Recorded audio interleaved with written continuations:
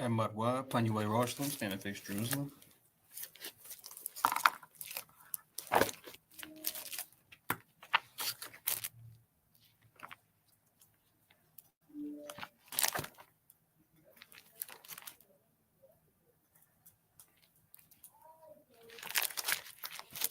Blessing of the Sabbath. Barakatha Yahweh Bashem Yehoshai Asherah Nathan Lanawa Hashabath Bashalawam the Wada Aman. Blessed are you, Yahweh, in the name of Yahweh Shai that gives to us the Sabbath in peace. Thank you, so be it. The Ali Ma'ar Sharai Machad, Psalms 121. Anya Harayam Nayimya Oh Harayam Mayan Yabawa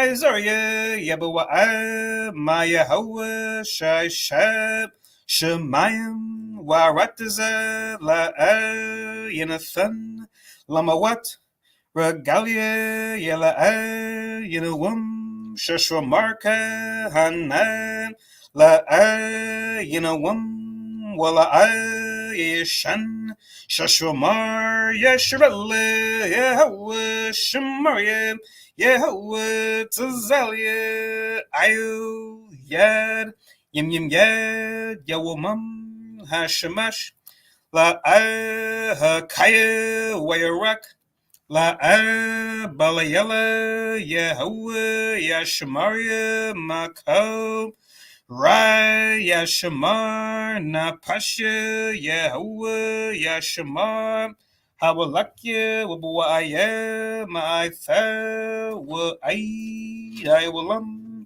Basham Yahweh Shai for what a man. Psalms 121, a song of degrees. I will lift up mine eyes into the hills, from whence cometh my help. My help cometh from the Lord, which made heaven and earth. He will not suffer thy foot to be moved. He that keepeth thee will not slumber. Behold, he that keepeth Israel shall neither slumber nor sleep. The Lord is thy keeper. The Lord is thy shade upon thy right hand. The sun shall not smite thee by day, nor the moon by night. The Lord shall preserve thee from all evil.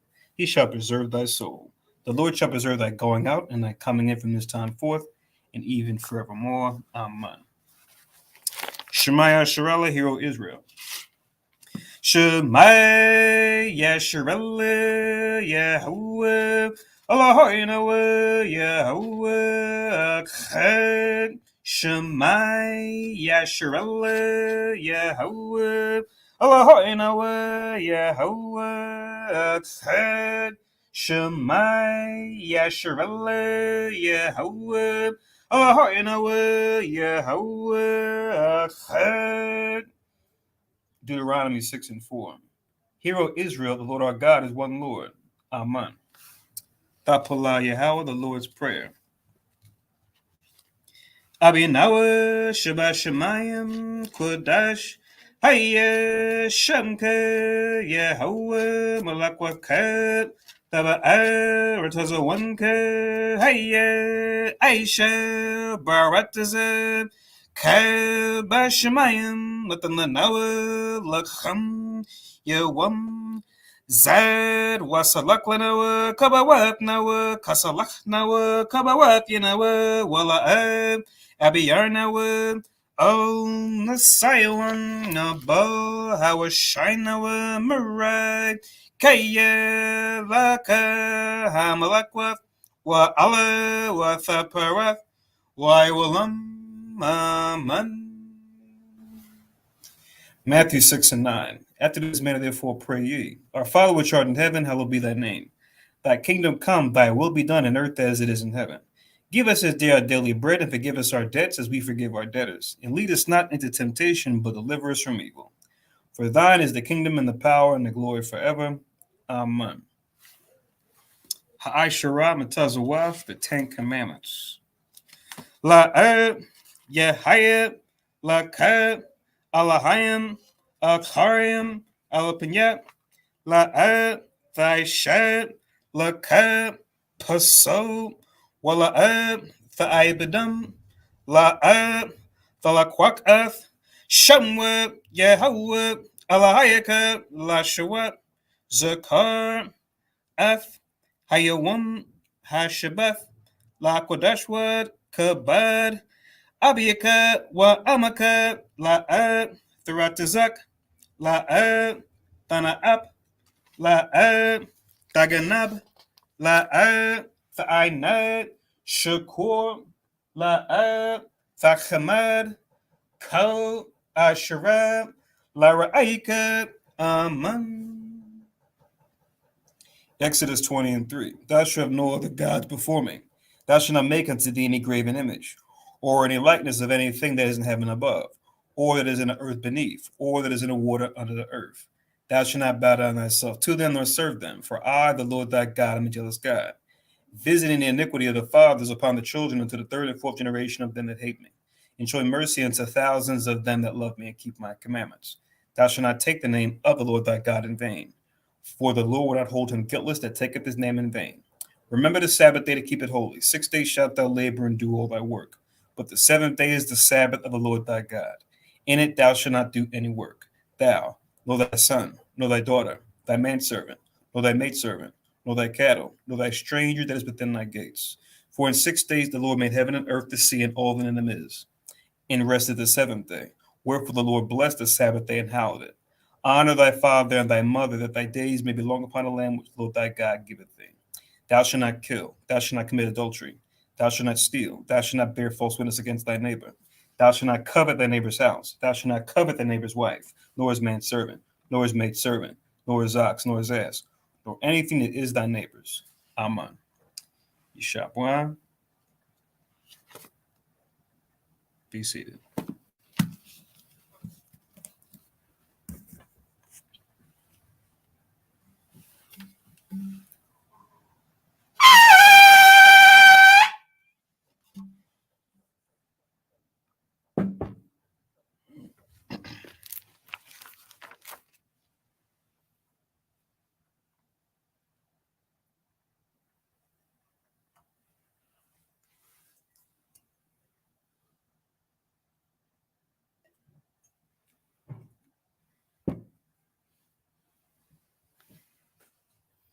Barakateh Hawa by Shemi Hawashai, Asharan, Thanawa, Paria, Gapin, Thwada Aman.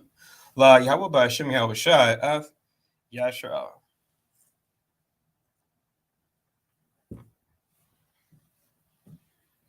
English translation: Blessed are you, Yahweh, in the name of Yahweh Shai, that gives to us the fruit of the vine. Thank you, so be it. To Yahweh, in the name of Yahweh Shai, with Israel.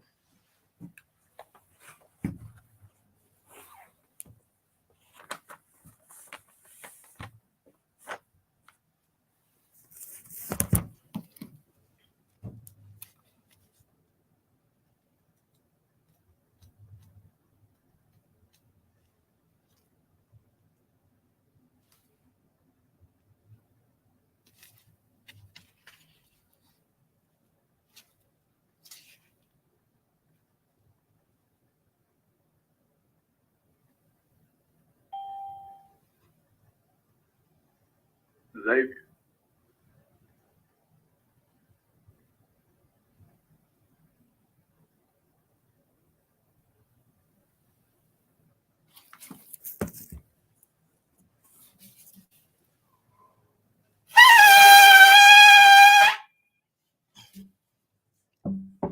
Ahmad Panya Yerusalem, stand and face Jerusalem.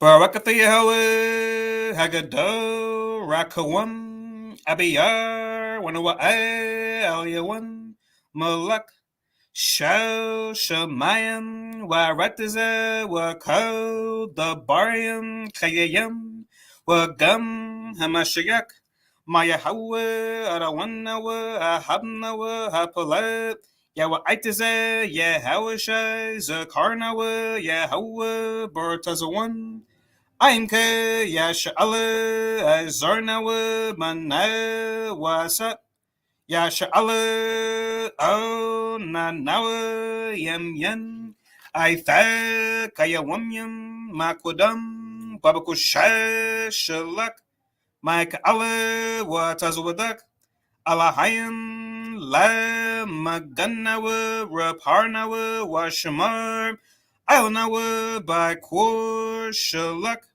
Haroka Shal Yahweh La Nawa Lala Mudnawa Rabiam Kakama Thabawana Wada Ith Shal the Barka Basham Yahweh the Wada Thum Yad Why Willam Man. English translation. Blessed are you, Yahweh, the great, merciful, mighty, terrible, most high power, King of heaven and earth and all things living, and also the anointed from Yahweh, our Lord, our friend, and wonderful counselor, Yahweh Shai. Remember, Yahweh, favorably your people Israel. Help us build and gather Israel, most high, we beg you, right now, like the days of old. Please send Michael and righteous powers to protect us, heal us, and watch over us. Mainly send the Spirit of Yahweh Shai to us to teach us much wisdom, knowledge, and understanding of thy word. In the name of Yahweh Shai, thank you always and forever. So be it. Repeat the Hebrew only. Blessed are you, Yahweh, in the name of Yahweh Shai that gives to us the law. Barakatah Yahweh, Ba'ashem Yahweh Shai, Asheret, Nathan Lanawa, Ha-Thawarat. Blessed are you, Yahweh, in the name of Yahweh Shai that gives to us light to see. Barakatah Yahweh, Ba'ashem Yahweh Shai, Asheret, Nathan Lanawa, Awar, Lara Awath. Blessed are you, Yahweh, in the name of Yahweh Shai that gives to us the ram's horn to call the people. Barakatah Yahweh, Ba'ashem Yahweh Shai, Asheret, Nathan Lanawa, Quran, Hayo, La Korab, Ha'aim. Blessed are you, Yahweh, in the name of Yahweh Shai that gives to us the olive oil to anoint Israel. Barakatah Yahweh, Ba'ashem Yahweh Shai, Asheret, Nathan Lanawa, Hasheman, Zayef, Lamashak, Yasha'ala. Yeshabwa, be seated.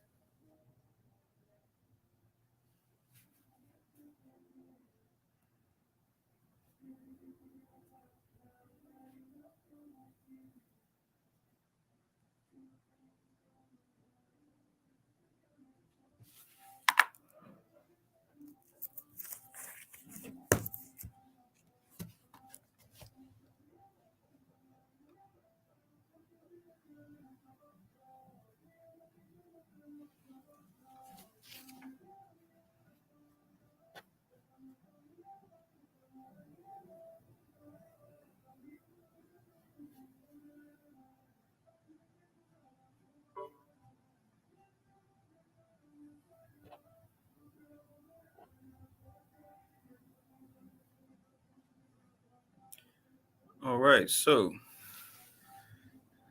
Shalom Yasharala. Shalom, everybody here in Philadelphia. Shalom, everybody listening on teleconference. Shalom, everyone watching on live stream. Welcome to Ashrala Kanas, or the Congregation of Israel, where we teach that the so-called Black, Latin, Native Americans, or descendants of slaves as well as indigenous peoples found in North Central South America and the Caribbean mainly make up the southern and northern kingdoms of the 12 tribes of Israel. And that we fall into a lower state politically, economically, even religiously, because we broke the laws of God, found a Bible given to us by Moses. And we come out as lower state that we fall into as a people by turning back to these commandments we broke by following Jesus Christ as our example, who did no sin, neither was guile found in his mouth. And one way we do this, a major way we do this, is by keeping the Sabbath holy. And as our particular branch of Christ does, we regularly go through a Sabbath service every time the Sabbath comes in. Today's Sabbath is going to be going through History of Susanna, as well as Bell and the Dragon found the Apocrypha. But before we do that, we're also going to go into, if you didn't read last time we did the Apocrypha, we're going to also read through the portion that was part of Daniel chapter 3, as far as a prayer that the three holy children did when they were thrown in a fiery furnace, right? These three being Daniel's friends, Hananiah, Azariah, and Mishael, who were given the Babylonian names, which most of us that grew up in so-called Christianity, you're probably familiar with the story of Shadrach, Meshach, and Abednego, right? Which those were their Babylonian names. But their original names you read in Daniel, the first chapter, is Hananiah, Azariah, and Mishael. But we're going to read that excerpt in the Apocrypha that was part of the prayer they did when the Most High delivered them after being thrown in a fiery furnace for not succumbing to a temptation to deal with idols, as the rest of the Babylonians were doing. So we're going to read that before, and then we're going to go into the history of Susanna, as well as Bell and the Dragon. All three of those together aren't super long, so we should get through it rather swiftly. All right. My name is Nabia Zerbabal. I'll be doing the service today. And then just write down for your notes that it's March the 19th, 2022, according to the Gregorian calendar. But then according to our Hebrew calendar, it's the 12th month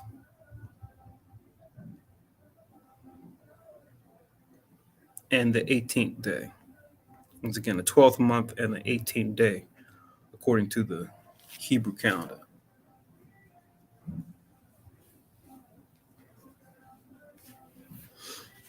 All right. So let's begin. So let's go to the Apocrypha, and let's go to the Song of Three Holy Children, which followed in the third chapter of Daniel after this place, and they walked in the midst of the fire, which is roughly around Daniel chapter 3 and verse 23. That's where this excerpt in the Apocrypha picks up. But as we go through it, it says this.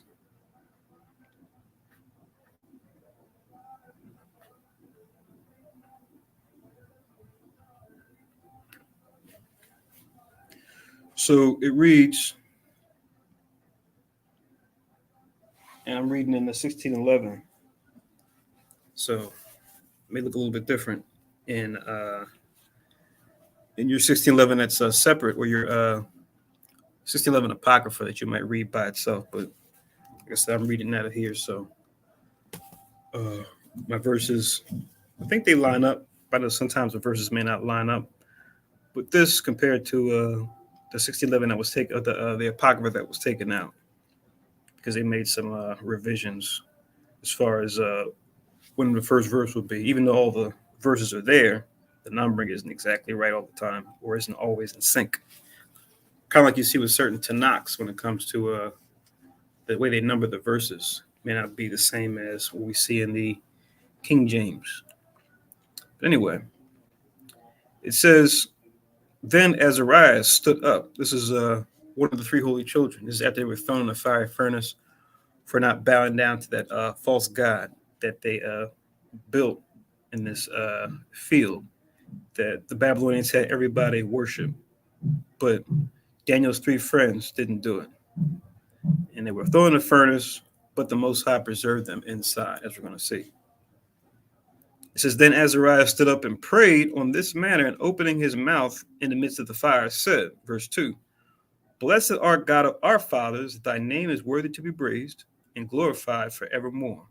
So he's praising the Most High, and he's talking about how worthy his name is to be praised, which it is, right?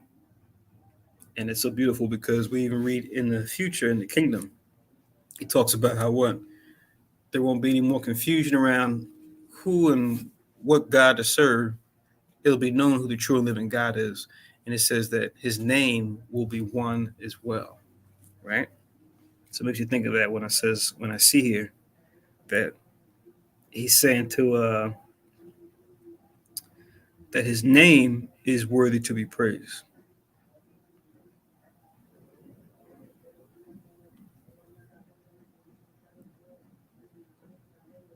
So the verse I'm thinking of when it talks about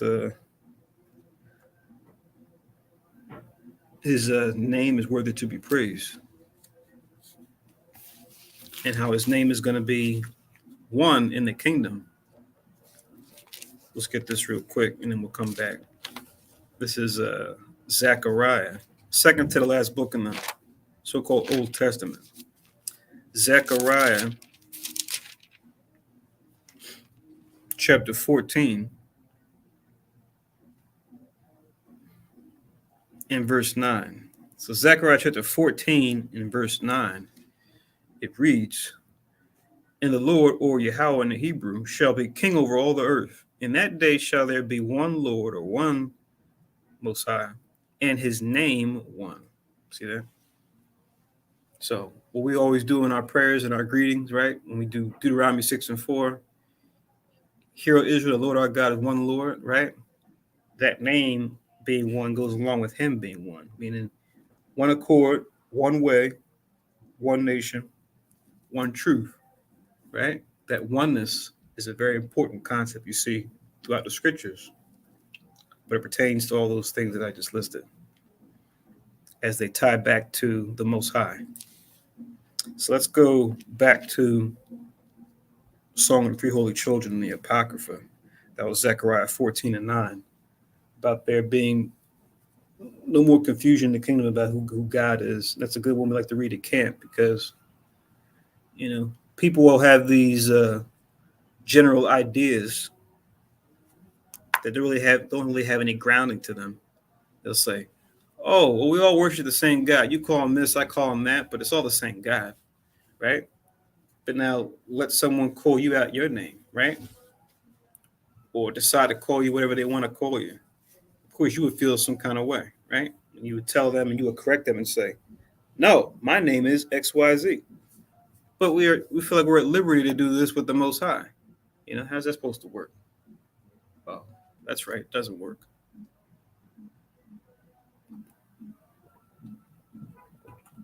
So reading on in verse 3, "For thou art righteous in all the things that thou hast done to us. Yeah, true are all thy words. Thy ways are right, and all thy judgments truth." Right? So he's also acknowledging that what? The will of the Most High is truth, and everything he's doing, he's done, and it's been on his accord, and it's has a righteous purpose. So just showing that what? There's no questioning the Most High and his will. You can question it as far as understanding, trying to understand deeper why the Most High does what he does. But as far as questioning his decision making, that's no good. You can't do that. Because the Most High is always on time, right? With everything he does, whatever he has happen in the earth.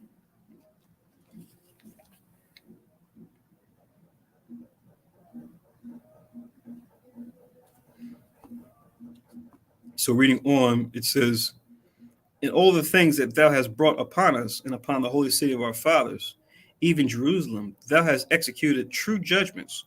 For according to truth and judgment, didst thou bring all these things upon us because of our sins." Right? It's not going into them now having to go into captivity, but before that, the things that the city of Jerusalem went to suffer at the hands of the other nations, because the Babylonians attacked Jerusalem initially before. And they took some captives before. They ultimately destroyed it in 586 BC. So it was a process. When you go throughout that history of what was going on in the late 600s, going into the the early 600s, going into the late 500s BC, or as they say now, BCE, you'll see it was a process. And then you had different kings that came throughout that time after Josiah that were given warnings by Jeremiah and others to turn from their wicked way and to repent. Otherwise, the Most High was going to allow the Babylonians to do even worse than just take a few, right? But to take over the city entirely. But yeah, I like to always read this one as well when we talk about why is these things happening in the earth, right? And the answer is because the Most High is doing his will. And the Most High is working his will throughout the earth. And people see horrible things happening in the world from then till now. And they question the Most High in question, did he go away somewhere? And it's like, no, if you actually were reading the Bible, reading with understanding, you would see that no, the Most High has been doing exactly what he said he would, even up to this very moment. But yeah, Psalms chapter 9 and verse 16, I like to read to go what we just read in 3 and 4. But Psalms chapter 9 and verse 16, it reads, the Lord or Yahweh is known by the judgment which he executeth. So that's how we know the Most High is real, because we can go into these prophecies of the Bible and find them happening around us when we turn on the TV, listen to the radio, when we look out our window, we go outside, when we talk to our family, talk to our friends, talk to our associates. We can see the Most High's will coming to pass. Then it says, the wicked is snared in the work of his own hands, Higayon Salah. Right, so the second precept's good too. Going to tell you, reap what you sow. You want to trap someone, you're going to get trapped by your own contraption. We just read that not too long ago, right? When we did the days of Purim earlier this week. We see that happening too. Haman, someone of Hamadatha, the Agagite, which is just a family that comes out of Esau. We see what happened to him when he tried to set up devices against us.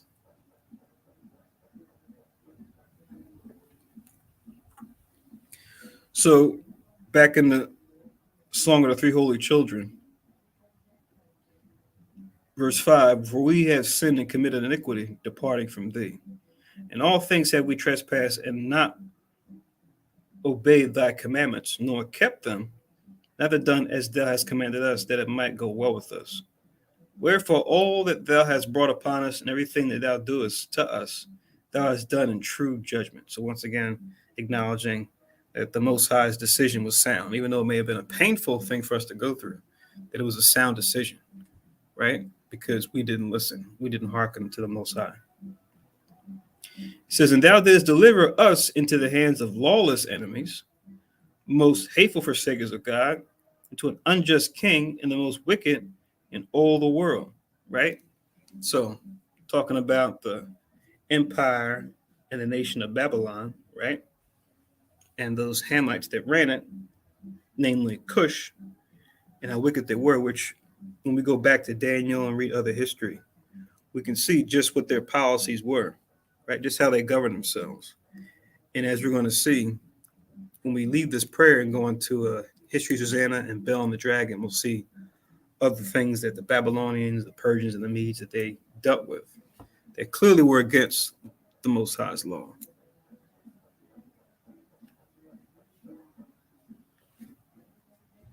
It says in verse 9, and now we cannot open our mouths, we are become a shame and a reproach to thy servants and to them that worship thee. Yet deliver us not up wholly for thy name's sake, neither disannul thou thy covenant. Right?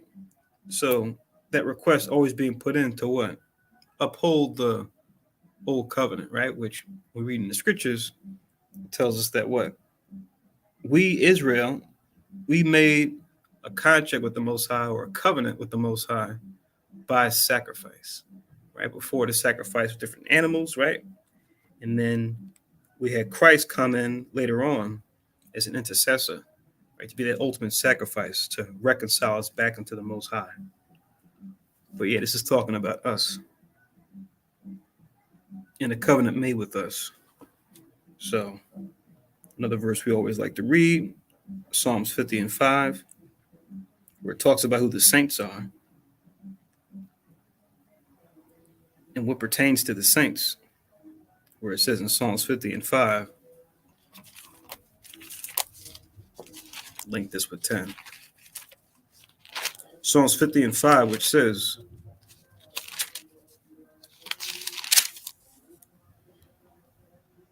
gather my saints together unto me, those that made a covenant with me by sacrifice. Right?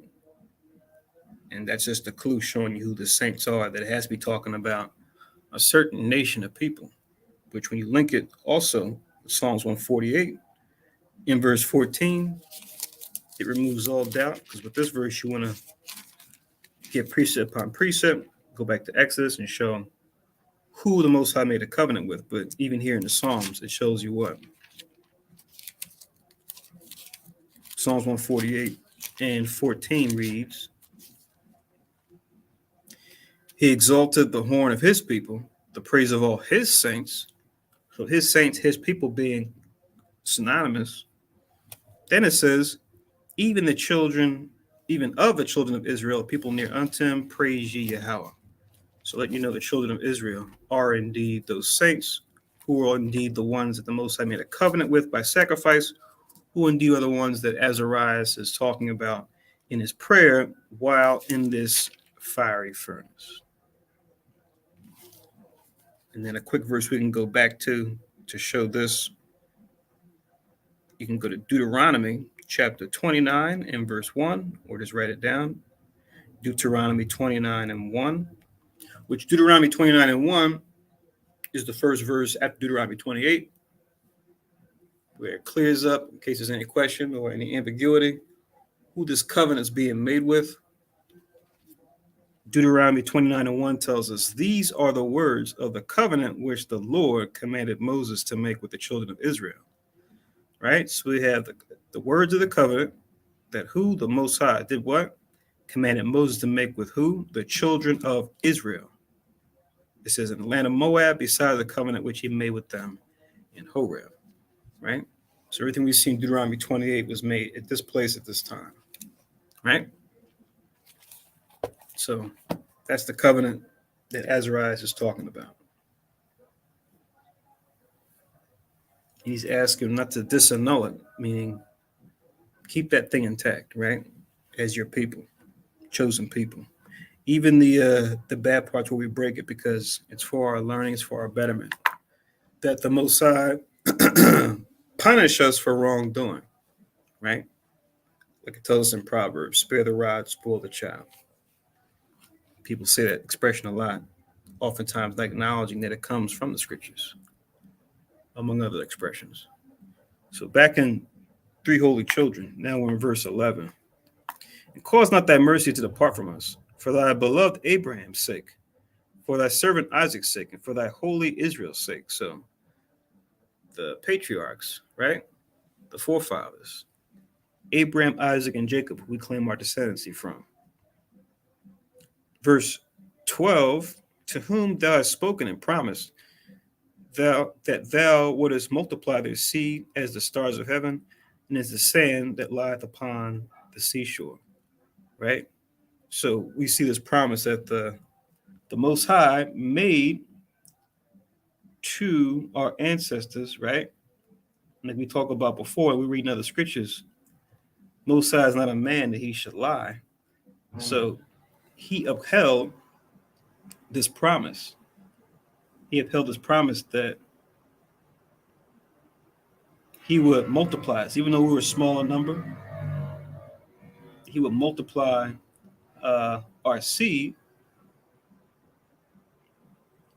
and increase us, even larger than the other nations that were around.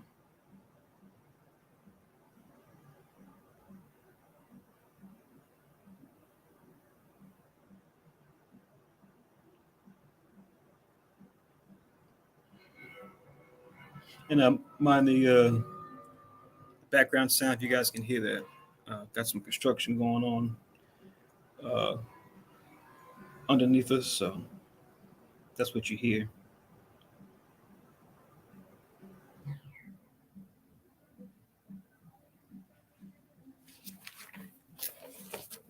So first, let's get this for Abraham, right? Because he told all three of them that he would do this. Let's go back to Genesis real quick.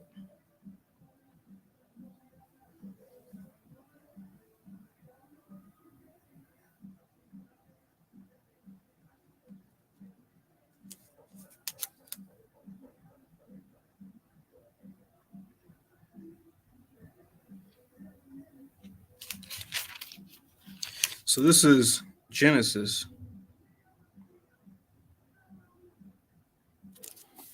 12. You can link this with, let's see here.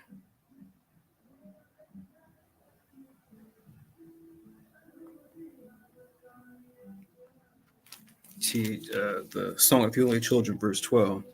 This is Genesis chapter 12. I'm just going to read verses 1 and 2. So Genesis 12 and 1 reads, Now the Lord or Yahweh had said unto Abram, just before his name was changed to Abraham, Get thee out of thy country and from thy kindred and from thy father's house into a land that I will show thee. Verse 2, And I will make of thee a great nation. I will bless thee and make thy name great, and thou shalt be a blessing. So he's telling Abraham how he's going to make him a great nation, right? Showing you that every nation, before any nation was a land, it always began with a man who married and had sons and daughters, who then had sons and daughters, who then had sons and daughters, and thereby becoming a nation after that. So that's pretty much how that works.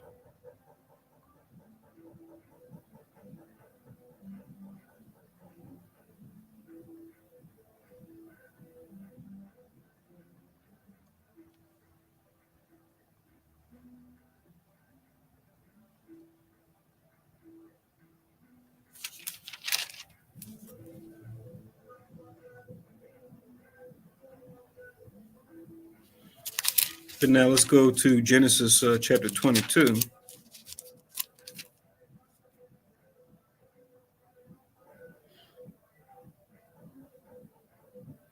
Genesis chapter 22.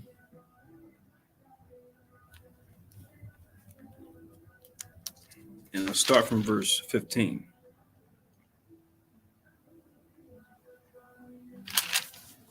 So Genesis 22, in verse 15, it reads, And the angel of the Lord, or Yahweh, called unto Abraham out of heaven the second time and said, By myself have I sworn, saith Yahweh. For because thou hast done this thing, the thing he did was offering up his son to be a sacrifice, right? When being requested to do so, right? To see if he would follow through and be obedient unto the Most High's command, right? And remember, this was his only son he had with Sarah, Isaac, right? Who was very precious that they were able to have this child in old age, right? To continue on their line, as opposed to just Ishmael that he had with his handmaid Hagar. So this was a serious test for him to offer up this son now that the Most High blessed him with. But clearly him willingly doing so shows his faith in the Most High and his understanding that, well, the Most High gave me this son, he could take him away too, right? So if it's what he wants, then I'll give it to him, right? So an excellent test, excellent lesson to consider when we're tested ourselves when it comes to our faith and trusting what the Most High tells us. So it says, For thou hast done this thing and hast not withheld thy son, thine only son, verse 17, that in blessing I will bless thee, and in multiplying I will multiply thy seed as the stars of heaven, and as the sand which is upon the seashore, and thy seed shall possess the gate of his enemies. Then it says, And in thy seed shall all the nations of the earth be blessed, because thou hast obeyed my voice. So Abraham returned unto his young men, and they rose up and went together to Beersheba, and Abraham dwelt in Beersheba. So we see that instance being mentioned specifically here when it comes to Isaac, and Most High reminding him of this promise that he made to him earlier, but then reminding him again. And like we see here, he's talking about his seed being multiplied. And then we jump forward to 26, Genesis 26.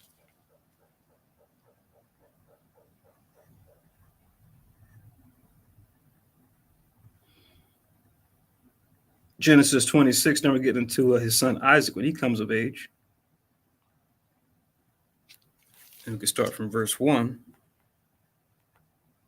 Genesis 26 and 1, it says, And there was a famine in the land besides the first famine that was in the days of Abraham. And Isaac went unto Abimelech, the king of the Philistines, unto Gerar. And Yahweh appeared unto him and said, Go not down into Egypt, dwell in the land which I shall tell thee of. Sojourn in this land, and I will be with thee and will bless thee. For unto thee and unto thy seed I will give all these countries, and I will perform the oath which I swear unto Abraham thy father. What oath is that? We're about to see. And I will make thy seed to multiply as the stars of heaven, and will give unto thy seed all these countries, and in thy seed shall all the nations of the earth be blessed. So, just like he told Abraham, he's telling Isaac too. Verse 5, because that Abraham obeyed my voice and kept my charge, my commandments, my statutes, and my laws. Right? So, we like to refer to this verse, this last verse in particular too, just to show that while the law was written down by Moses, it was understood going back even before, even back to Abraham, even before him, even going back to Adam. But a good verse that we like to use is show that the law came before Moses. Like I said, he just wasn't going to write it down. The scholars oftentimes will call it the Mosaic law, but if Moses were here, he would tell you, this isn't my law. I just was used to write it down, to organize it, and to organize Israel. But ultimately, it's the Heavenly Father's law.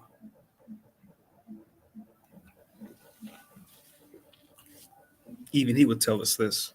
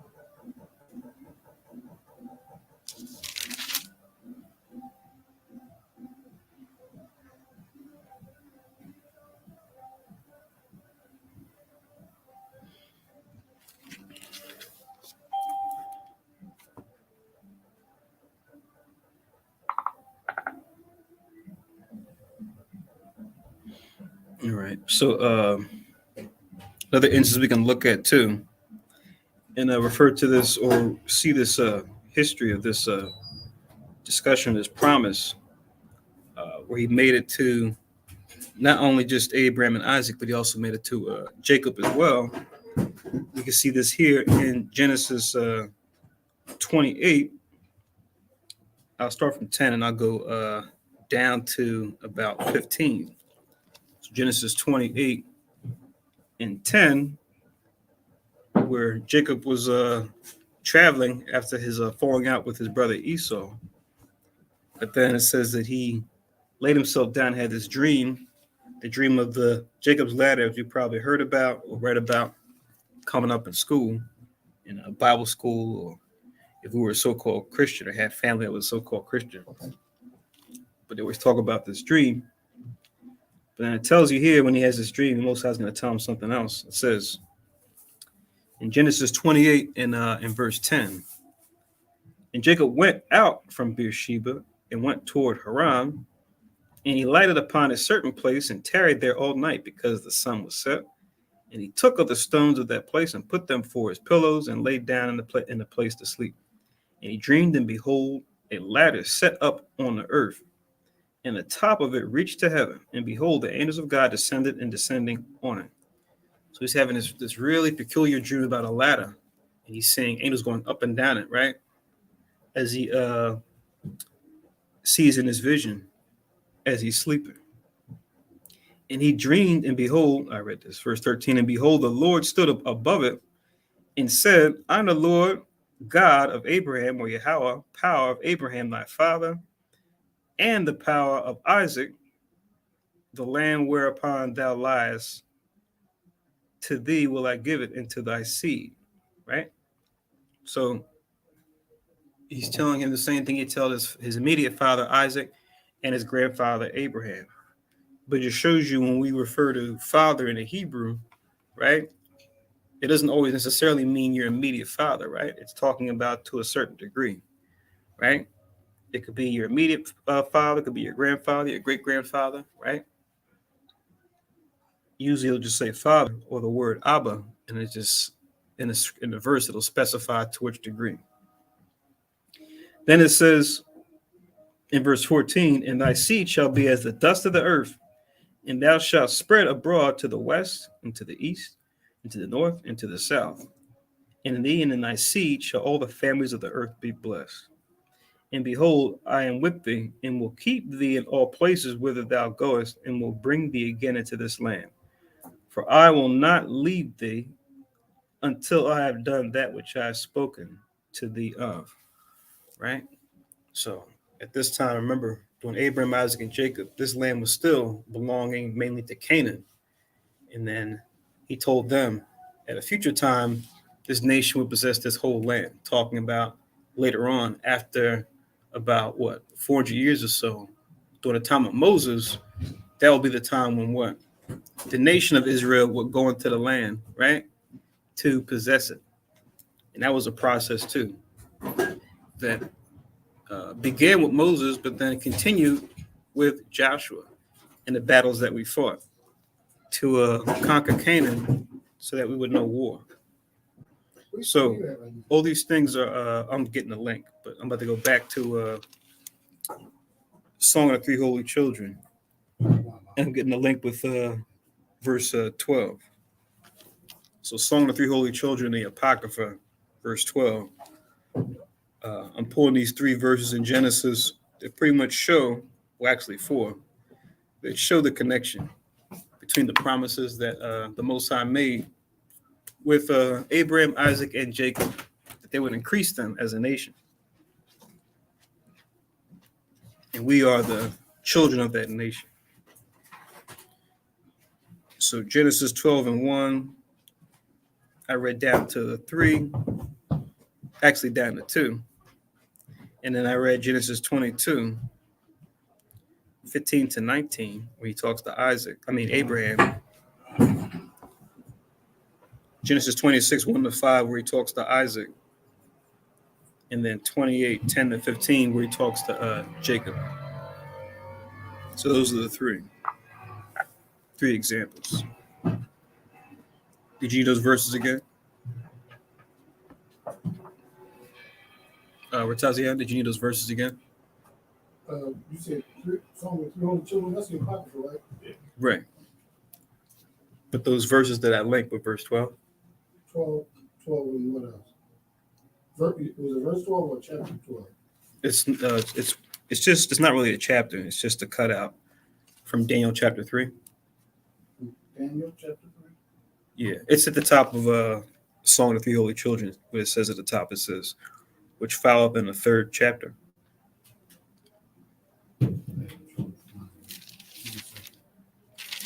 It should be right after Ecclesiasticus. After Ecclesiasticus. Okay. Mm-hmm.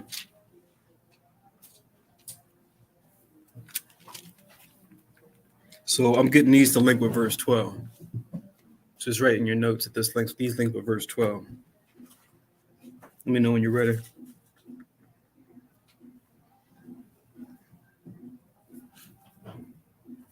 Okay, and so we're going to Daniel now, or we still at Song of the Three Holy Children? No, we're going to stay here. I'm going to get links with it. So what I'm linking with verse 12 in this Song of the Three Holy Children is Genesis 12, 1 to 3.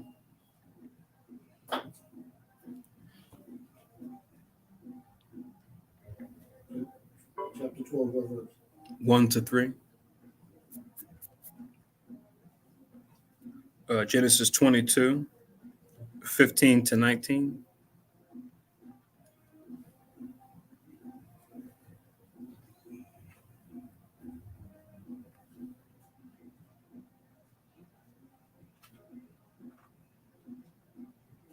You have that one? I'm just trying to get 12 free. Oh, don't worry about getting them. Just write the verses. Just write it down? Yeah. Okay. This is 12, 1 to 3. What's that one? 22, 15 to 19. Genesis 22, 15 and 19. Mm-hmm. Anything else? Yeah. Genesis 26, 1 to 5. And then Genesis 28, 10 to 15. You said 20? 28, 28. verses 10 to 15. 28 verses 10 to 15. That's what I was reading. That's what I was just reading. And I just had one more verse here. So this is Genesis 28 and verse 15. I read 10 through 14. But now verse 15 says, "And behold, I am with thee, and will keep thee in all the places whither thou goest, and will bring thee again into this land. For I will not leave thee until I have done that which I have spoken to thee." Actually, I did read that. Yeah. So those links were for Abraham, Isaac, and Jacob, the promise he made to them. The same promise that Azariah is making mention of in the Song of the Three Holy Children, which Azariah, once again, he's one of the three friends of Daniel, more commonly known to us as Shadrach, Meshach, and Abednego, those being their Babylonian names. But this is a prayer that he made when he was, and his two friends were thrown into the fiery furnace because they didn't want to bow down to the idol. The Babylonians were having everybody else bow to. So that's why we always say, when people ask questions, they say, okay, so with Esau today and their government being established, do we listen to them, right? Or do we listen to the Most High? And you listen to them because the Most High gave the dominion, save when what? Esau would what? Try to have you or force you to do what? Say or do something against the Most High. That's where we draw the line, right? Because when we do that, the Most High will preserve us. But everything else, if the laws that he has, right, don't cause harm, then yeah, you follow those laws, right? Whether it be driving laws or these kind of laws, this kind of law, right? But now, when it comes to anything that he's trying to say or for write down that has you go against the scriptures, that's where you say, I can't do that, right? And the Most High will have your back, even if they try to come at you or come against you, just like he did for Shadrach, Meshach, and Abednego, just like he did for Daniel, right? And other prophets. But the focus being on them because they were all contemporaries. They all knew each other and they were all captive under the Babylonians. So when we talk about things written aforetime, written for our learning, we can look at a story like this and get advice and get counsel on how to deal in these times as we're behind enemy lines just like they were, right? Working for a government that didn't put the Most High first, yet we still did. And it's also motivating too to show that how the Most High will always look out for his. It could just be one of us, a couple of us, and a whole bunch of them, but it won't matter. As long as we serve the Most High, we'll have that protection. So back in Three Holy Children in the Apocrypha, now we're in 13. He says, "For we, O Lord, are become less than any nation, and are kept under this day in all the world because of our sins." So once again, going back to that covenant that he made in Deuteronomy 28, how we would be on top if we obeyed, we will be on the bottom if we didn't. It says in 14, "Neither is there at this time prince or prophet or leader or burnt offering or sacrifice or oblation or incense or place to sacrifice before thee and to find mercy. Nevertheless, in a contrite heart and a humble spirit, let us be accepted." Right? So we have that contrite heart, that contrite spirit, right? Which comes from, or we see the idea contrition, right? And you're at 15 there? Yeah. 16. I just read 15. 16. Well, it might be 15. That's what I was saying earlier when I first started, right? Sometimes with this, the 1611, the 1611 edition, the numbers aren't always right, just like with the Tanakh sometimes. Yeah, because I'm having trouble finding it. Because Yeah. just read nevertheless in a contrite heart. Yeah, it's verse Right. 16. 16. Okay. Right. So, you'll see that sometimes with the spelling of certain letters and words, that all the verses are there, but the numbers don't align. Just like sometimes in the Tanakh, you'll have all the Hebrew verses there, but then they might bump the numbers up one or two. So I noticed that a handful of times you'll see in this particular King James, but then they move the numbers around, but the verses are all there. So let me just make sure in case the others are watching and confused too. 16, which is your guy's 17, right? Where it says like as a burnt offering. Yep. Okay. So it says like as a burnt offering of rams and bullocks, and like as in 10,000s of fat lambs.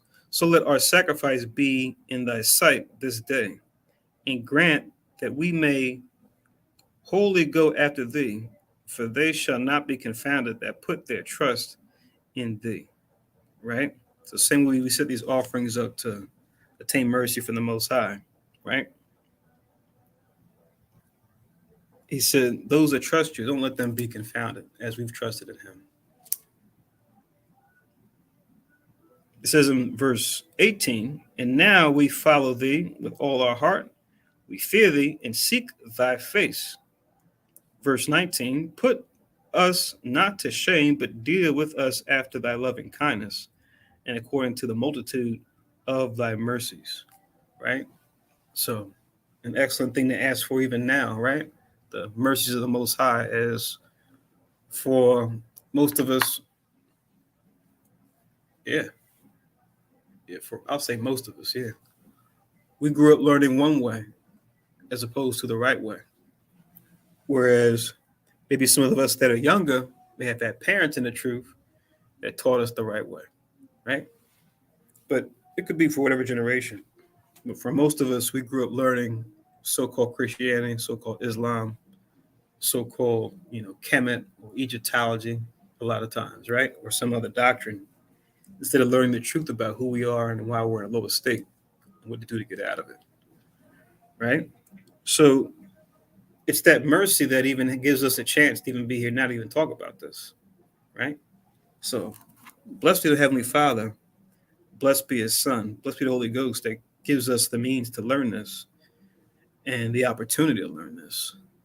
And as far as the importance of his mercy, we could link this with 19. We just read 19 as far as the multitude of thy mercies, right?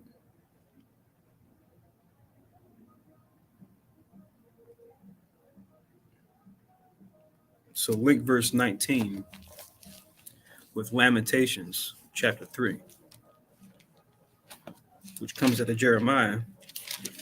Lamentations chapter 3 and verse 22, which I'll read and then we'll continue.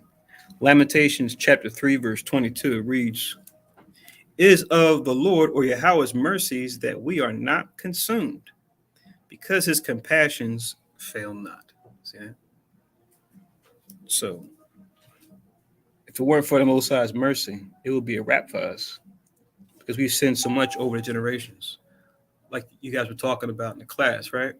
That you guys just had about the, regeneration and, how we come back on average every third or fourth generation, right? Given another opportunity with a chance to get it right, to do it right once we've been called.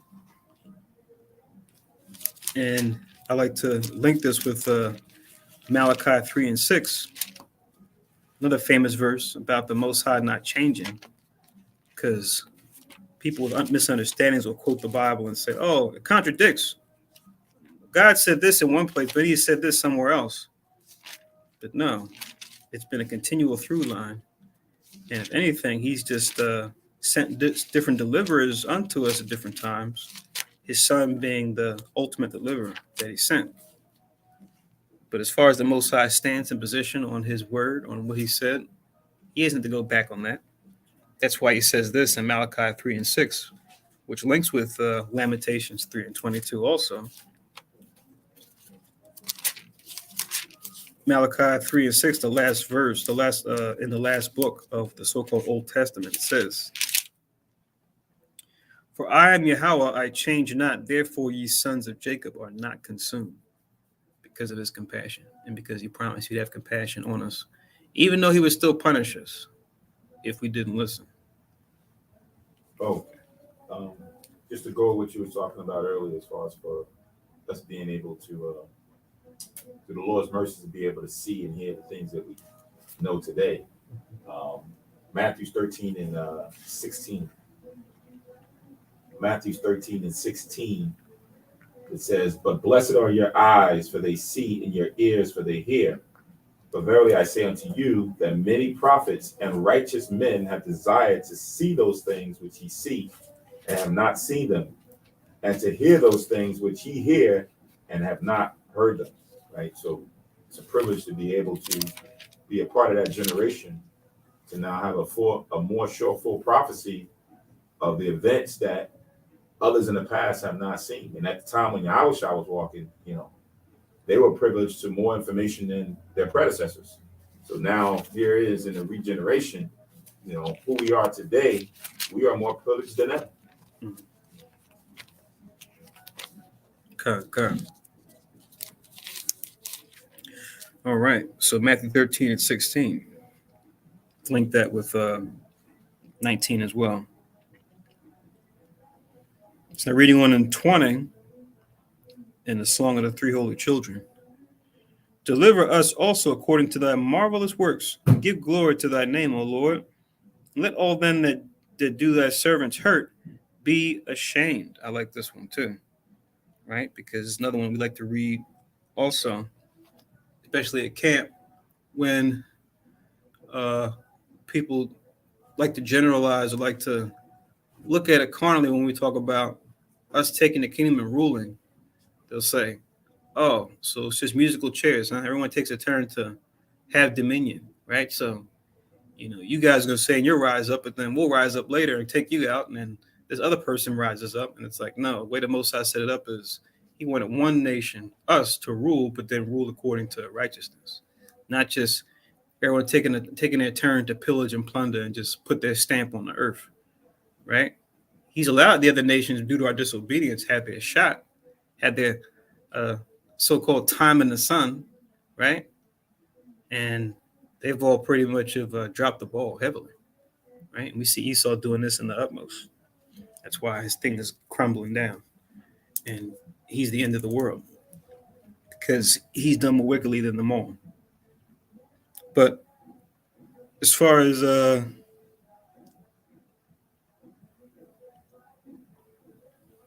let all those that do thy servants hurt be ashamed. This is Psalms also. Like I'm getting a lot of verses in Psalms. 105. And we'll read 14 and 15.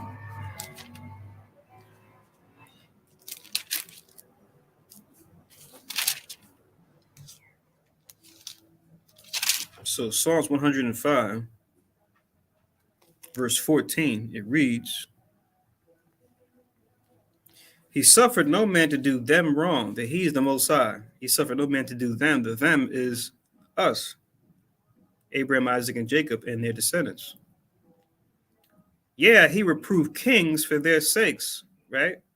Kings of what? These other nations, right? That we were at odds with. Excuse me. You said Psalms 105, 14, 15? Come. I just read 14, and it says in verse 15, saying, touch not mine anointed and do my prophets no harm. So this just shows that what? The Most High always intended for us to rule, and then for the other nations to belong to us, right? It goes back to the law, to where even when the Most High uses them as like a whip to scourge us, to take us to the captivity, whether it was the Egyptians, the Babylonians, right? The Moabites, the Ammonites, the Edomites like we have now, it's a punishment for them to even cause us harm, right? So he used them as a tool, but at the same time, it's like they're screwed either way. Just by taking us captive, they're jammed up because of this, right?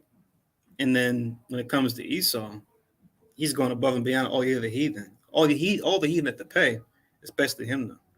Right? It tells us in Obadiah, right? It says, because of thy violence against thy brother Jacob, shame shall cover thee, right? The Most High calls them out for going above and beyond when it comes to oppressing us. But the verse I'm talking about, in Obadiah, I'm making a reference to. I'll read it real quick and then we'll go back.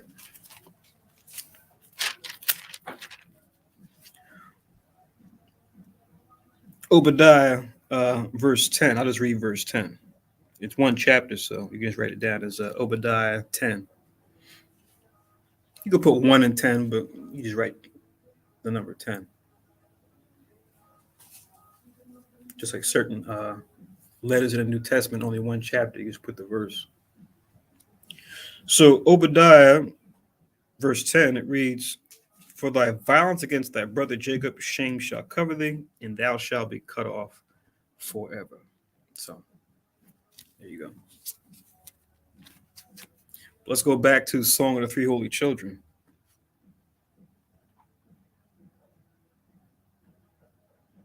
Let's read on in 21. It says, "Let them be confounded in all their power and might, and let their strength be broken.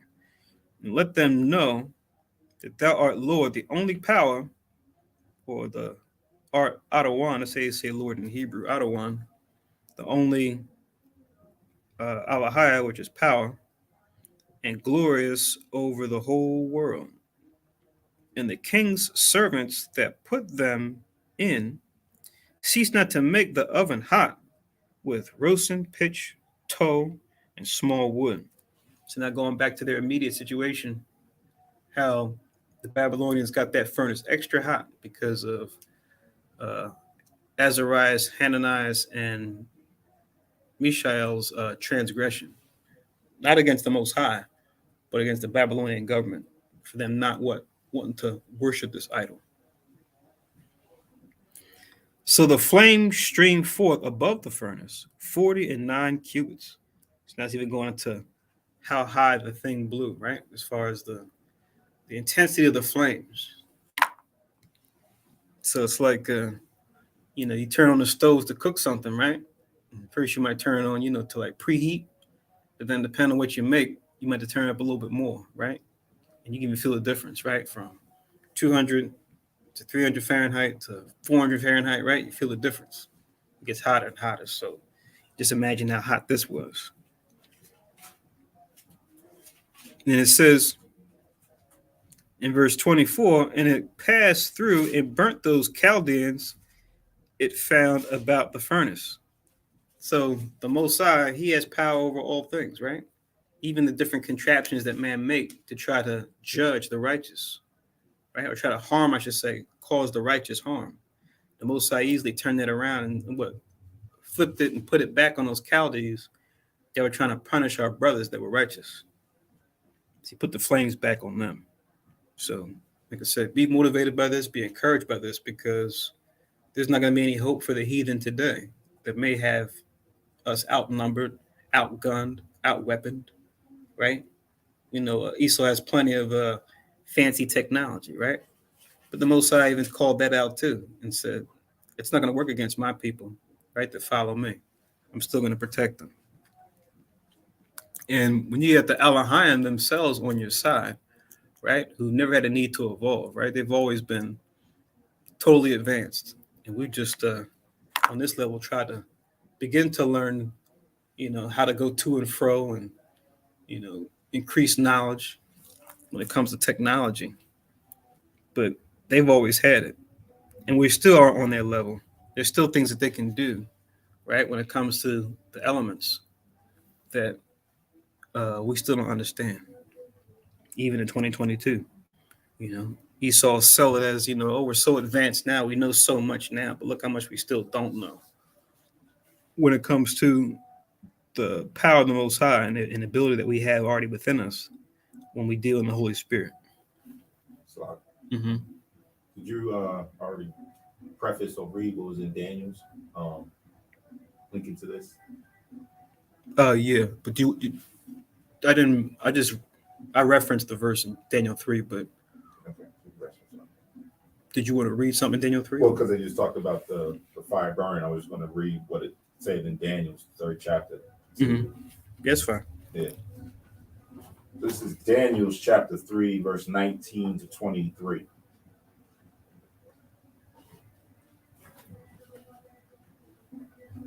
Actually, 25, I'll read quick. Okay. It says, Then was Nebuchadnezzar full of fury. This is Daniel's 3:19. And the form of his visage was changed against Shadrach, Meshach, and Abednego. Therefore he spake and commanded that they should heat the furnace 7 times more than it was wont to be heated. So, like you said, they added more stuff to make it super hot. So it went 7 times more than normal heating. And he commanded the most mighty men that were in his army to bind Shadrach, Meshach, and Abednego, and to cast them into the burning fiery furnace. Then these men were bound in their coats, their hosen, and their hats, and their other garments, and were cast into the midst of the burning fiery furnace. Therefore, because the king's commandment was urgent, verse 22, and the furnace was exceeding hot, the flame of the fire slew those men that took up Shadrach, Meshach, and Abednego, as what we just read in Three Holy Children. It says, and these 3 men, Shadrach, Meshach, and Abednego, fell down, bound in the midst of the burning fiery furnace. Then Nebuchadnezzar the king was astonished and rose up in haste and spake and said unto his counselors, Did not we cast 3 men bound into the midst of the fire? Then answered and said unto the king, True, O king. And he answered and said, Lo, I see 4 men loose, walking in the midst of the fire, and they have no hurt, and the form of the 4th is like the Son of God. So it's interesting that, the observation was of, of the 3 men that they threw in with all their clothes, because you would have thought, with their hats and coats, that would have easily caught fire and burned them up, but it didn't. And then when the men who threw them in there got killed and they looked, it's like, I see 3 men, but then this other guy looks like an angel. He looks like something different, right? So, Nebuchadnezzar, because remember, this is written from our point of view. The Most High is the one that's given us the record here to write down. So Nebuchadnezzar is just seeing some angelic type being. He's seeing something different from the other 3, but he's seeing Yahushua, but Nebuchadnezzar doesn't know Yahushua like that, right? So this is the Son of God, and we see as the Son of God, it's written for us to know that was Yahushua in there. But he saw 4 men, one different than the other 3, and that's what we now understand with a more sure prophecy that this was, or history, and for us, this is talking about Yahushua was there to aid them. So what we're reading now in the Three Holy Children, this, after this happened, now the prayer that they're gonna now follow up with is what transpires after this once Yahushua is there. Okay. So, Three Holy Children again, and that was a link for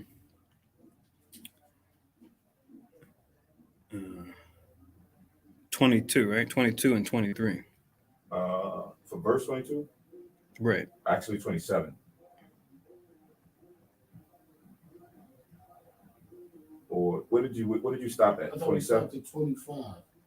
I'm sorry. I'm talking about I got Daniel 3:19 and 25. I'm saying that links with Three Holy Children around what, verse 23, about the rosin, pitch, and toe. I would say 23 all the way down to 27. Okay. Because it goes through, because them, it's smoting the 3 that threw the men that threw them in the fire and everything. So it's the same thing from 23 to 27. Okay, got it. 21 to 26. Okay.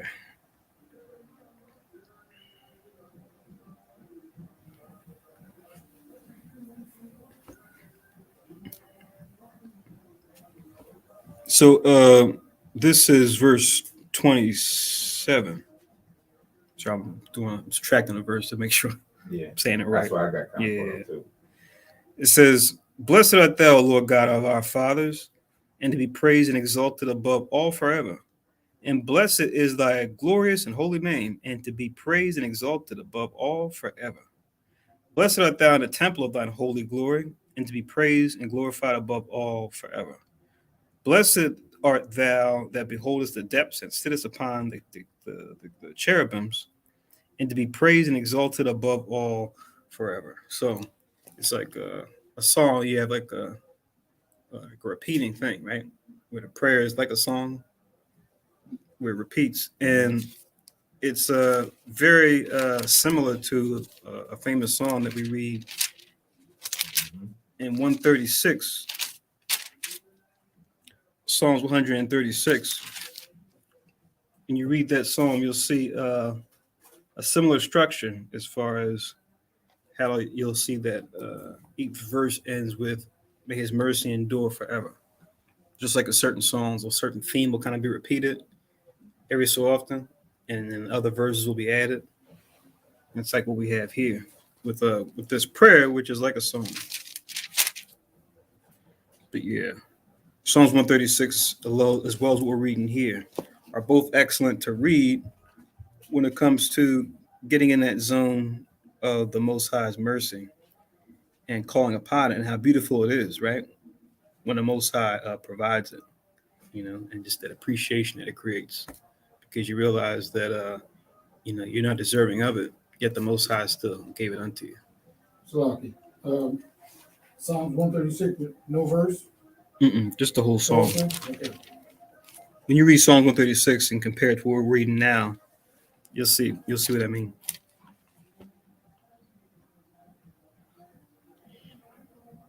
So it says. So yeah, this is another good example in the Bible of when our back is against the wall and we can't. There was no no might or power in our hands to do anything. Where the Most High and Yahushua will intervene, right? There are times when we can take matters into our own hands and do something, right? It's not always, oh, I'm just going to pray and that's just it, right? Like I could go over there or I could take up arms and do such and such. I could do these things, but I'm just going to sit and just pray and the Lord is going to deal with it. No, wisdom is going to tell you, hey, get up and leave, like flee from the evil. You don't have to stay here. Go over here or go, and defend your family or, take something, whatever, and fight and defend your family. But now when you're in the strait where there's famine or you're besieged or something to that effect where you have no might or no resources or no anything to do what it needs to be done, that's when the Most High intervened. That's kind of where Yahushua was learning of was going back and forth with the devil when he was being tempted in the wilderness, and the devil's like, yeah, just cast yourself down. And Yahushua was like, don't tempt the Most High, right? Because there's certain things that you don't want to jeopardize yourself and put yourself in a situation where you don't have to, just because you think that the Most High is just going to always just come in and intervene. He doesn't want us to operate like that. He wants us to operate off of wisdom, right? Use the precepts and the morals and the principles gathered throughout the Bible to then order your decision making right, and not just sit there and just say, I believe in God, I believe in Christ, and He's going to take care of everything for me. No, this doesn't happen. But in this case, it's a good example to see, these men stood by the Most High and Yahushua, and even to the death, like it says in the Apocrypha, fight, what is that? Paraphrasing it. Strive. Huh? Strive for the truth unto death. Exactly. And the Lord shall fight and the Lord shall fight for you. So that's exactly this. That's chapter 4, verse 28 of Ecclesiasticus. Yeah. It's a heavy verse. Mm-hmm. Very heavy verse.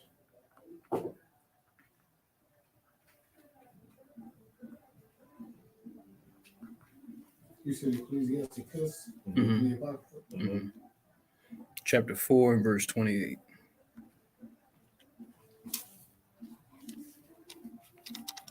And also going to make a reference to Psalms 148. We read a verse from it earlier.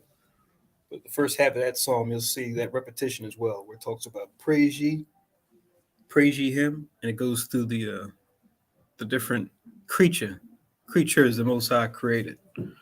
Things that you wouldn't even think were praise, because you think about someone praising, you usually think of what? mankind, right? But even the animals, even things like the sun, moon, and stars, even those other aspects of the creation can praise the Most High, right?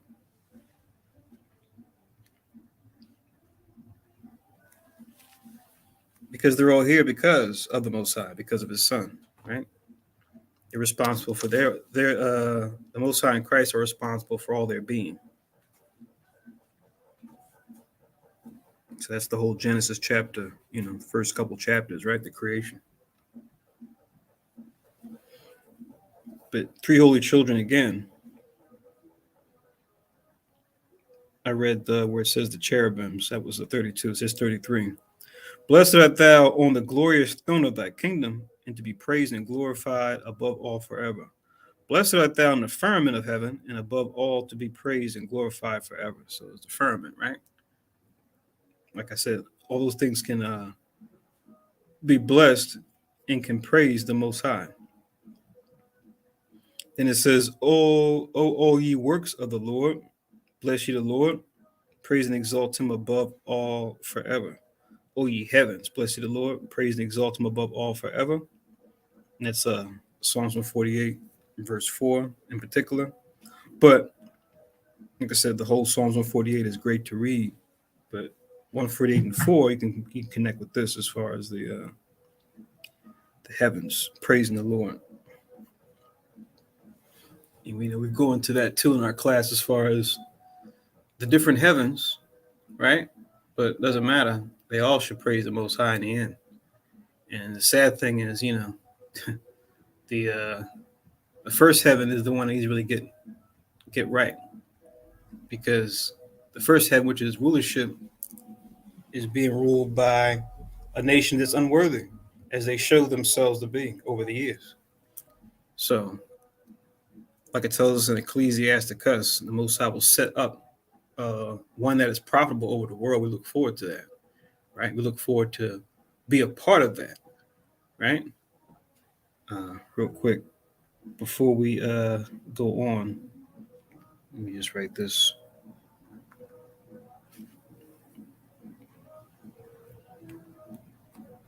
Psalms 148 and 14. This is Ecclesiasticus, chapter 10 and verse 4, what I was just talking about. Ecclesiasticus, chapter 10 and verse 4, it reads, the power of the earth is in the hand of the Lord, and in due time he will set over it one that is profitable. Which ultimately will be fulfilled through Christ.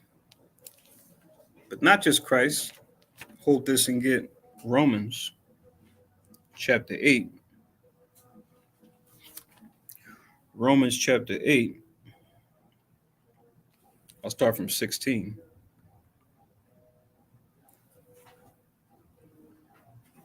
Romans chapter 8 and verse 16, it says, the Spirit itself beareth witness with our spirit that we are the children of God.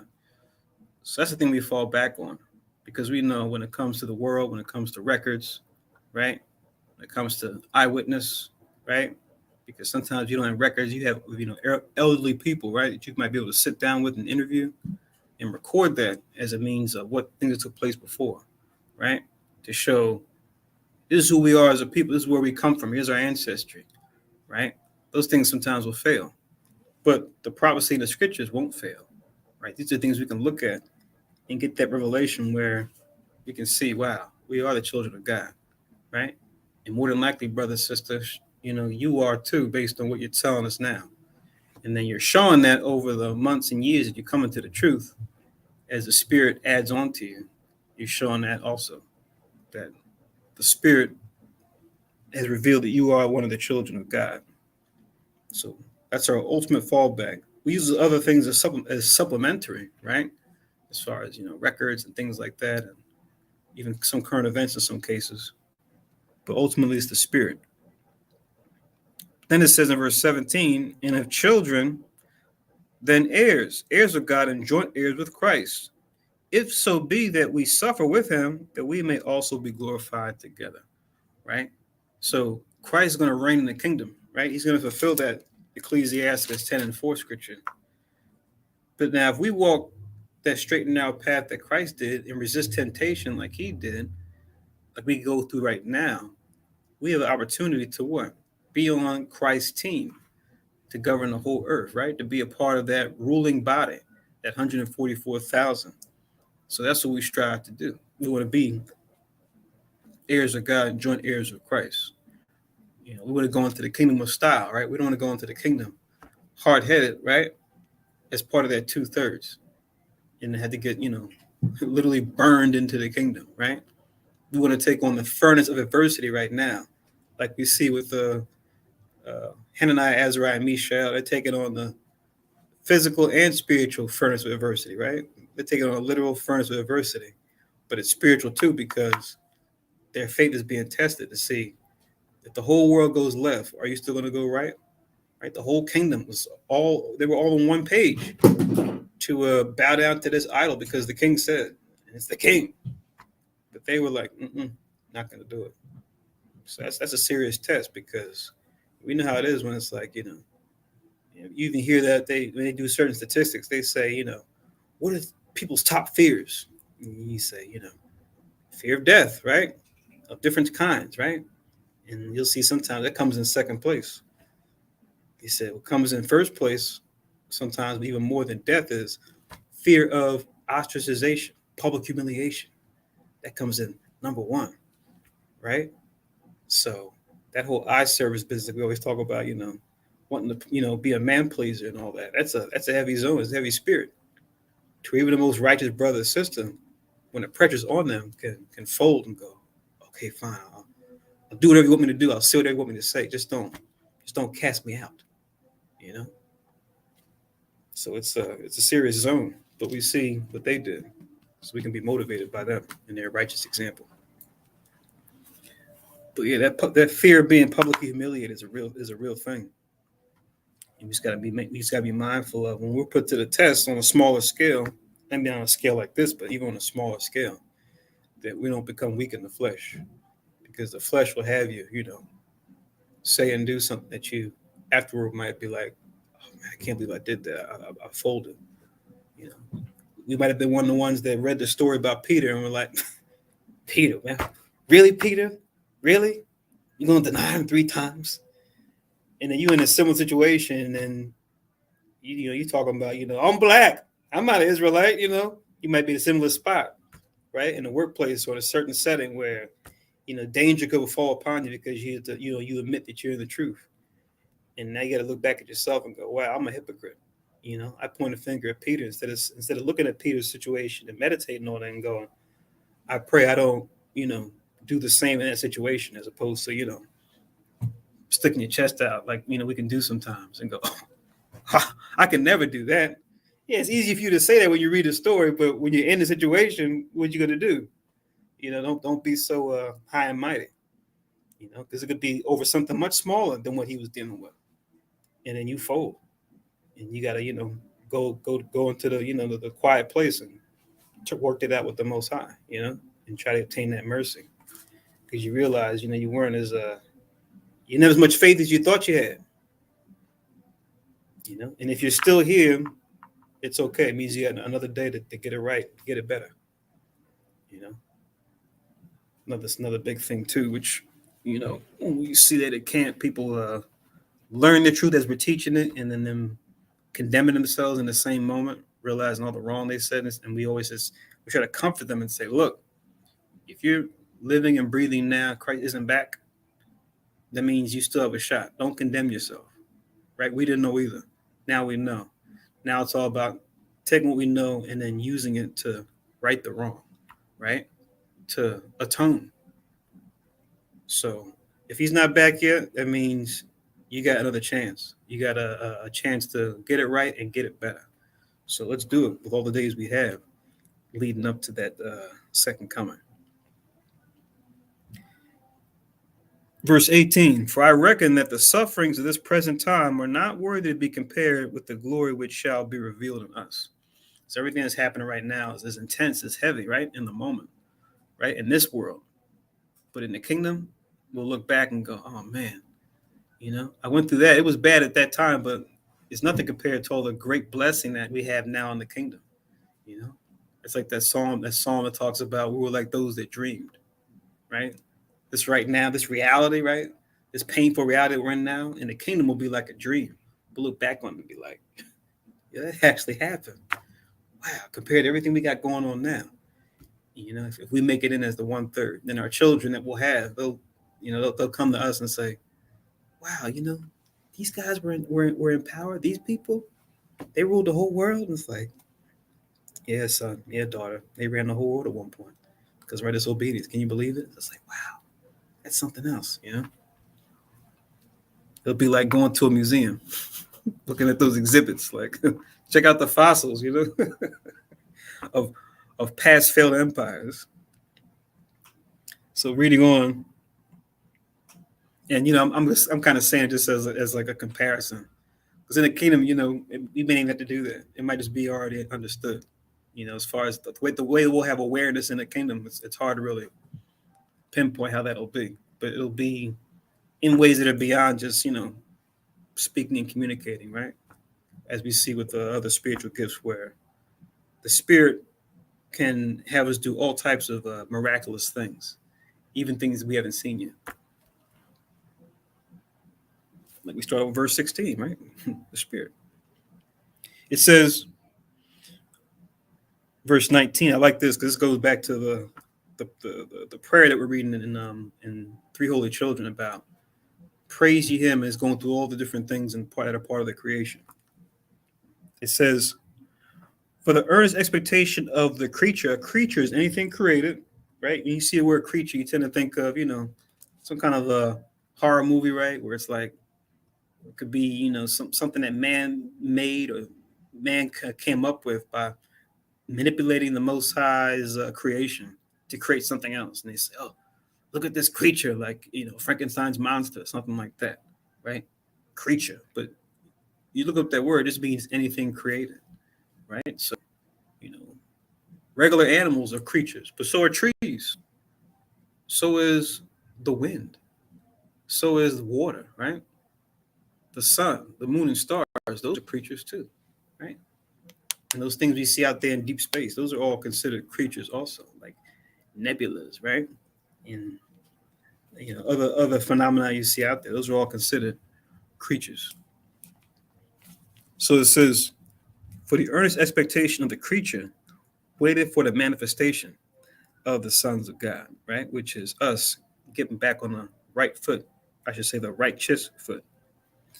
For the creature was made subject to vanity, not willingly, but by reason of him who had subjected the same in hope, right? So that's what we see now with the other nations, especially Esau.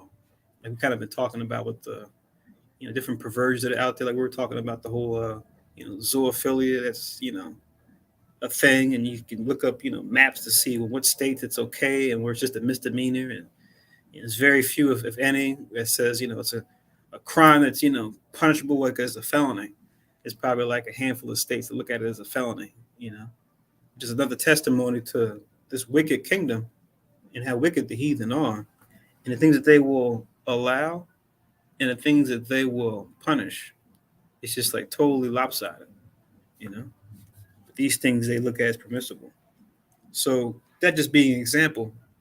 But yeah, the whole creation just being corrupted when you have nations in charge that don't deal with the creation according to the law, right? Like Kahan Bakwad talks about, the whole importance of resource management, right? According to righteousness.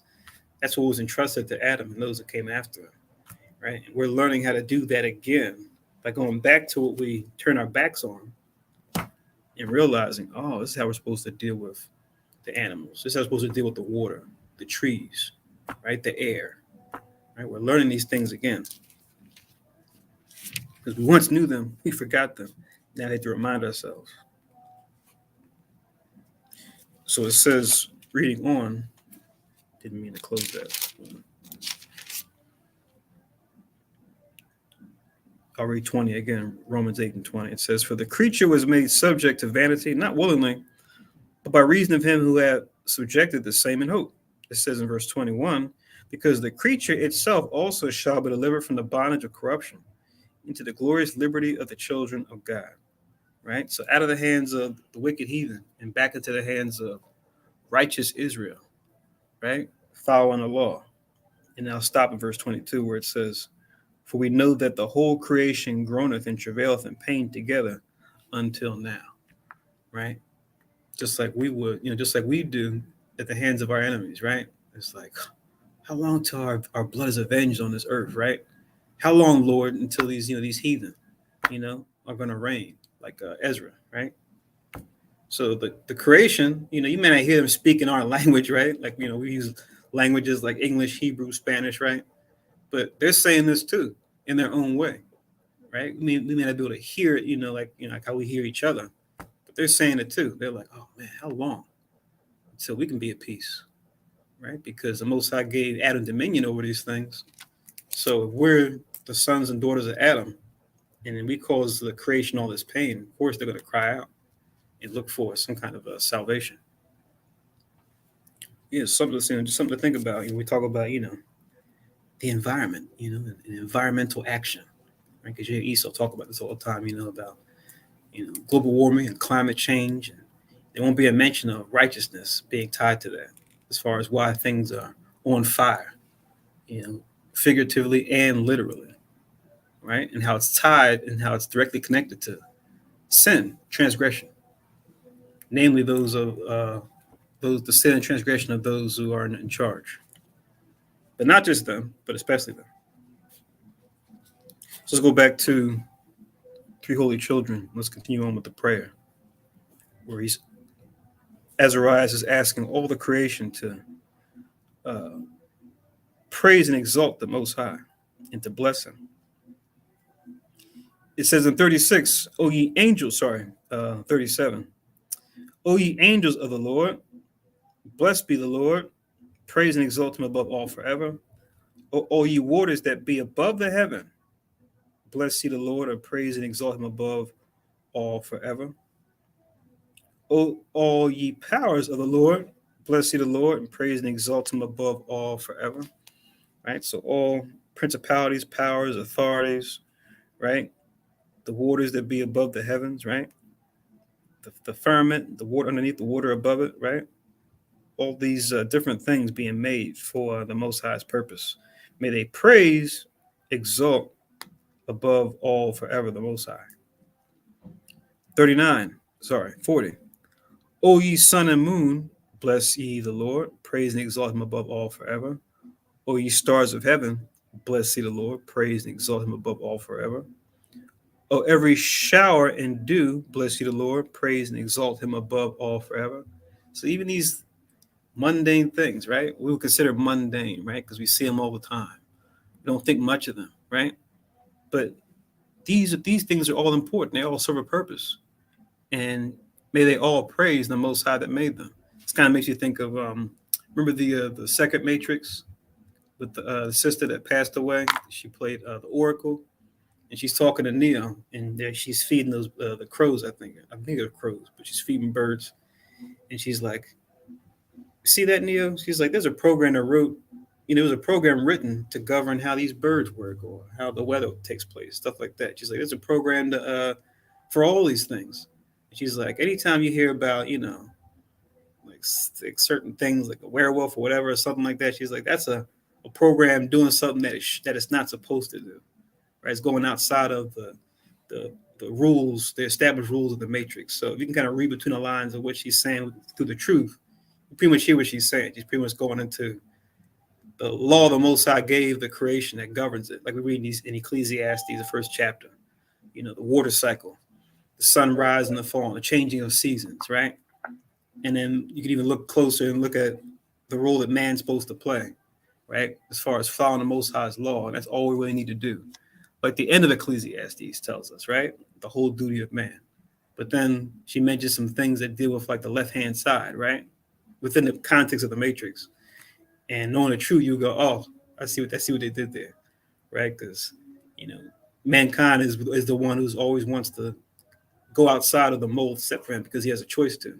So he'll choose to dabble in the occult, do this and do that, and go against the grain and try to take matters to his own hands, try to take the Most High's creation and use it to make technology to manipulate things, whereas he has the power already within him, but he decides to try to do it on external means as opposed to just doing it internal.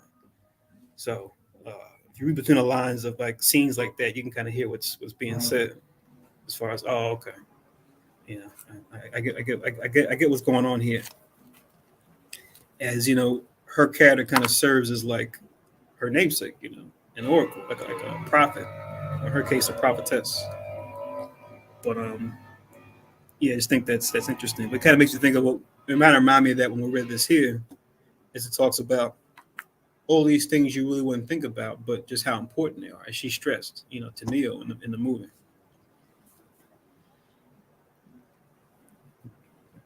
So, you know, you had a long work week and weather's changing, and you know, you go outside, you know, the sun's kind of shining on your face as you walk to your car or walk to the bus stop, and you know, how many times you kind of sit down and look at the grass and go, oh, wow, look, the morning dew on the grass, you know,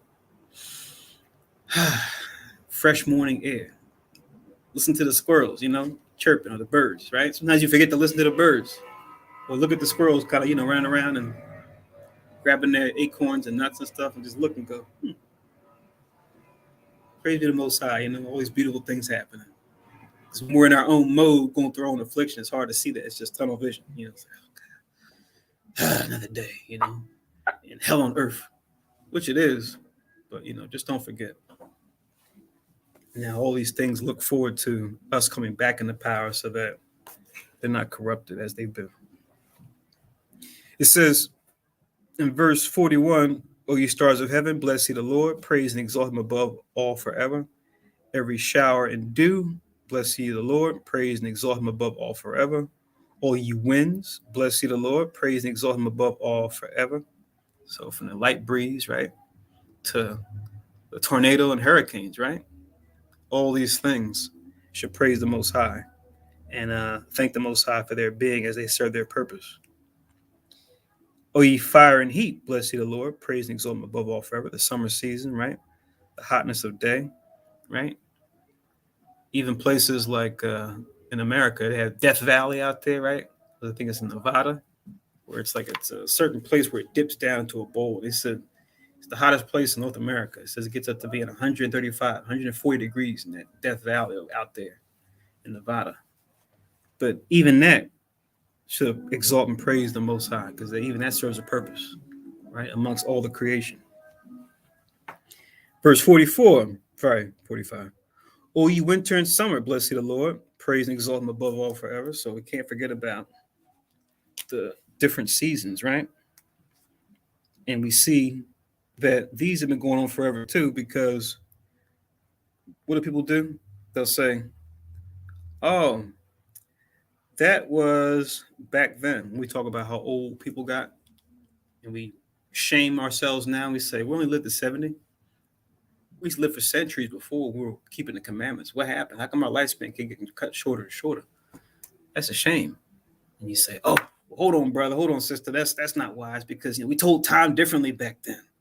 You know, they counted time differently. And it's just like, you sure about that? Like the probably young people know about the John Cena wrestler. They got that meme. Are you sure about that? He makes that face. Let's get that verse.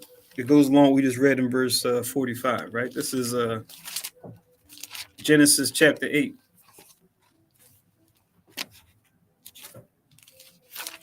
This is a good verse you can use to come back or combat when people say something like that. Genesis chapter 8 in verse 22. And it reads, Genesis chapter 8 and 22 reads,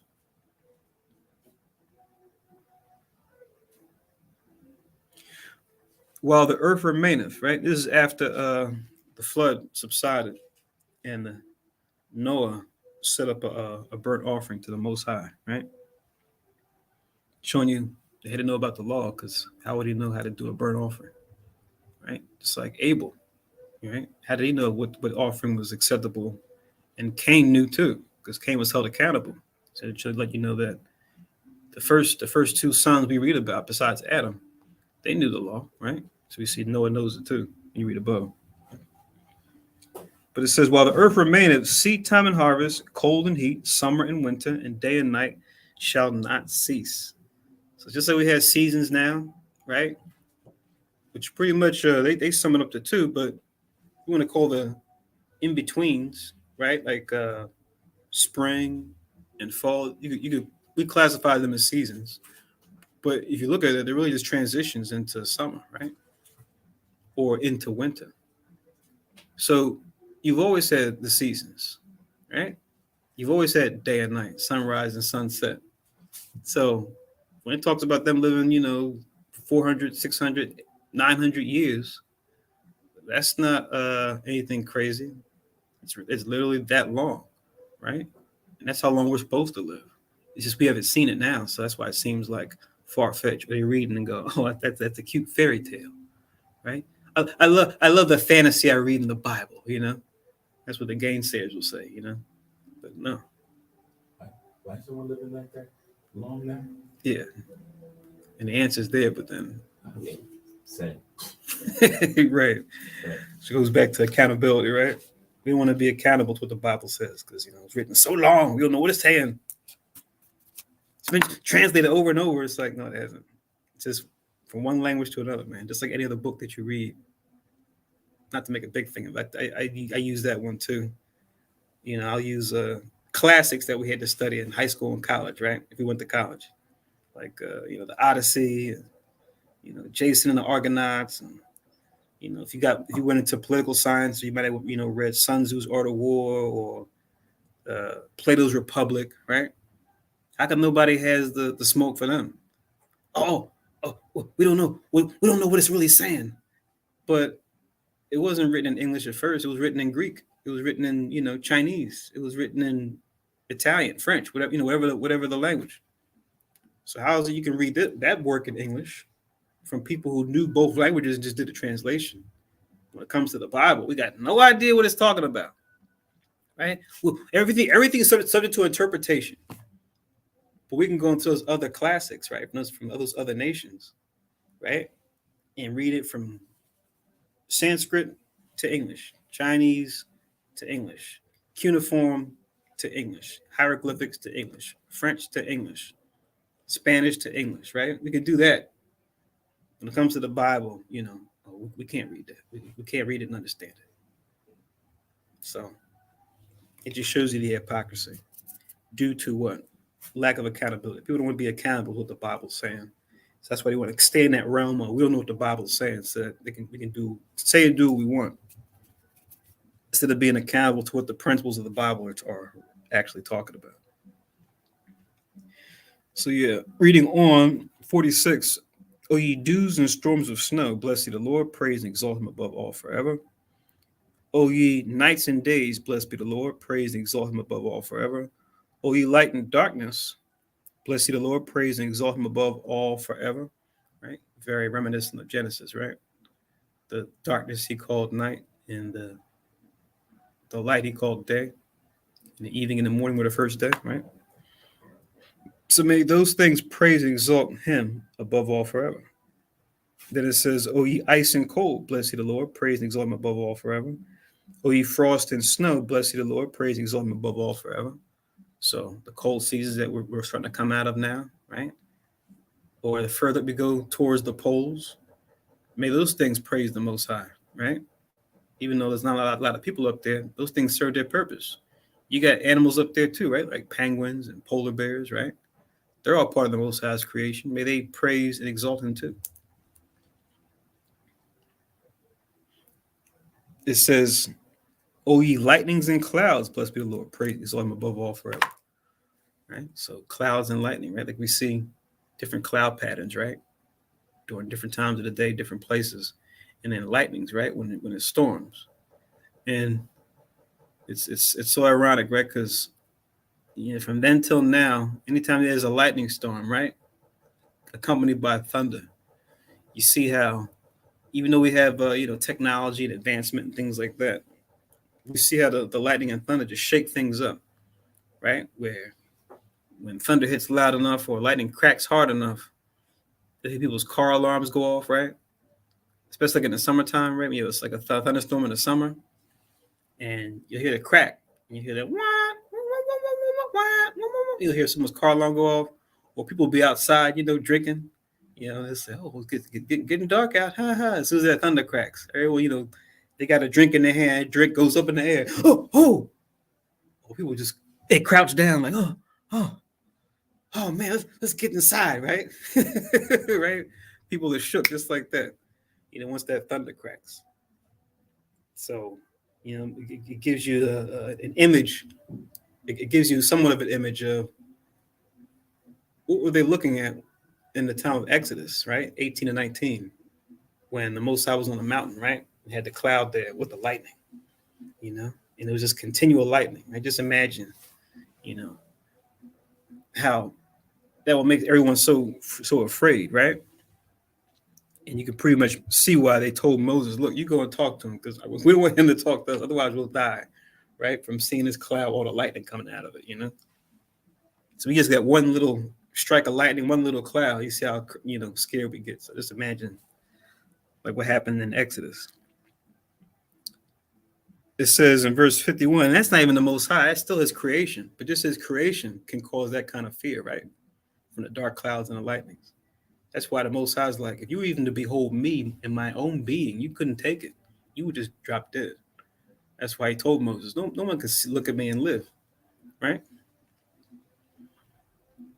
So it says, oh, let the earth bless the Lord, praise, exalt him above all forever. O ye mountains and little hills, bless the Lord, praise, exalt him above all forever. So the earth, the things in it, the mountains, the hills, right? These are things that, like other things we just read, we consider to be like epic. Or people say epic, like people were overusing that word a little while, right? Not too long ago, like in social media, everything was epic, epic, epic. But you talk about real things that are epic in nature. It's like the ocean, right? Like mountains, right? Like I know you see a lot of mountains in your travels, right? Here and abroad, right? Like you see in North America, like out in Colorado, or even here in Pennsylvania, you go through the mountains going towards Harrisburg, right? Or we go over to like somewhere in Japan where they have like, was it Fujigawa, I think it is, Mount Fuji, right? You see that mountain, right? These things are like epic when you just look at them and consider their majesty and how big they are. So all these things are still under the Most High for magnitude, and may they exalt and praise him forever. O all ye things that grow on the earth, bless the Lord, praise and exalt him above all forever, right? From the different foods that we grow on farms, orchards, right? Vineyards, and the nutrients they provide. Psalms 104 and 14 again, right? As far as the Most High making the earth for the service of man, but may even those things, may they praise and exalt the Most High. It says in 54, O ye fountains, bless the Lord, praise and exalt him above all forever. O ye seas and rivers, bless ye the Lord, praise and exalt him above all forever. Like we're talking about different massive bodies of water, right? Which you can see how massive they are just by going to the coast and just looking out, right, at the horizon. Or if you're in an airplane looking down and you see just how really, how big it is from that vantage point, you go, wow. We're at a spot right now in the plane where I look all the way, every direction, all I see is water. Or for folks who, taking that trip to go down south, right? Going down, I think it was 13. I forget what street it is, what road it is. Where you get down to like the Chesapeake Bay Bridge. There's a certain part you get on that bridge where you look forward and you have what they call, I think it's called parallax, where it's like the horizon and the sky kind of meet. You look forward, you look in the rear view behind you, and it's all you see is the endless bridge, and there's nothing but water. And you're like, man, I got stuck out here. This bridge fell down. What would I do? How long could I tread water? I would hope that maybe some boat will come by, right? Like some rescue boat. But you just look in front of you and behind you, it's just nothing but water. And it's like, wow. I was just one like a month ago. Okay, so it's been a while since I've done that trip. I just remember going that way, just being like, something like that, Virginia Beach, Hampton, something. Mm-hmm. Yeah. Just seeing all that water. Mm-hmm. Then I look on a map. Like we got the map here. Just look at like just the Pacific. So it's like that multiplied. It's like the whole Pacific. And you get an island every here and there, right? You get Midway, you get Grenada, you get Hawaii, but outside of that, it's just water, just massive, water upon water. And even the scholars talk about how we've only charted like above it's under 5%. Listen, as far as how much waters have actually been charted. So it's like so much water that we still haven't even explored yet. You know, I mean, there's not really much of a use to do it.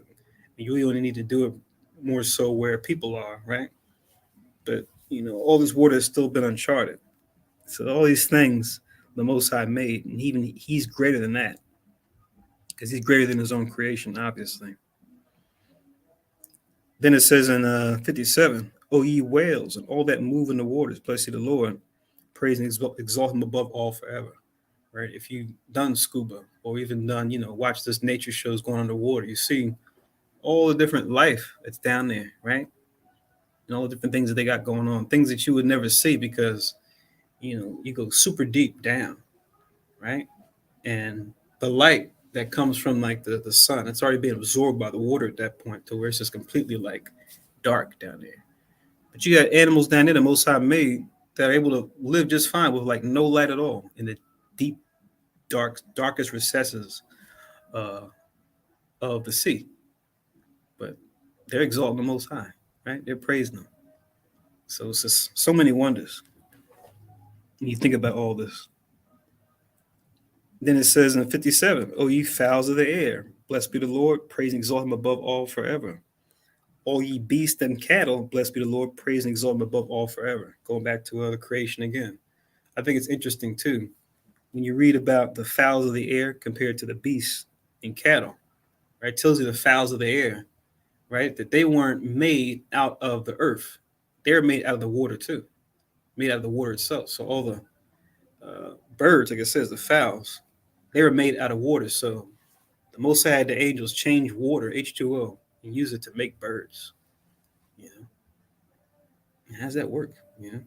At least with the earth, it's like, okay, from dust thou art. Okay, we're like carbon based. Okay, even from a chemist standpoint, we can see, okay, when our flesh breaks down, it goes back to being dust. But to take birds and make them out of water,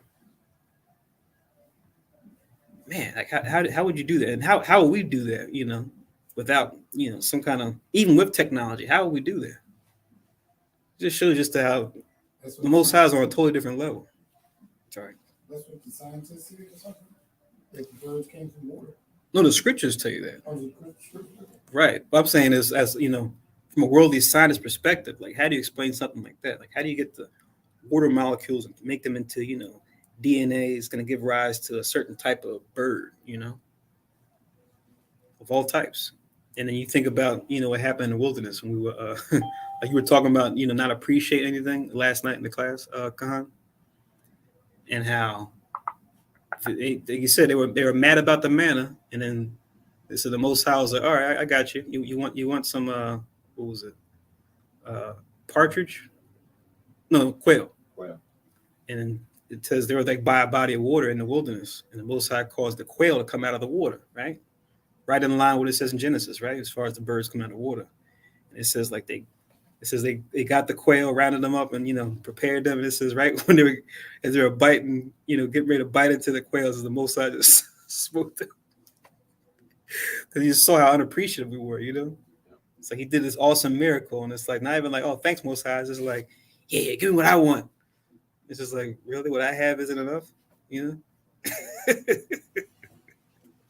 I gotta read that story again. But it's just crazy. And then like I said, I can laugh at it now and read it, but I'm not to think. I go, wow, was I back then? Was I there? Was I one of those stubborn Israelites going, man? We had stuff. We had it better in slavery. We had it better when we were slaves in Egypt.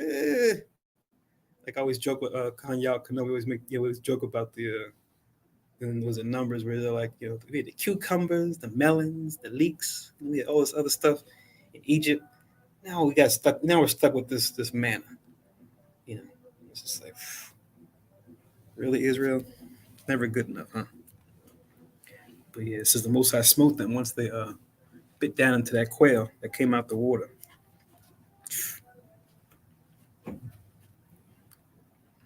So it says, "O ye beasts and cattle, blessed be the Lord, praise and exalt him above all forever." So they're made from the dust, like as we are. Day 6.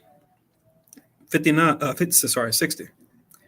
"O ye children of men, blessed be the Lord, praise and exalt him above all forever." So there we go. Male and female created he them, right? Like it tells us. But then check it out. Next verse. "O Israel, bless ye the Lord, praise, exalt him above all forever." So amongst all the nations, the Most High made us special, right? So we see how they separate Israel out of just the children of men in general. And it goes specifically Abraham, Isaac, and Jacob, just how important we are and the important responsibility that we have. Now it's going to narrow down even more. "O ye priests of the Lord, blessed be the Lord, praise and exalt him above all forever." So now it's even narrowing down further, not just into the nation of Israel, but to a reckoned family line, which is Aaron and his sons. And the Most High set that family apart to be the priests. So now it's speaking on them, right? To bless the Lord and to praise and exalt him above all forever. Then it says, "O ye servants of the Lord, bless ye the Lord, praise and exalt him above all forever." So not just being of Abraham, Isaac, and Jacob, but actually following the will of God, right? We read that in other places too, as far as, you can't just be an Israelite from your father's side. That gets you in the door, but the only way you stay is if you are actually a servant of God, keeping the commandments.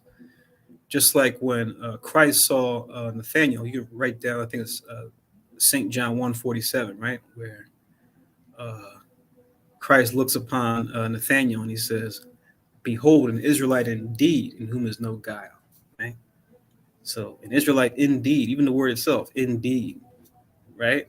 Like the word itself means truthfully, but even you break the word up, indeed. It's like you can't just be from Abraham, Isaac, and Jacob. You actually have to walk it, right? You have to walk the commandments, not just talk them.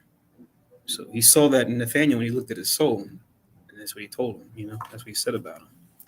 Good verse to use also to show that being an Israelite is not anything that's like new or fat or past or Old Testament. Even Christ used it, as well as the other disciples. "O ye spirits and souls of the righteous, bless ye the Lord, praise and exalt him above all forever." Right. So now even the spirits and souls of the righteous. Like I always, when I read this, I think about the verses he said where it says, "Our souls are in the chambers," right? Crying unto the Lord daily, saying, "How long shall it be until our blood is avenged upon the earth," right? So may our souls that are part of this, bless the Lord and praise and exalt him above all forever. And if you want a reference, I'll give it to you real quick. And I mentioned it, but let me get it. So I know it's in Esdras. Let me see which where it's at. Yeah, there we go.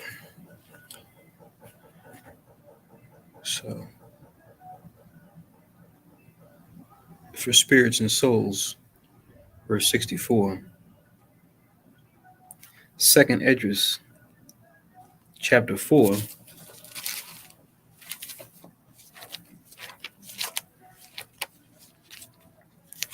In verse 35.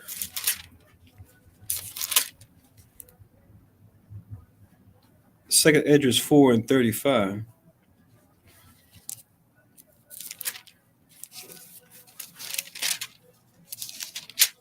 I think I'm at first Esdras, my bad. Right. Where it reads, "Did not the souls also of the righteous ask question of these things in their chambers, saying, How long shall I hope on this fashion? When cometh the fruit of the floor of our reward?" Right? So they're looking forward to that salvation that's to come, right? Those souls of the righteous. And then In Revelation, you can get in Revelation too.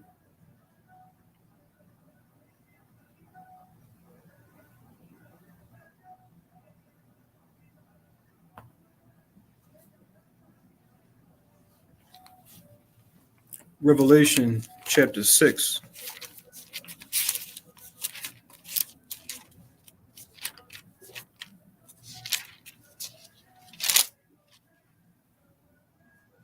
Revelation chapter 6 and 9 and 10 to go with 2nd Edwards 4 and 35, which goes with verse 64.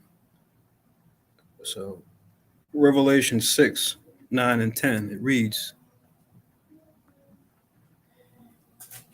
"And when he had opened the fifth seal, I saw under the altar the souls of them that were slain for the word of God and for the testimony which they held. And they cried with a loud voice, saying, How long, O Lord, holy and true, dost thou not judge and avenge our blood on them that dwell on the earth?" See? So you see both John and Ezra make reference to these righteous spirits. But may they praise the Most High as well and exalt him. Then it says in 65, "O ye holy and humble men of heart, bless ye the Lord, praise and exalt him above all forever." Right? So, holy and humble men of heart. I got to give a shout out to Moses on this one. Right? Got to give a shout out to Moses, our patriarch Moses, right, who was called king in Jeshurun, Numbers chapter 12.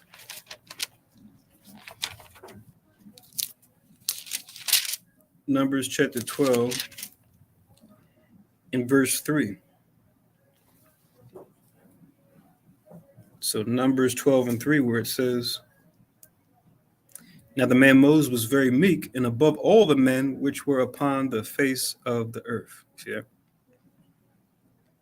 So that was his, his application, right, for employment under the Most High, right?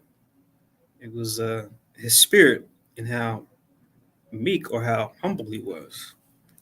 And humble from a righteous standpoint, right? As far as what the Most High's will is, because anytime you hear that word meek or humble used, especially now, it usually, when people hear meek, they think weak, right? And it's like not from this standpoint, right? And even from a worldly standpoint, it's not always that, right? It's just a willingness to listen, a willingness to acknowledge one's wrong, right? And something they may have said or did, right? That's where it begins.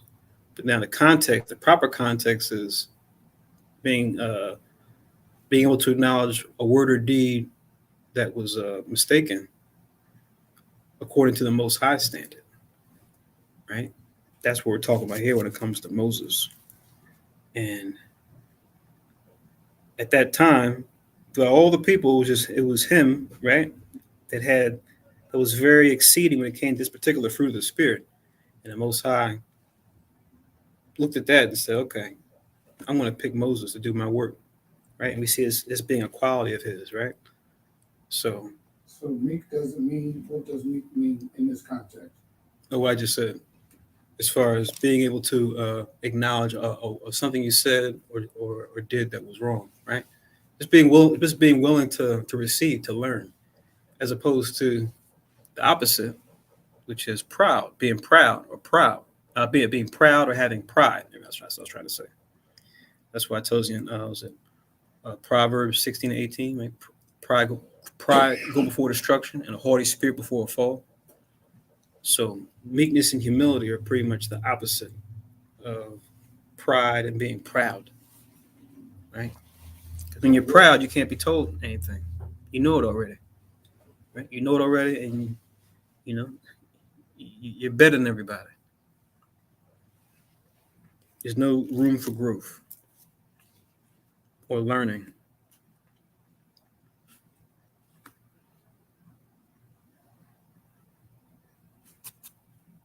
Did that answer what you were asking? You talking? Yeah. Yeah, I was just trying to get a footnote. Uh-huh. In my Bible. Say what it means.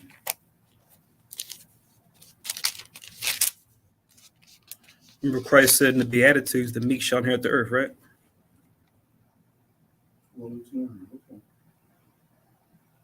So Proverbs 16 and 18, I made a reference to this. It says, pride goeth before destruction and a haughty spirit before a fall.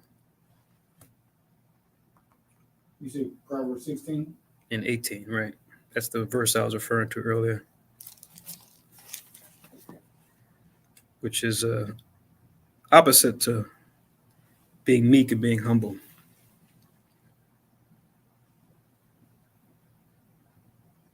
And another link we can get to as far as the holy, because anyone can call themselves holy, right?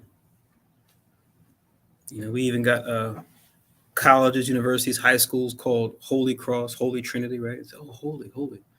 Must have something to do with religion, right? The church. But what does the scriptures say? Romans chapter 7 and verse 12. That's usually my one hit. That's the, if I only had one verse, I usually hit him with that one. Where it says in Romans 7 and 12,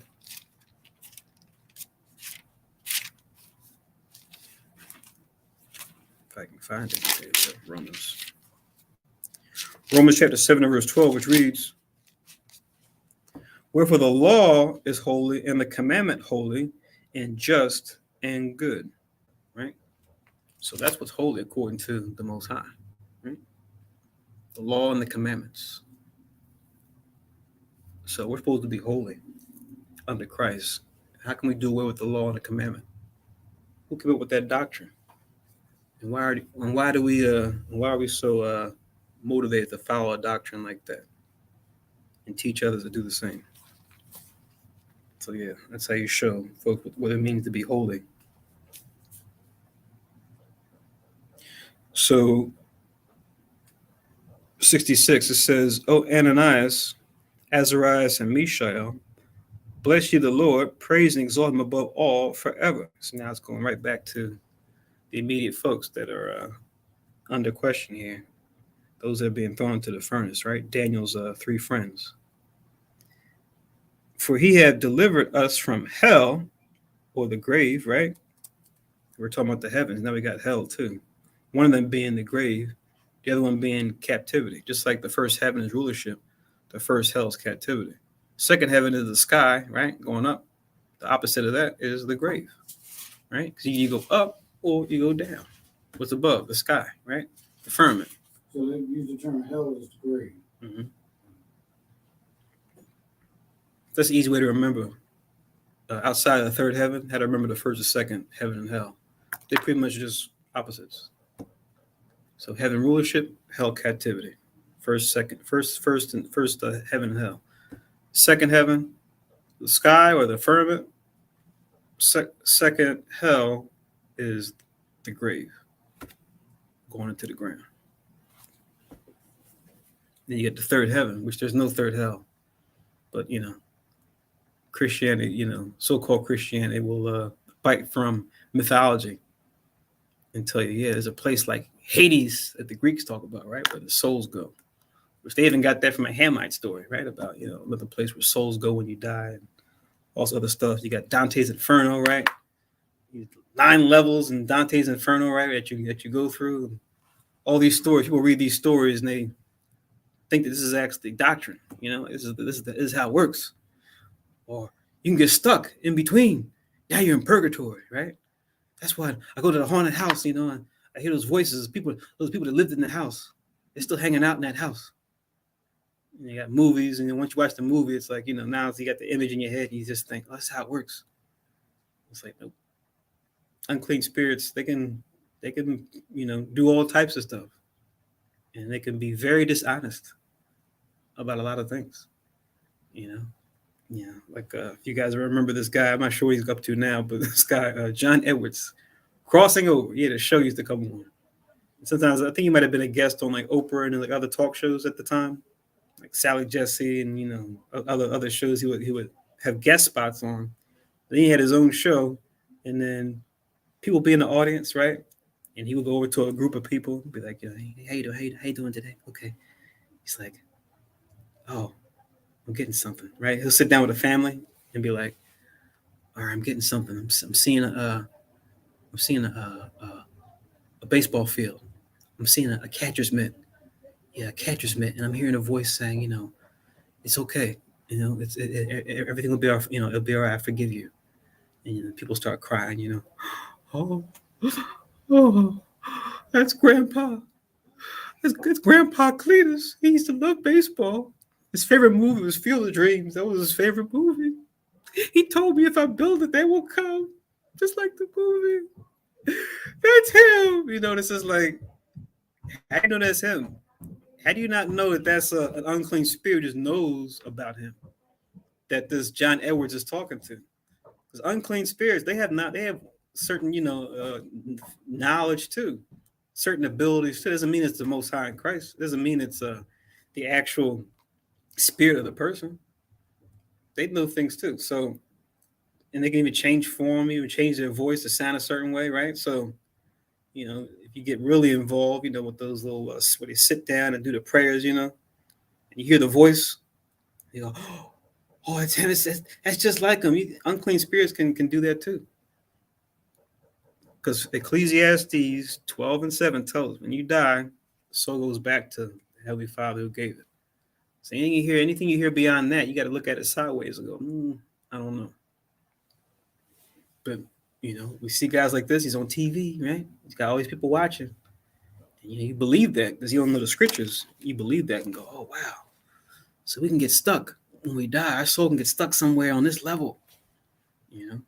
I might get stuck in my house. If I die in my house, I might, be stuck in my house and might need some priest to come in and bless the house so that my soul can go on to wherever it's supposed to go to. It's confusion. It's all confusion. But, it's entertaining, though, but it's confusion. What were you saying? About the first hell and the second hell? Mm-hmm. What is the first hell on earth? It's captivity. So the first heaven is being in rulership. First hell is being in captivity. That's what we're dealing with. Like this, I was catching hell on the job, And the second hell is where? The grave. The grave. Mm-hmm. Like I said, the easy way to remember it is just to think of the heaven and hell as opposites. So on the first one, either you're in your rulership or you're in your captivity. That's the first one. Second one, either you're up in the sky or you're underground. And the third heaven is where the Most High Christ and the angels are. And that's pretty much the breakdown. But then we can go to it in a class too. We can go into the verses. We can pull out to show those things. But that's just an easy way to remember it. So let me read 66 again. It says, O Ananias, Azarias, and Mishael, bless ye the Lord, praise and exalt him above all forever. For he hath delivered us from hell, or the grave, and saved us from the hand of death, and delivered us out of the midst of the furnace and burning flame, even out of the midst of the fire hath he delivered us. Right? So just to get their names all together in one place so we know who's who. Because like I said, their Hebrew names aren't as known, but their Babylonian names are oftentimes the ones that people remember them by. But this is Daniel chapter 1 to link with verse 66. So Daniel chapter 1.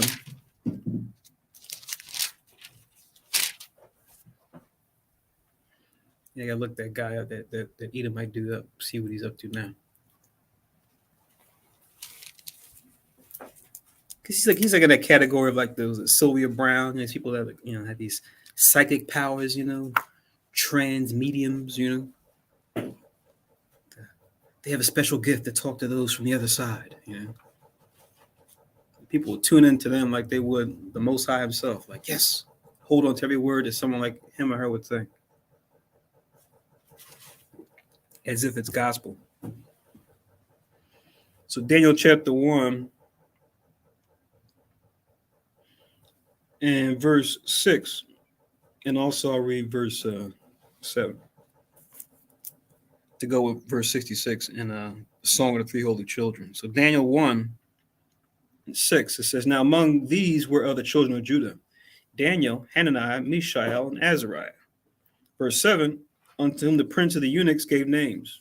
For he gave unto Daniel the name of Belteshazzar, and to Hananiah of Shadrach, and to Mishael of Meshach, and to Azariah of Abednego. Just in case you're wondering, who are these three guys? These are different than the three I knew growing up in Christian school. Nah, they're the same ones. You just didn't know what their actual names were, probably. It was written, but you guys probably didn't talk about it. You just heard, all you heard was Shadrach, Meshach, and Abednego. That's all you heard. So back in Three Holy Children, got 2 more verses. It says, Oh, give thanks for his mercy endureth. Oh, give thanks unto the Lord, because he is gracious, for his mercy endureth forever. So our grace comes from him. Grace and mercy being one of the essential fruits of the Spirit. We get that from the Most High because they're his fruits of the Spirit. It says finally, O all ye that worship the Lord, bless the God of gods, or the power of powers. Praise him and give him thanks, for his mercy endure forever. Right. So excellent read, excellent prayer to consider, to meditate on. Right. And he touches on so many different things that are part of the creation that, we could just spend an entire class on each of these, right? But all these things should praise and give the Most High thanks for their being, because we wouldn't be here. None of the things would be here if it weren't for the Most High, if it weren't for his son. Like the parable that we give about, you say a modern day parable, but I guess the way that I like to explain it to folks when we talk about Genesis, I say, think of the Heavenly Father being like the owner, right? Or the commissioner of a building. And then you have Christ, right? He's the head architect. So he's the guy with the white hard hat on a construction site. He's got the blueprints for this building, the building being the creation. And then think of the angels, right? Let us make man in our image, the angels. Think of them as like the yellow hats that actually follow the blueprint that the architect with the white hat set up, which is Christ. They went ahead and built all the things in the creation. Just like the orange, like you see the yellow hats on a construction site doing the work. That's like a way of looking at what happened on the higher level, right? When it came to Genesis, all this stuff took place. Because things we're doing that here are just a reflection of things that are already done on that higher level anyway. Even if it's a counterfeit, corrupt version of that, we emulate those that made us. Even the heathen. They'll just twist other things around and, say one thing when it's actually something else, but it's just a counterfeit. That's why you'll see so many nations have their own types of messiahs, right? Esau tries to pretend like he's our messiah. We look across different, nations, right? From Moab to Elam to Han, they all have their different like messiah type figures, right? They have their own stories and lores, right? And then Esau was slick because he took our Messiah, made him look like him, and then pretty much borrowed those stories of those heathen messiahs, those false messiahs, and attached them to Caesar Borgia, the so-called white Christ. And now people, when we talk about the true Christ in the scriptures, they think we're talking about Caesar Borgia, and they go, "Oh, I'm not religious. I'm not into all that." So yeah, it's character assassination at the highest level when it comes to the true Messiah. But did not he know? Didn't he tell us? They shall arise false Christ, they shall deceive many, right? So now we're in the history of Susanna, which this actually would be in the beginning of Daniel, right? So the focus is on this sister Susanna, and right, in which she underwent this particular situation, but it's also going to introduce the prophet Daniel. He's going to come on the scene, at least in a public scene. He was, he was there, but he was just a young man at this point. So this is before all the events that took place as far as him and his friends be taken into Babylon. This is when they were still in the land, before they were taken up.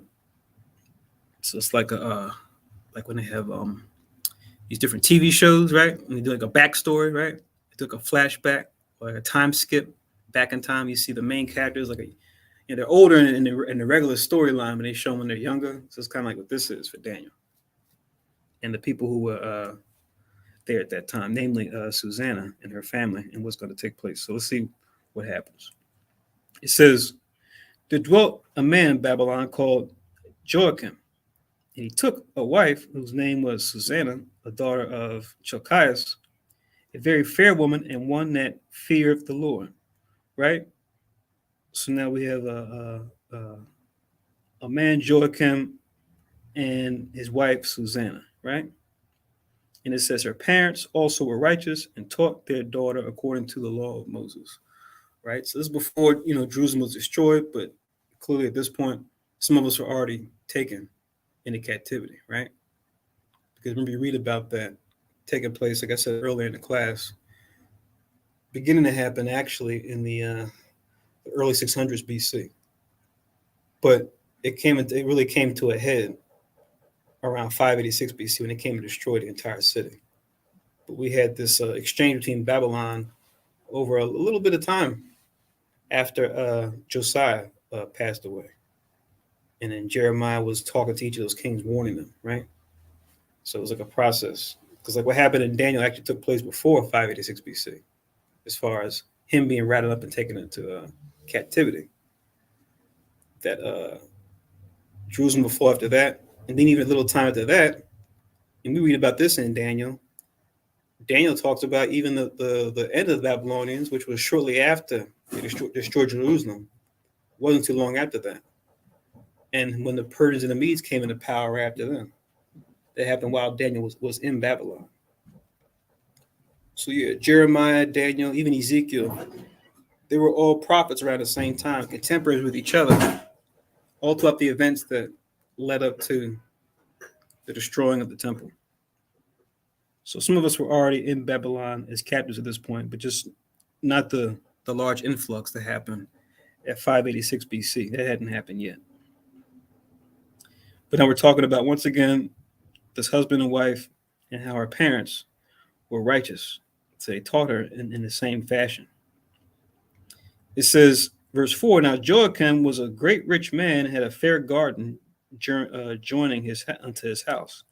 And Tim resorted the Jews because he was more honorable than all others. Right? So he was an honorable, wealthy man. Right? He's the father of Daniel? No, he's just, he's Susanna's husband. Okay. He's a brother too. He's just wealthy. Okay. And he's But like I you said, said something about honorable. Daniel. Daniel is affiliated with this some kind of way? We're gonna get there. Okay. Sit tight. So it says he was more honorable than all others. So just showing you that in wickedness, in righteousness, you throughout the kingdoms, throughout the different empires of the heathen, you've had Israel that has had a certain level of success, right? Or achieved a certain level of wealth, just like now, right? And he was one of those. But what set him apart was his honorableness according to righteousness, not necessarily because of his physical riches. I'm good. Throughout. It says in verse 5, the same year were appointed two of the ancients of the people to be judges, such as the Lord spake of, that wickedness came from Babylon from ancient judges who seemed to govern the people. Right? So you had these two elderly men, right, that is calling them out saying, yeah, they were ancient, man, they're older, but they weren't morally sound. They were wicked. But people still look to them as far as what they said, that it held weight. That's the way it should have looked at them, but they didn't fit that mold. As we're going to see, we're going to get a taste of their character and how unfitting it is for someone of their age to be thinking, feeling, and saying the things that they said and doing the things that they did. It says, Verse 6, these kept much at Joachim's house, and all that had any suits in law came unto them. Right? So like we go to the courthouse, right? So they was like judges. So you go to the courthouse, right? You go to get justice, right? For a certain thing, whether it be small claims or court of common pleas, whatever it is, right? So that's the role that they played. So you go there to get relief, right? In certain situations. That's what it means when it says suits, like lawsuits. Verse 7, now when the people departed away at noon, Susanna went into her husband's garden to walk, right? So they had a certain time they would come, just like today, you know, and even though it's in the modern day Babylon, you know, you got court hours, right? Where you go, you say, I gotta go here to get this ticket handled, right?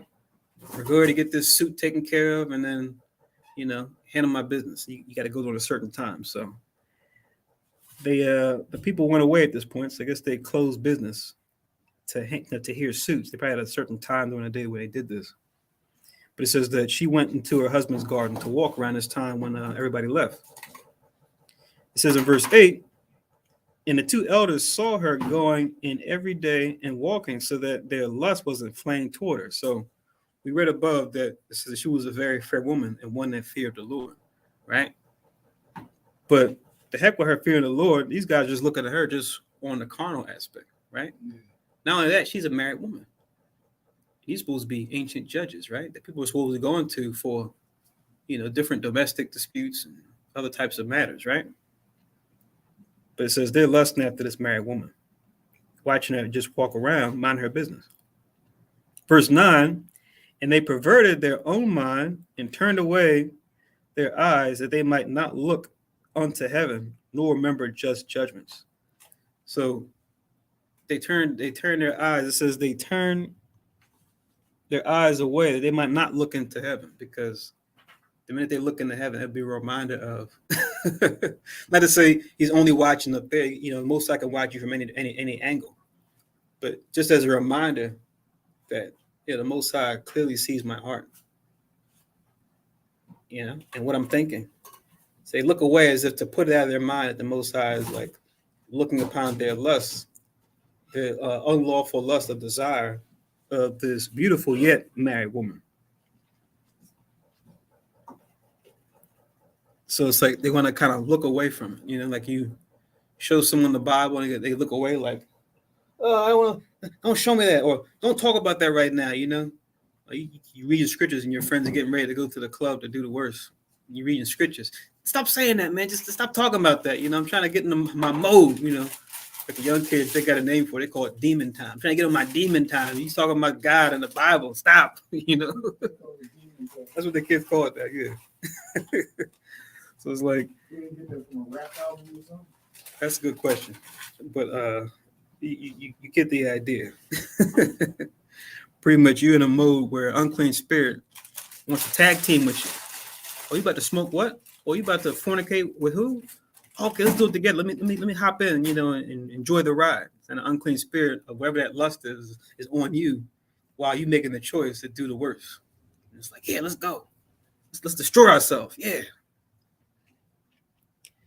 It says in verse 10, and howbeit they both were wounded with her love, yet durst not one show another his grief. Right? So they both were doing it, but then they didn't know that each other were doing it. For they were ashamed to declare their lust that they desired to have to do with her. Right? Which is obvious, right? Because it's a wicked thing.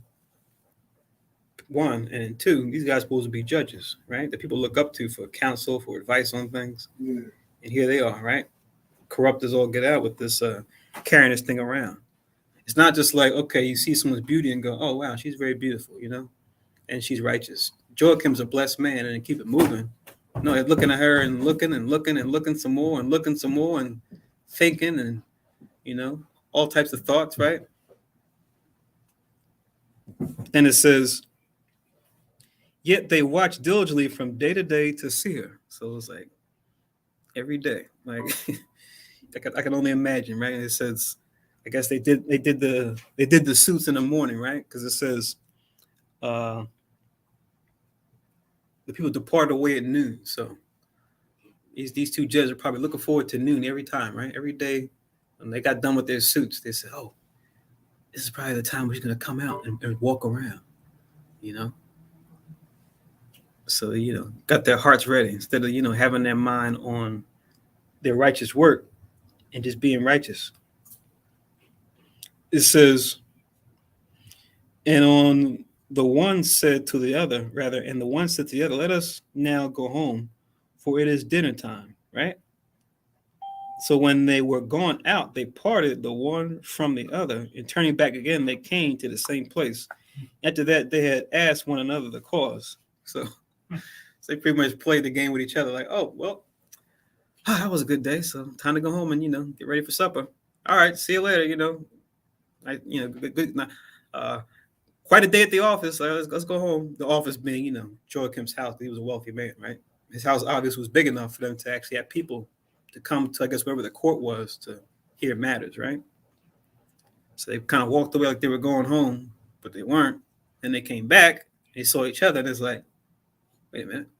I thought you were going home to go to get dinner. I thought you were going to get dinner. What are you doing here? What are you doing here? So now they're about to find out that they share something wicked in common. After that, they had asked one another the cause. They acknowledged their lust. Then appointed they a time both together when they might find her alone. So now these two judges, you would hope maybe one judge would be like, "Yo, man, exactly. I know she's tough, but come on, man. She's married. She's married to Joachim, right? He's an honorable man. We can't do this. Plus, we could. There's plenty of women. We could marry someone else. We could seek to be married ourselves, right? Why lust after a woman who's already with a man, right? But no, they did a tag team. It's like their lust, their shared wickedness was like motivated. They got motivated by that wickedness to say, okay, let's see if we can come back when she's by herself. Judges. Yeah, in the beginning. Crooked cops. Yeah, exactly. Let's take a trip to the evidence room. In the beginning, when each other didn't know that the other felt that way, and they said that they wouldn't divulge that information because probably they didn't want to be chastised. Like, "Oh, man, what you doing? Wicked, and you a judge too? You might be moved from your position, yeah, right? Disciplined, scolded, punished, whatever." So they didn't say anything. But now when they come back, like now they realize what you here for. They're there for the same thing. Mm-hmm. Now it's like, all right. So yeah, man, she's nice, ain't she? Yeah, she's nice. Yeah. So now both of their love towards her intensified. Now it's like, all right, let's call it love or lust. Both. Scripture said love, and also said lust. Mm-hmm. So it's both. They were drawn to her, physical, her disposition, everything. And like Khan said, she was married, right? And that lust that they had toward her was going to drive them to do whatever they hearts desired at that point, because they weren't trolling. They weren't, tempering or mortaring their bodies. Nah, it's not the right thing to do. I gotta get out of here. No, they just came back every day. And every time they came back, it got intensified. And now once both of them are joined at the same, yeah. Yeah, and you see what's implied, like what's by not being said, even the things that are being said, like we already being told she's a woman that fears the Lord, right? So you see, it's not like how you see with a lot of sisters and women in general today, right? Where if they are attractive, they'll want that attention, and they'll do attention-seeking behavior to get attention.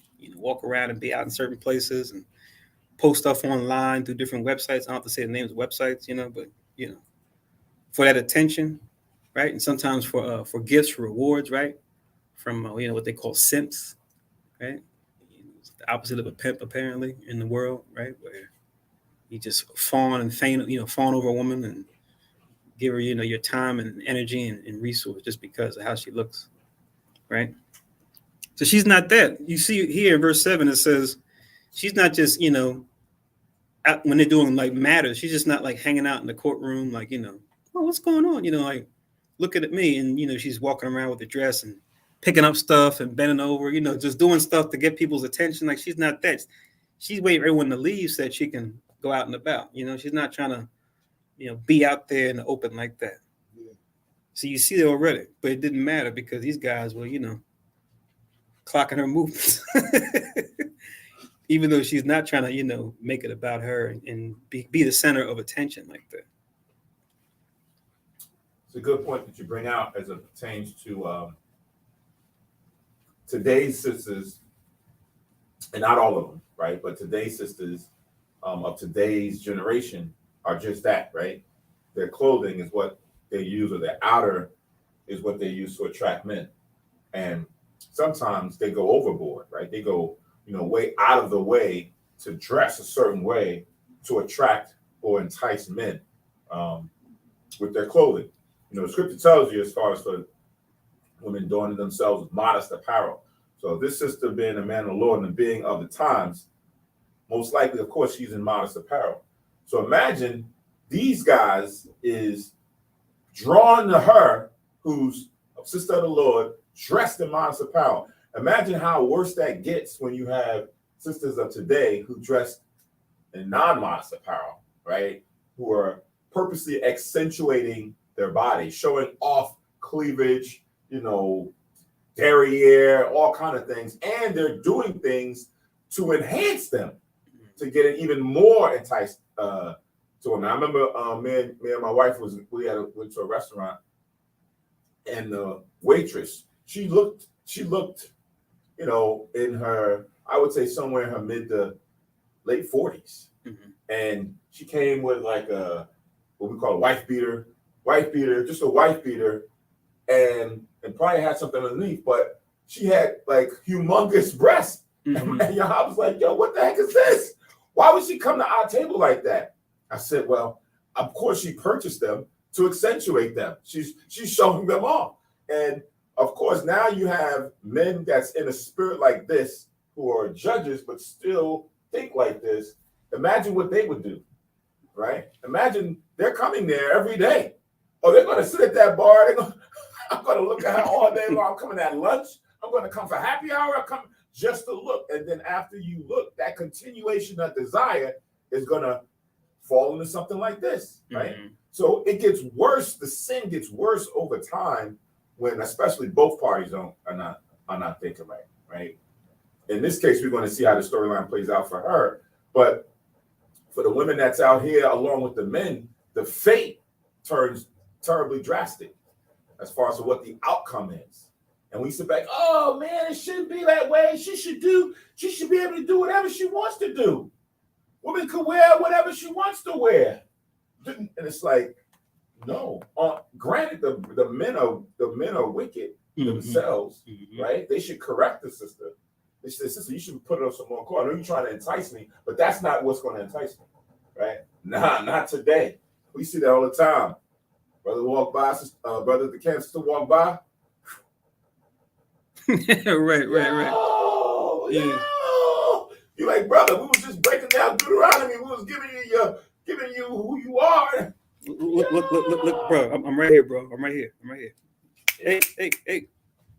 Yeah, I know what you mean. It's like, yeah, what's the other scripture? What is it? Yoo-hoo. Mm-hmm. Yeah, man. And then, God forbid, you got an actual camp, younger brothers, younger in the spirit, I should say. It doesn't matter how old they are physically, who haven't learned that. And then, the girls are like, oh, these guys are prophets. They just like anybody else. I can get them wrapped around my finger too.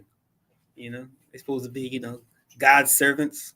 But look, I got them shutting down the whole camp just to give me a flyer. Because that's what it's about, power. So it's like, oh, so I can get their attention that easy. Just, they're no different from the rest of these guys. I remember when we was in New York, it was me and Bakwash back in the day. We was on, I think, 42nd. And the sister came up and said verbatim kind of that spirit that you're talking about. Mm-hmm. Like, sometimes you can just think things in your head, like, oh, I'm going to go premeditate and do this. The sister came out of her mouth and said that.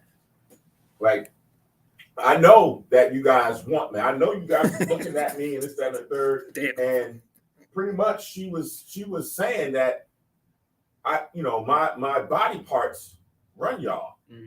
Like, and without me saying so many words, she was calling it out verbatim. We was standing there. It was funny to see Baquash's expression because she was so blunt with it. I was like, damn, this is like that. And she just came out and said that. And it was like, that's where they get that. You got to use what you got to get what you want, right? So now that's the thing, right? This sister was the opposite, right? She's not looking for attention. She's not looking for that because she's someone who's daughter of the Most High. She's married, right? She don't want that attention. She just wants to be, able to go home and do it. And then you got these wicked men who are priests or judges, and you would think that they wouldn't do that. So, like the Most High said, in a place where righteousness is, wickedness is there as well. Come, man, Paul, right? And I would do good, evil's present with me. Yep. Verse 15. It's your saying 15, right? And it fell out as they watched. Okay. Yep.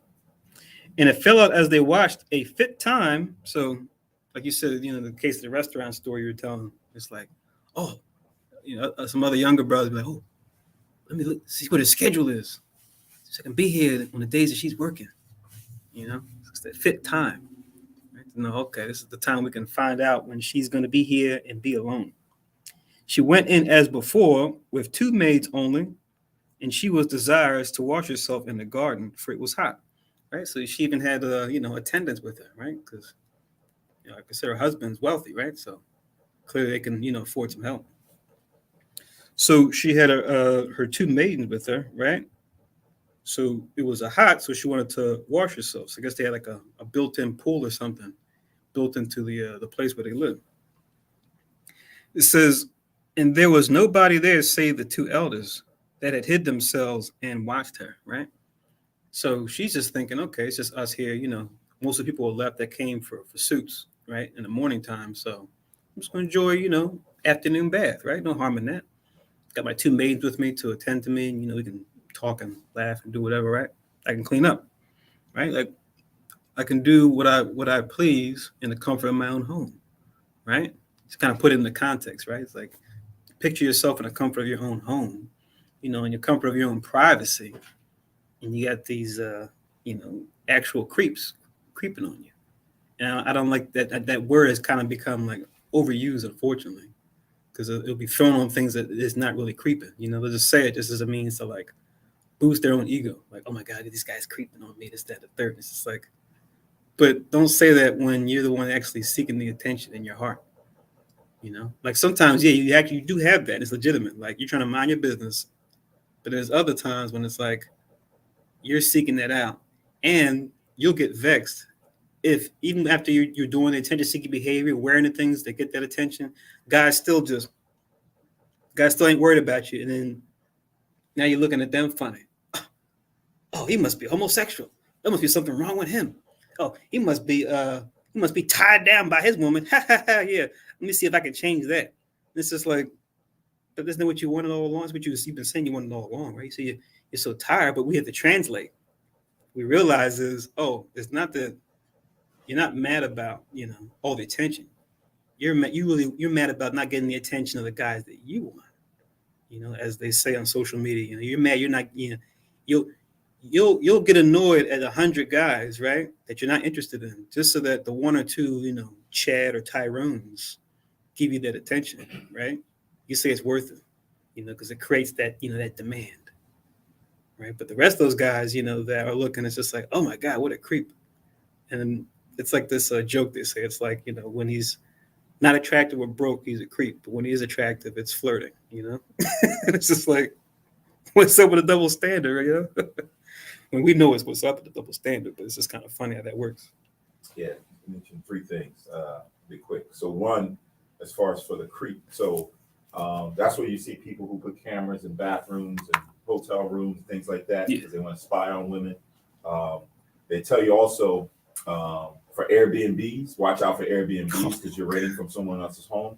and they can That's easily crazy. have cameras and stuff in their Oh, rooms with the preface of, they're trying to make sure that no one damages their home, Mhm. right? steals. Or steals or does anything, so they can do that. So they said make sure you watch out, or you question and you ask, and you check the thing for Airbnbs.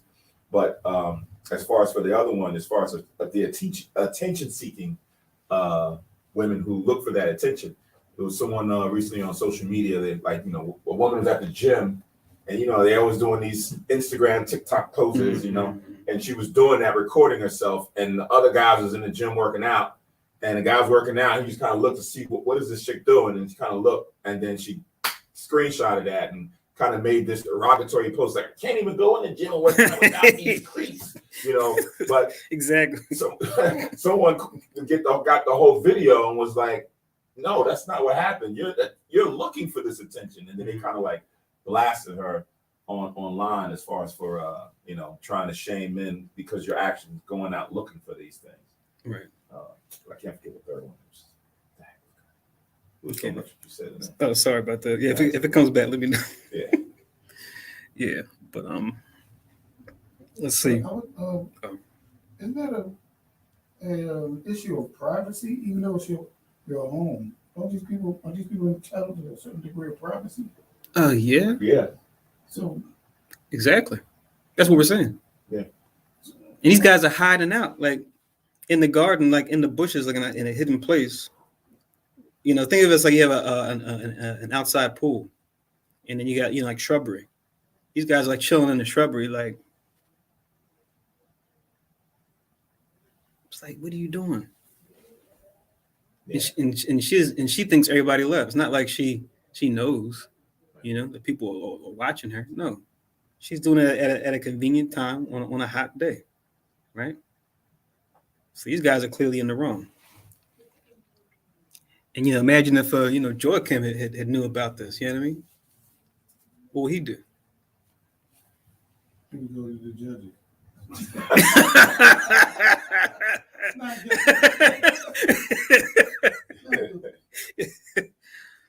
That's funny. press charges, right? To the charge pressers. Yeah, man. It says in verse 19, now when the maids were gone forth, so now the two maids left. So now she's alone for a moment. They might have went inside or went to the kitchen or wherever. It says the two elders rose up and Did you read 17? I thought you read 16. Oh, you know what? You're right. I did jump ahead. Yeah. Verse 17. Then she said to her maids, bring me oil and washing balls and shut the garden doors, that I may wash me. Oh, I don't have to assume. We know exactly why they left. And they did as she bade them, and shut the garden doors and went out themselves at privy doors to fetch the things that she had commanded them. But they saw not the elders because they were hidden. Right? So kind of makes you think of like Esther too, we were reading before, where she like always has her maidens with her, like her entourage, to attend to her and things like that. And even going back in time too, I think about Laban's daughters, right? Leah and Rachel, where he even gave them a nursemaid, right? Like once they married Jacob, he said, okay, take this one. She'll be your nursemaid to help you out with, with different things as it pertains to, your womanly needs, right? So you kind of see that tradition. Mm-hmm. It's interesting because initially when you read it, that she's gonna go and she's going into the garden. So you're thinking it's just out in the open, right? Because sometimes you see that where folks wash in lakes and springs and things of that nature because it's like private property, it's their own land. But in this case, even though it is, their property or where, her husband's property, it's like a house in the garden. Yeah. Because he says, go out and close the garden doors. Right. So it is an enclosed building or whatever you want to call it, where she's now going in and doing this. Gave him the stale fist, like. Yeah. Khan. There's a Khan here that this entity we be the prime real estate. Joachim had some prime real estate, right? They take a tour of the house. You're like, it's pretty nice. All right. So this is History of Susanna, verse 19. It says, now when the maids were gone forth, the two elders rose up and ran unto her, saying, so her two attendants leave to go get her wash stuff. And then now, once that she's alone, they run up on her, right? So they come out of the hiding spots and run up on her as she's washing or getting ready to wash. It says, behold, the garden doors are shut, that no man can see us, and we are in love with thee. Therefore consent unto us and lie with us. So these guys didn't waste any time at all. These guys just went straight forward, right? And just said, yeah, we're all alone here, so now sleep with us. It's just like, oh, okay then. Kind of makes you think of when what was the girl's what was her name? Potiphar's wife, when she came up on Joseph alone, and she said the same thing. Lie with me. It's funny the way it's written in the scriptures. This is very direct, you know. It's like there's no tact with it. It's just like, you look nice. Lie with me. It's like, what? What? Like, it's like I can only imagine how she's reacting to this. Kind of like with Joseph back then. He's just like, whoa, what? You're a married woman. You're married to my boss. I can't do this. So it's like always the righteous. And he's not only righteous, but righteous attractive. Because remember, Joseph was kind of a similar boat, right? He was good looking, but he was righteous. So he knew he couldn't do that. Just like as you want to read, she knows the same thing. I can't do that with these men. But let's see her response before I read. No, I was just gonna say, you said those guys are straight up with it. If you like, see, back in the days, if you listen to the songs back in the days, you know, you should like, you know, kick game and things like that. Nowadays, you hear these songs, these guys is straight brazen, just right out with it, right? You know, so it's the same spirits that's back then. It's the same spirits that's in now. And you probably what's funny, and then even other scriptures may not go into detail about it, but even with like the scripture but for marriage, right, in Exodus, it says if a man entice a maid that's not betrothed. So that entice doesn't go into detail about what enticing is, but just knowing Israel and how we are and how we have a certain flair about us, you can kind of figure it out when it says entice, what it means, but you may not always see, I guess, sometimes you do, other times you may not see, I guess, the dynamics of not only what's being said, maybe how it's being said, and maybe what led up to this and all the other stuff. Like you may not get all those added details, but it's kind of left for you to kind of fill in the blanks. Good. To go with what Manashah is talking about, this happened a couple days ago, and sometimes hindsight is 20/20, and you don't realize it, or you didn't think about it back at the time when it was going. So I was listening to the radio, and this R&B song by this guy named Joe came on. I remember, I was like, oh, I remember this song back in the day. Joe. And it was, he wanted to do all the things that your man won't do, right? That was a song. So now I'm listening to the words to this song, and it's like, hold on, this song is off as hell. This woman has a man, and you now trying to court her away from him, and you're telling her all the things that you do for her that he won't do. But the melody and the it's catchy, it just feels good based on the music and everything else. But when you get into the spirit of it, it's off as hell. So you have a lot of songs from when I grew up to now I'm an adult to even it gets worse now. Yeah. But it's like, all of this spirit, the vibe of the world was just off, and I didn't realize it when I started really paying attention to music, shows, and things that I have been exposed to now make me think away, right? So if the music is catering to this, and I'm out and I'm in the world, guess what? Those types of things, but I got a man. What your man got to do with me? Right? I remember that song. Remember that song? I remember that song. I got a man. What that man got to do with me? I'm not trying to hear that. What's up with me and you? And it's like, what the heck? So to your point, the same type spirits that was back then, what we was talking about in class, those same spirits from the past is regenerated, reincarnated here today, right? Coming with that same spirit to not just care about, marriage and law and principles and morals and things. They just throw all that stuff out the door. Listen, ain't nobody see us. Let's get this menage on. That's what these guys are saying, right? Just blatant and bold. Not knowing, like, you imagine they just come out the blue. They run up on you. The woman be like, "Oh, what the heck?" Exactly. Shocked and scared and afraid and everything else. And then you just come behind with this proposition. Ain't nobody here, so who the hell are you? Like, what are you talking about? They held to a higher standard. That's what's really interesting. Yeah. They're supposed to have a little more control. That's what I'm sure is going through her mind too. Like, of all people, you guys, and she's all alone, so that's scary enough. Yeah. Man. Just go into the churches, pastors laying out the whole congregation. Yeah, man. Yeah. Yeah, I heard some. Yeah, I can probably go into some other stories with that too, especially with the whole younger kids, boys and girls. Where in the church, you might have a little special area or like a special place. You go upstairs, and then the pastor and everybody will be talking. Those see one of the kids they like and be like, "Hey, come on over here. Let me show you something real quick." And you take them to the room, and then all the people were there, and they just think, "Oh, well, it's the pastor. He's probably just going to show her something. Won't be anything bad." But yeah, you got pastors doing this stuff, man.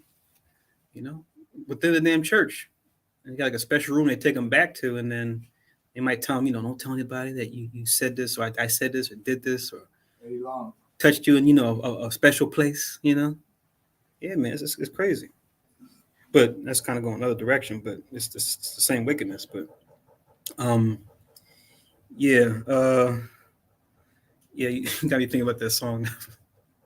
I remember the end of that song was "I got a man, but your man ain't me." Just used to go off like that. I remember as a kid listening to that, like, okay. But yeah, let's see what happens. It says in verse 21. So here's the proposition. So they told her what they want her to do, but now here's the threat. If thou wilt not, we will bear witness against thee that a young man was with thee, and therefore thou didst send away thy maidens from thee. So this is the way they got to do it, right? So they're direct, but then they already got the con set up. They already got the leverage, the story, and like you brothers have been saying, they're judges. So it's like, who do you think they're gonna believe, you or us? We're judges. I like the cops. Yeah, that's what he said. He said that earlier. Yeah, yeah, man. Let's take a trip to that evidence room real quick. So when we pull over, Jake be like, open the trunk. Hey, what's this? It's like, that ain't mine. It's like, you're coming down to the station. Yeah, man. This is the worst kind of abuse of power, man. Because people trust you in a position like that. They're gonna use this to take advantage and to commit adultery of all things. So it says, verse 22, then Susanna sighed and said, I am straight on every side, for if I do this thing, it is death unto me. And if I do it not, I cannot escape your hands. So she's considering her situation. It's like, as they say in the world, between a rock and a hard place, right? So if I agree, I've committed adultery, right? But if I don't, I can't escape your hands. Meaning you could force me anyway, even though I told you no. So it's like I'm stuck. It says, for it is better for me to fall into your hands and not do it than to sin in the sight of the Lord. So not escape your hands, right? I said force, but that might be an afterthought. But I think in the context here, it just means when she says fall into their hands, what she means is the judgment they're going to pass, which is the lie, that it was some young guy that she was with. So she said, you know what? I'd rather just say no and then have you lie on me and say this some young guy came in here. Just go with that. And then, because if I willingly lay down with you, now it's like, now I'm jacked up between me and the Most High. So you see, she's already righteous as far as her thinking, like we read earlier, where she's looking at the situation and going, let me fall in the Lord's hands instead of falling into these men's hands, right? At least that way, I can stand on my own righteousness for what I'm doing against your wickedness, and then that wickedness can go back on you, and the Most High could, see that, and then hopefully return the judgment back on you somehow, some way. So it says in verse 24, with that, Susanna cried with a loud voice, and the two elders cried out against her. So she yelled out, and then they yelled back, right? Like trying to get someone's attention. This made you think of too is I was watching someone react to that movie Seven. Remember we were talking about that movie Seven that came out with Morgan Freeman back in the day, like a thriller movie. You get this guy killing people that commit certain sins, but then there's a scene in the movie where the Morgan Freeman's character is talking to I think it's Brad Pitt. He's like the detective, the up and coming detective, the new detective, and he's like, when they teach women like self defense, when they go to those classes, he said they always teach women never cry rape if you're being forced. He said always cry fire. He said people hear fire, they come running. He says when if you cry rape, people don't care. But he said if you cry fire, they come quick, fast, in a hurry. I remember hearing that and being like, that's messed up, but damn, it makes sense. But it makes sense for the world we live in. That's kind of one of the main themes of that movie Seven, is going into like how people just like one of the main themes of that movie is like apathy. People just don't care anymore. They see wickedness going on all around. It's just like, it's not me. As long as it's not me, I don't care. So I think that little section, that movie speaks to that as far as some women to cry fire if they're, someone's trying to attempt to rape them. Because rape isn't enough. People hear rape, it's like, I'm not finished my food yet. Let me finish dinner and then I'll come and help. Or my show's on. Yeah, I'll come and help after the show goes off. It's like, whereas fire, maybe it's probably self-preservation. I don't want to lose my stuff. I don't want somebody losing their stuff. So let me go and help. Real estate, right? I don't want to lose my house. We go put the fire out. That's a serious threat now. It's like, how messed up is that? I wrote it down this time. So 3 precepts. Two precepts. One in Deuteronomy 22 for them crying out. While the cry was going out. So this is Deuteronomy chapter 22 and verse 23.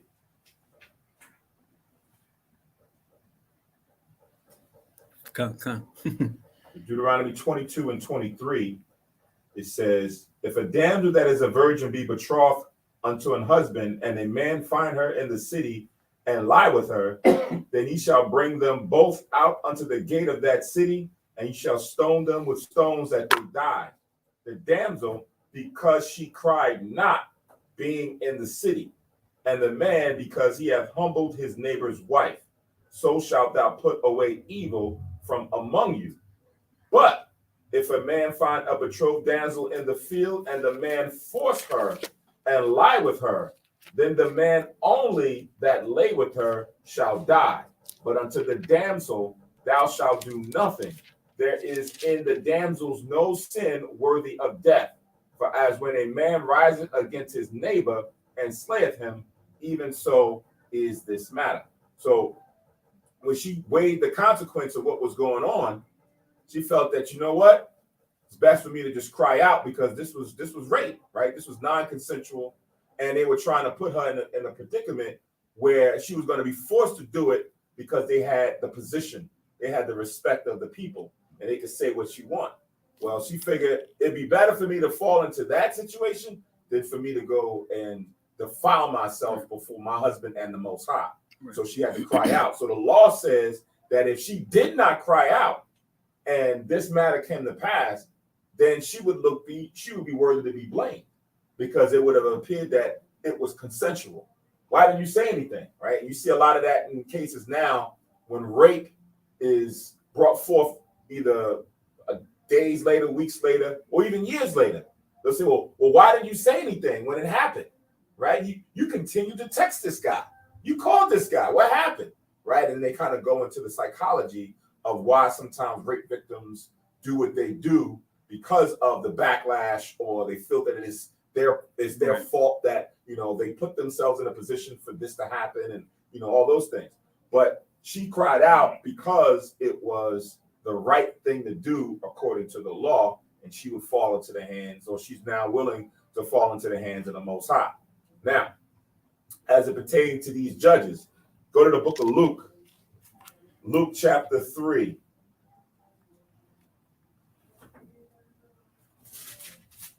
Luke chapter 3.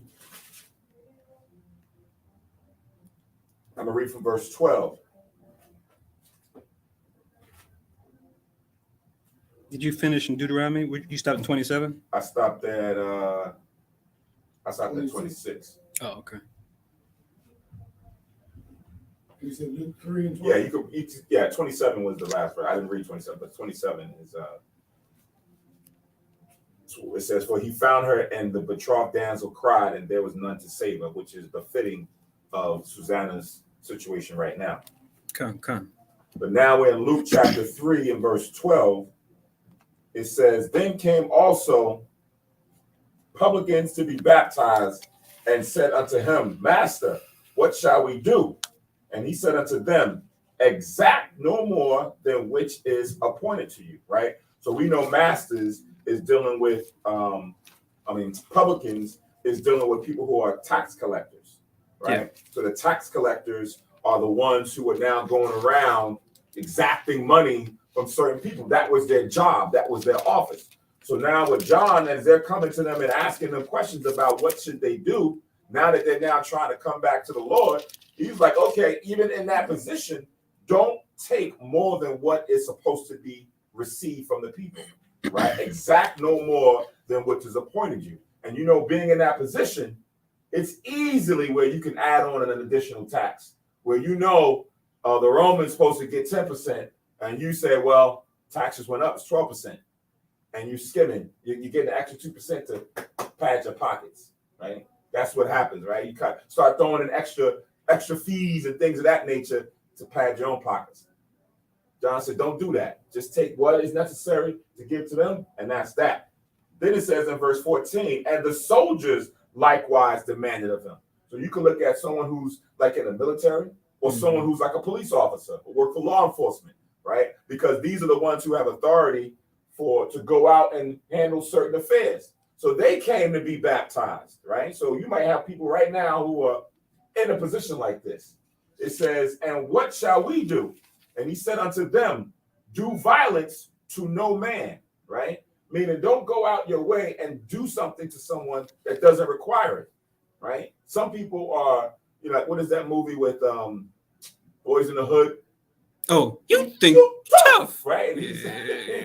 You know, so it's sometimes where our people go above and beyond what is necessary, right? We're not even talking about the heathen. The heathen is not the focal point here. It's our people who are put in these positions, and they act like the nations. They act like Esau, right? And now they are causing harm and violence to their own people. But in this case, it says to no man.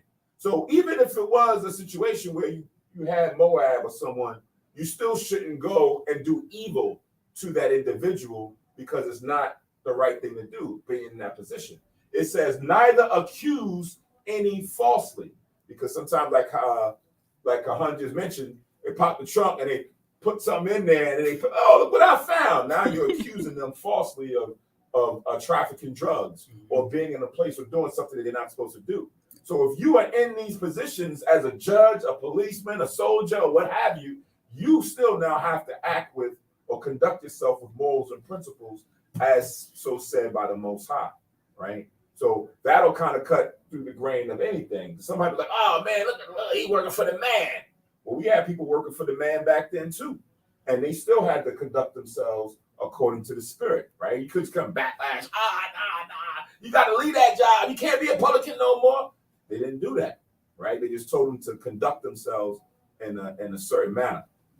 Now, the third thing that you mentioned as far as for the rape, Chris Brown just went through that a few weeks ago, a month ago, where he was accused of rape.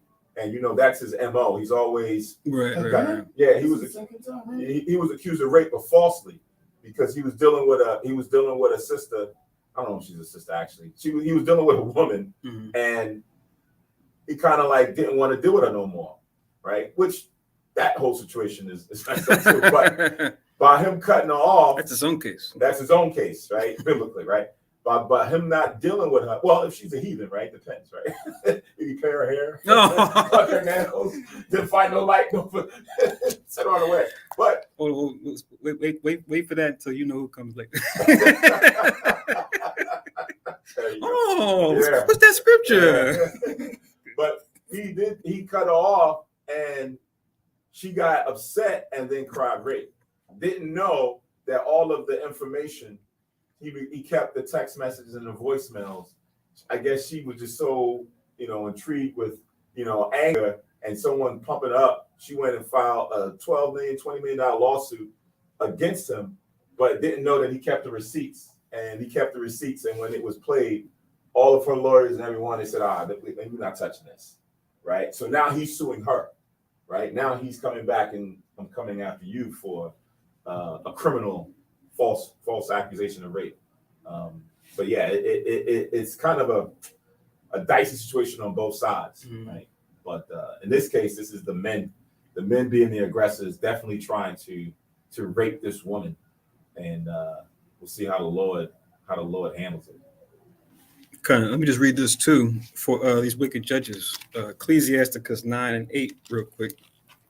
Ecclesiasticus chapter 9 and verse 8.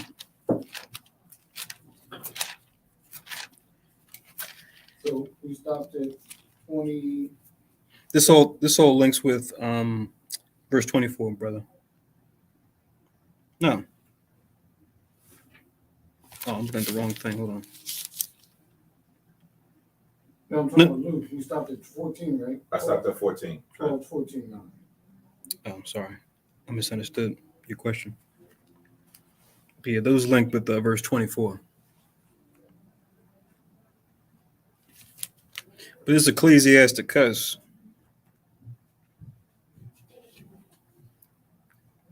Chapter 9 and verse 8, which reads, "Turn away thine eye from a beautiful woman, and look not upon another's beauty. For many have been deceived by the beauty of a woman. For herewith love is kindled as a fire." You see that? So yeah, that's the rule. So it's like you're gonna see a beautiful woman, but the key is to what? Verse 5 says, "Gaze not on a maid, that thou fall not by those things that are precious in her." Right? So the whole thing is gazing, right? You say 5 or 8? Verse. I jumped up to verse 5 on the second point I was making. Because you can look at people all the time, right? Greet people, it's just cordial, right? Now, you don't ice grill cats, there's ways of looking where it's like, okay, now you're going a little overboard. You're looking a little too long, right? Like, I know, in Philly, it's like, if you do, you don't look at anybody unless you know them, right? That's kind of the whole thing. And if you look at someone extra long, it's just like, you might go to a red light, just 3 or 4 seconds, all of a sudden it's like, the person might look at the same time. It's like, you know what I mean? Like, what? Like, do something basic like, hi, whatever. And it's like, you got an eye problem? Something wrong with you? Need somebody to fix your eyes. Which Deuteronomy 28 and 54, right? Exactly. But yeah, you can look, but don't gaze. Once you gaze, it's like now you're just like giving someone extra attention, and then now it's when the other thoughts come in, you start undressing her with your mind, and before you know it, you're committing adultery in your head if she's married, and just fornication if she isn't, Because you'll read this, and then verses like this will throw you off. Ecclesiasticus 36 and 22.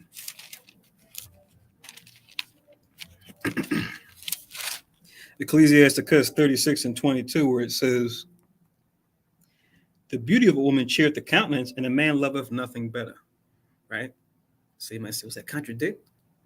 So supposed to cheer your countenance, meaning it makes you happy. When you see a beautiful woman, it makes you happy. Like, yeah, there's nothing wrong with that. But then what happens, what gets messed up is the beauty, the appreciating of someone's beauty goes into gazing, and the gazing leads to lust, right? That's where you go overboard. Just like drinking alcohol versus getting drunk with alcohol, right? And like an image I like to use too is think of like the tide that comes in, you know? If you see a guy or a girl, depending on if you're a brother or sister who's attracted and whatnot, right? Whether it be in person or, on TV or whatever. Okay, just let it wash in, like the way the tide comes in, but then just let it wash back out to sea. Observe it, take note of it, but then don't let it get bottled up. So otherwise, what can happen is you get what they call undertow, right? I'm not sure if any of you guys went to the beach when you were younger, where if you're young, you get caught in the undertow. It's like scary, where you're trying to get to the beach, but you can't because the waves keep catching you in like this constant spin. Remember that happened to me when I was a little person, and thank goodness, I had an adult there that was able to grab me up and kind of take me out of the undertow and throw me towards the shore. Right. I remember just trying to get out of it, and I couldn't do it. And I remember seeing the beach was right there. I was almost reaching. I was caught in the undertow. I was stuck. So that's what can happen. Trying to use an image in nature as a way to kind of approach this thing, where you're not. You're not becoming a stiff, but at the same time, you're not becoming a lush. There's nothing wrong with acknowledging someone else's beauty, but just don't let that acknowledgement lead you to think and do sin. All right, so let's go back to Susanna.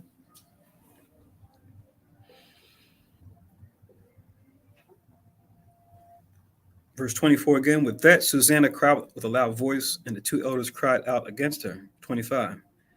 Then ran the one and opened the garden door.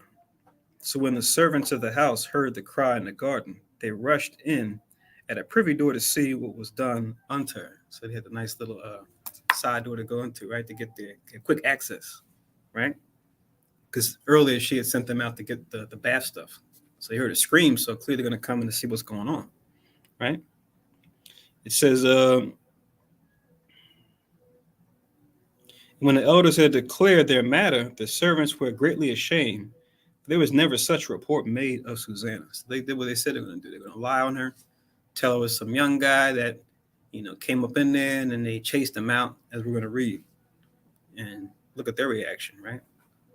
Because they know her. They know who she is, right? They may have known her for quite some time. And it's like, for her to have this righteous reputation, you hear about this happen. Like you mentioned the Bishop Eddie Long. Like in the world, we do that all the time with like celebrities, but especially people who are like, in the church or in the mosque, right? You say, oh, he's a holy man, holy woman.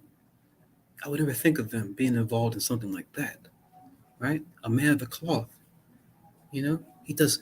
He goes to Mecca. He does all the, he does the deen every time it comes around. He made his pilgrimage. He follows all 5 pillars of Islam. How could he be involved in this? Of all people, him? No. So they're using it to their advantage, and this is being used against her to her disadvantage, because that's how her maids see her, right? As a upstanding, righteous woman, one to be looked up to, right? A role model, right? Which we're in serious lack of today, right?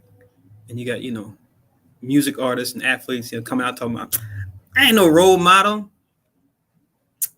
I'm not a role model.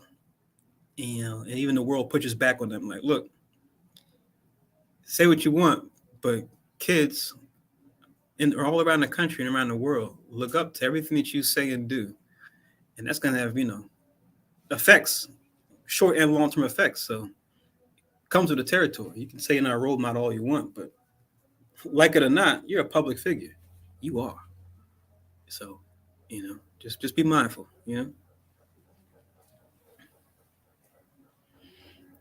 It says, and it came to pass the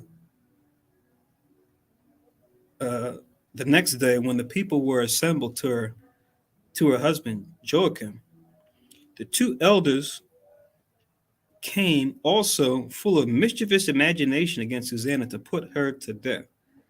So, like I said, they're having cases every day. So clearly, this is a case didn't have to wait. Esau's court. They'll say, we'll have to appoint you a court date for your, for the hearing for this particular suit. And they did this one right away, apparently, and said before the people, "Send for Susanna, the daughter of Chalchias, Joachim's wife." And so they sent. Right? So it's like adversarial court where they have the judges, the people come, they state their cases, right? And then they bring their evidence, and then judges look at the evidence and take however long they need to do to decide the judgment, right? There's different, slightly different court structures. You have the adversarial one where it's like prosecutor, defense attorney, right? But all in all, you have the basic elements there, right? You have the people involved, you have the evidence for what the case is between the people. If it's just one person or more than one person, you have a judge that weighs in the matter. Sometimes you have a jury like we see now, but not all the time. Sometimes the judge can look at it and decide on his own without a jury. So, but all in all, you tend to have the same essential elements in any court as this was. So she came with her father and mother, her children, and all her kindred, right? So all her family is there, right? Obviously, right? Because of this horrible thing that happened. Well, this horrible thing that she's being accused of doing, which they want to see if this is, actually what happened, right? How could our dear Susanna do this, say these things, do these things?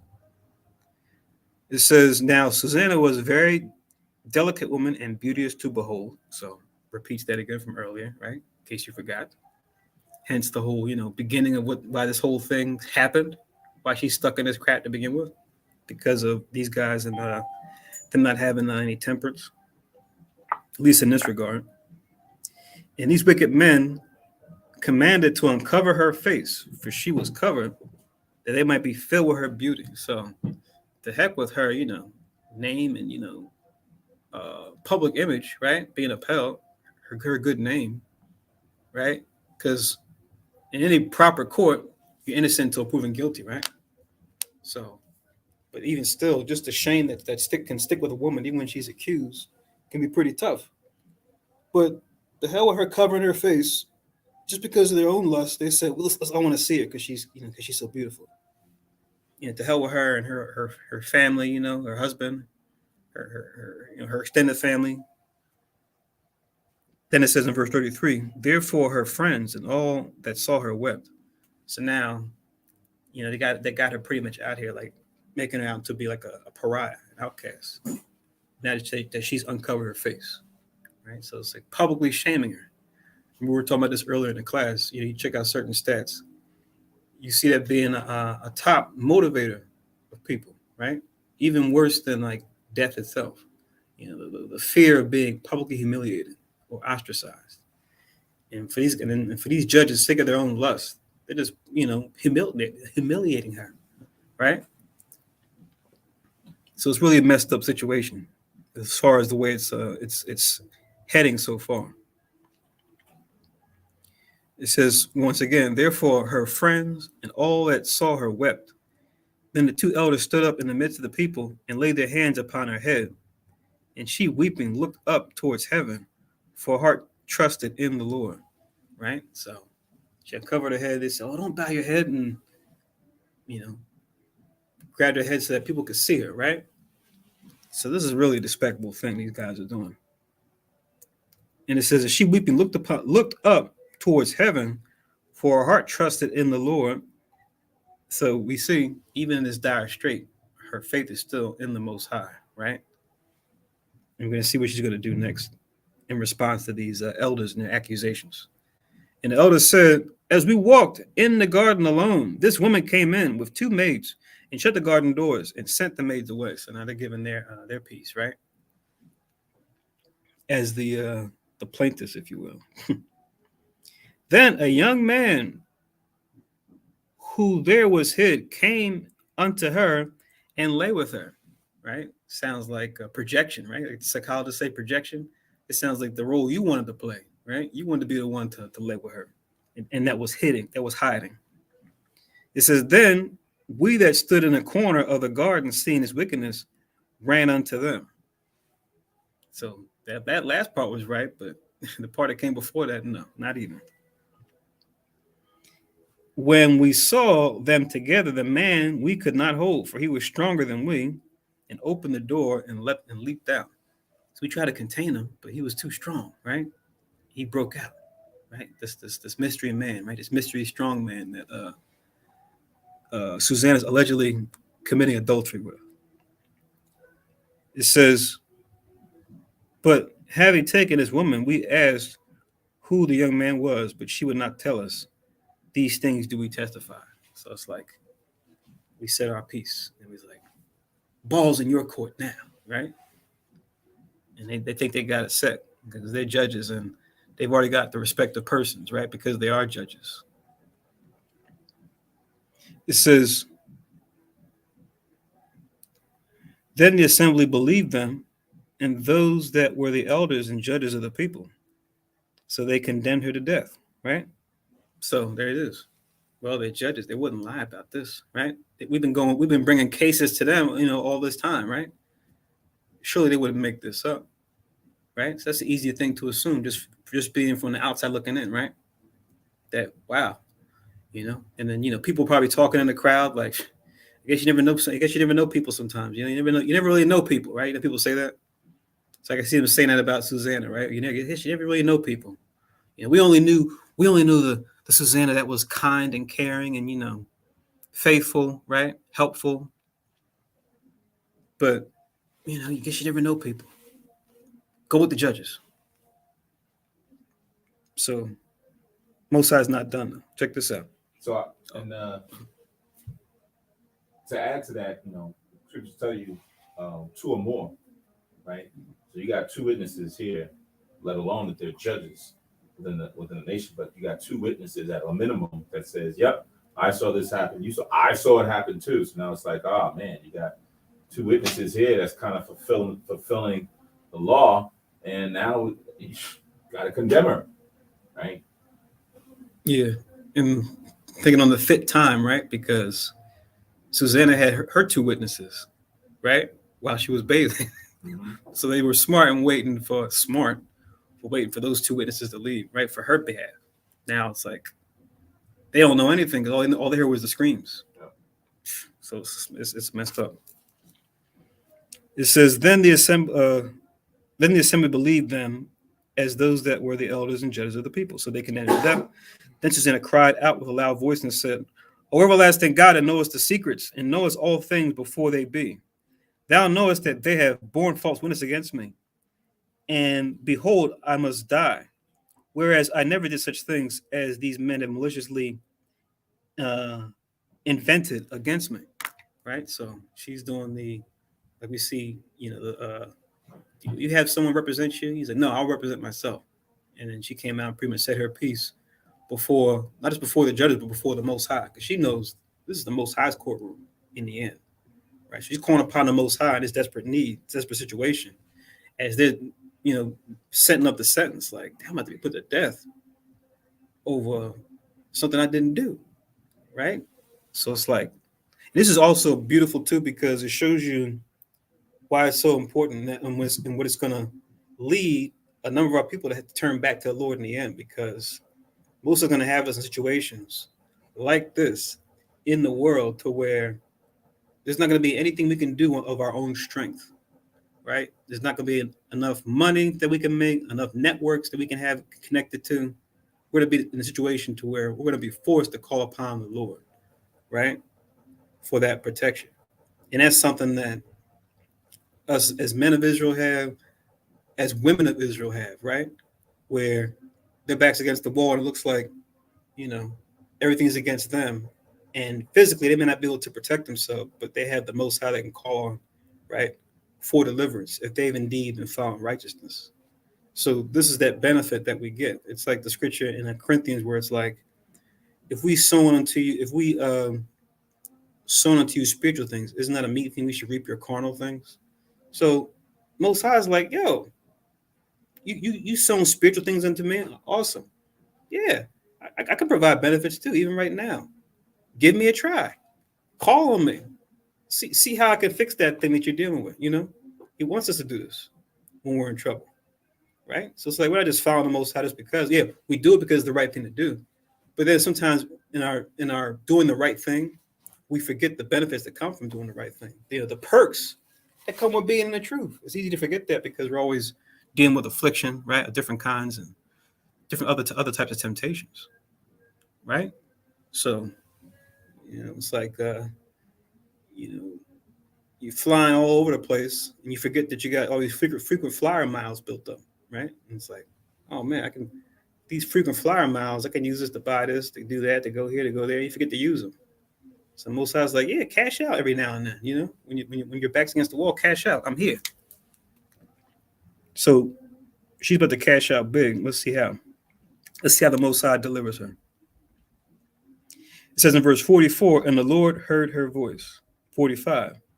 Therefore, when she was led to be put to death, the Lord raised up the Holy Spirit of a young youth whose name was Daniel. So now enters Daniel, right? But just a young lad at this point, right? A youth. I'm not sure what they consider youth to be now. There's something they say it's like, I guess, like a teenage, I guess, or maybe grade school age, but usually it's like teenagers, I guess, but who knows? But either way, we just know he was a young man. It says, verse 46, who cried with a loud voice, I am clear from the blood of this woman. So imagine this, right? She cries into the Most High. They hear her cry. Her family's crying, right? Because they're about to lose their daughter, their friend, right? They're getting ready to put her to death. And then you hear this other young person cry out this. So it's like, all this happened. All of a sudden, it's like, everyone looks toward where Daniel's is, right? That they cried out, who's this guy, right? Like the gas, very, very dramatic. Then it says in 47, then all the people turned them towards him and said, what mean of these words that thou hast spoken, right? So, really? How are you involved in this? Like, what do you mean by that? So he's standing in the midst of them, said, are you such fools, ye sons of Israel, that without examination or knowledge of the truth, ye have condemned a daughter of Israel, right? So he's kind of on his Elihu in Job, right? Where it's like, I was young and you are very old, wherefore I was afraid. After listening to you guys deliberate, listen to you guys, judgments on the situation, I'm disappointed. So young Daniel is highly disappointed in all these adults. He's grown up, as they say, right? You just gonna let these guys just condemn her to death and not do examination? Y'all taught me to do this.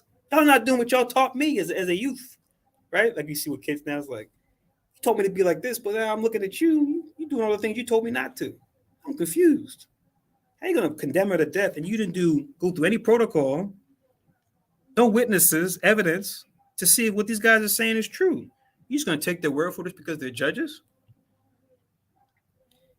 But now we're going to bring another law into play. Like you read the law in Deuteronomy 22. Now we're going to get into the law of 2 or 3 witnesses, right? How Daniel's going to use this law wisely to get to the bottom of things, get to the truth, right? It says in 49, return again to the place of judgment, for they have borne false witness against her, right? So the law tells us, you read Deuteronomy 19, 15 down to 19, right? Out of the mouth of 2 or 3 witnesses shall the matter be established, right? Like you discussed earlier. But now here's the thing, and here's what Dan's going to use and do it cunningly, right? Those 2 or 3 witnesses, they have to be saying or be on the same page. But now for anyone that's scheming, right? Because you could be at a scene of a crime, right? And then the criminals, right? If they're clever and wickedness, they could say, okay, look, we did this dirt. We stole this. We killed this person. Whatever we did, let's all make sure our stories line up. Let's make sure our alibis line up, right? Where were you on the date of, at the time of, right? We always talk about the W's, right? They're gonna bring the prosecution is gonna ask all those W's, right? Where were you? When were you? Why were you there? Right? They're gonna ask all those things, right? And ask all 3 of us. So these 2 or 3 accomplices, and whatever the crime is, they gotta work out all the details to make sure that the story matches. But with wickedness, you're always going to miss something, right? You're never going to cover all bases. And a wise prosecutor who's good with questioning is going to be able to expose the different witnesses, right? Ask them deeper questioning to expose the difference in the story. And Dan's going to do this, right? Very artfully. Yeah, that's what you see before you even get to the courtroom. When let's say a couple of suspects are apprehended by the police, they bring them to the police department. They put them in different rooms, right? In the different rooms, they're recording them and they're getting their statement. And they'll ask them the same thing for hours, right? Because they want to make sure that you're saying the same thing, whether it's a lie or truth, that you're consistent. They'll ask a question. Let me ask you again. So you said you were at this place at what time? I told you before, I was there 12:15. All right, just checking, just making sure, right? And they'll just do that and do that and do that. And then like, because your buddy over there, he's telling us a different story. Or, and then they'll lie on what the buddy said. Like they'll lie just to see if you'll change up your story. And then usually when it's a lie, you change up the story, right? Because now you're ad-libbing. You're like, ooh, you got messed up or whatever. And then you start doing it. But that's that same type of interrogation that Daniel is about to do. One would ask, you know, sometimes I'm always of the belief, not always, good portion of the time I'm of the belief that a lot of the practices that when it comes to things like this is gravitated from the scriptures, right? You take some of those practices from the scriptures when they see things like this, right? Come. So he's standing in the midst of them, said, "Are you such fools, ye sons of Israel, that without examination or knowledge of the truth, ye have condemned a daughter of Israel? Return again to the place of judgment, for they have borne false witness against her. Wherefore all the people turned again in haste, and the elders said unto him, Come, sit down among us, and show us, seeing God hath given thee the honor of an elder." See, they're trying to fall back on their ethos, right? Their reputational appeal, as they say in rhetoric, right? Just because we're elders, you know, surely they're going to listen to us. You know, why should they listen to you? And, you know, you see this used all the time, right? Even today, you see the reputational appeal being used a lot, right? Where the person could be saying straight nonsense. It doesn't make any logical sense because they got the MD, the JD, the PhD, the DD, whatever letters they got after the MBA, they got whatever letters after their name. So whatever they're saying has to be golden. Right. And I think you mentioned it earlier when the verse talks about, you know, you fools, do not examine before you condemn, right? So it's now, as they're coming back and saying, see, that now you're one of the elders. Now you're one of the smart ones, right? Because he's presenting himself as he's an experienced person. He's knowledgeable about how to handle these tactics. So sometimes you'll see that in certain like TV shows or whatever, when a crime has happened and the police do a quick hurry up job and they say, yep, that was the guy, right? He's like, that was the guy. And then now the detectives come back and he's like, well, did you guys get fingerprints? No. You didn't get. Did you question the clerk? No. What are you guys doing here? You didn't. Did you follow the due process? What's going on? So now it's like, I don't know. I was just told to take. Now it's like you do it. You know, it's that kind of thing. Now Daniel is, you know, calling them out. So okay, well, maybe you could do this one better, elder. Right? Yeah. Come. 51. Then said Daniel unto them, Put these two aside, one far from another, and I will examine them. There it is. Cross-examination. Like you said, put one in one room, put one in the other room, see which how we can get one to talk. You know, and you know when it comes to that preliminary stuff, you know, they always teach code of the streets. You know, it's like don't snitch, because snitches get in ditches, right? And you go in there and it's like, what time were you at the scene of such and such? What time did you see what time did the crime take place? I think it was at a lawyer o'clock. You know, they kind of like talk trash to the cops. Everything is lawyer, and they, you know their rights. They plead the fifth, right? I'm not saying anything till I get a lawyer. You know, so whatever you're telling me, whatever, you know, you can say whatever you want for however long you want. Lawyer. And you know they can do that, but the art is to see if they can get them to come out of that mode, to get them to annoy them or to insult their manlyhood or whatever it is, to get them to start talking. right? Or threaten them. But for guys who are, as they say, 10 toes down, it's just lawyer, lawyer, lawyer. I'll wait for my lawyer. No matter whatever you want to say, you want to threaten me, 25 to life, lawyer.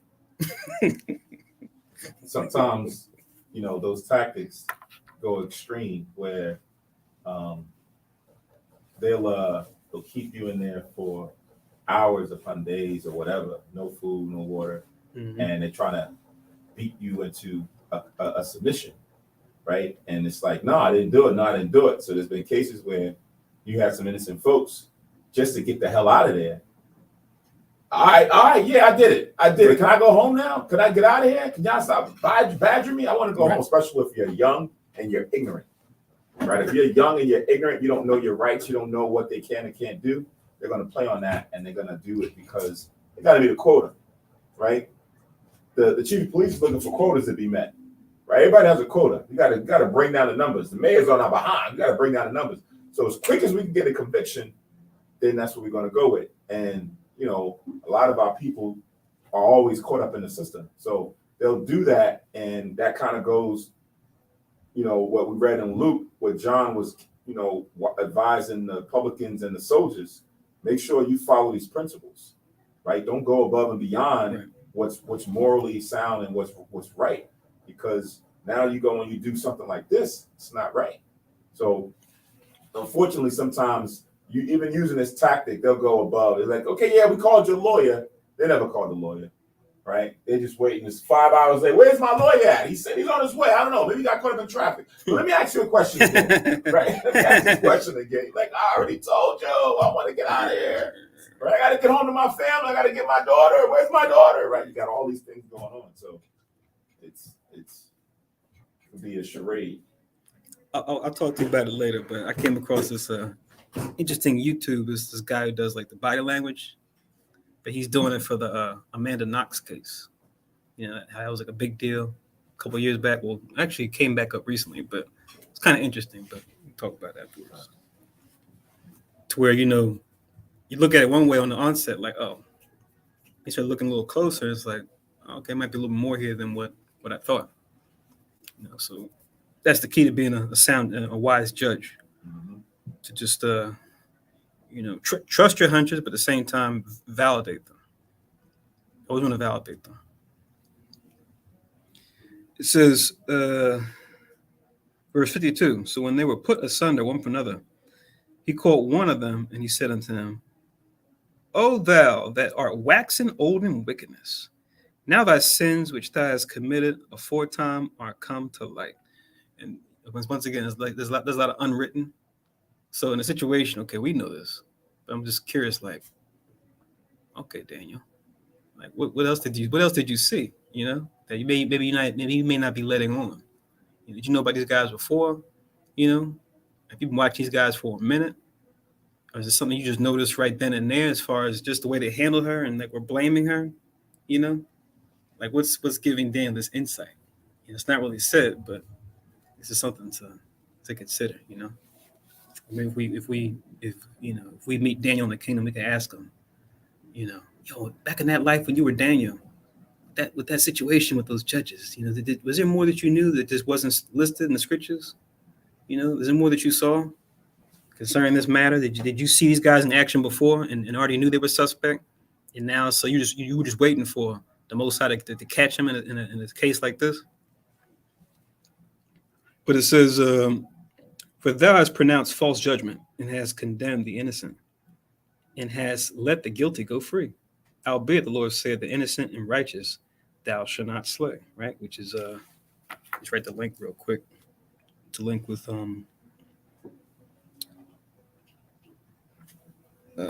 history of Susanna,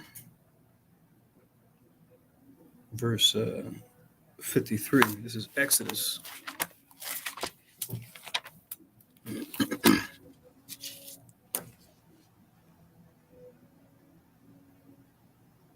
Exodus 23 and verse 7, it says, Exodus 23 verse 7, keep thee far from a false matter. In the innocent and righteous slay thou not, for I will not justify the wicked. See that? So we always want to make sure we figure out who's righteous and who's wicked in any matter. Because the Most High hates when the innocent are punished, something they didn't say or do. So that's Exodus 23:7. Let's go back to history of Susanna. Let's continue.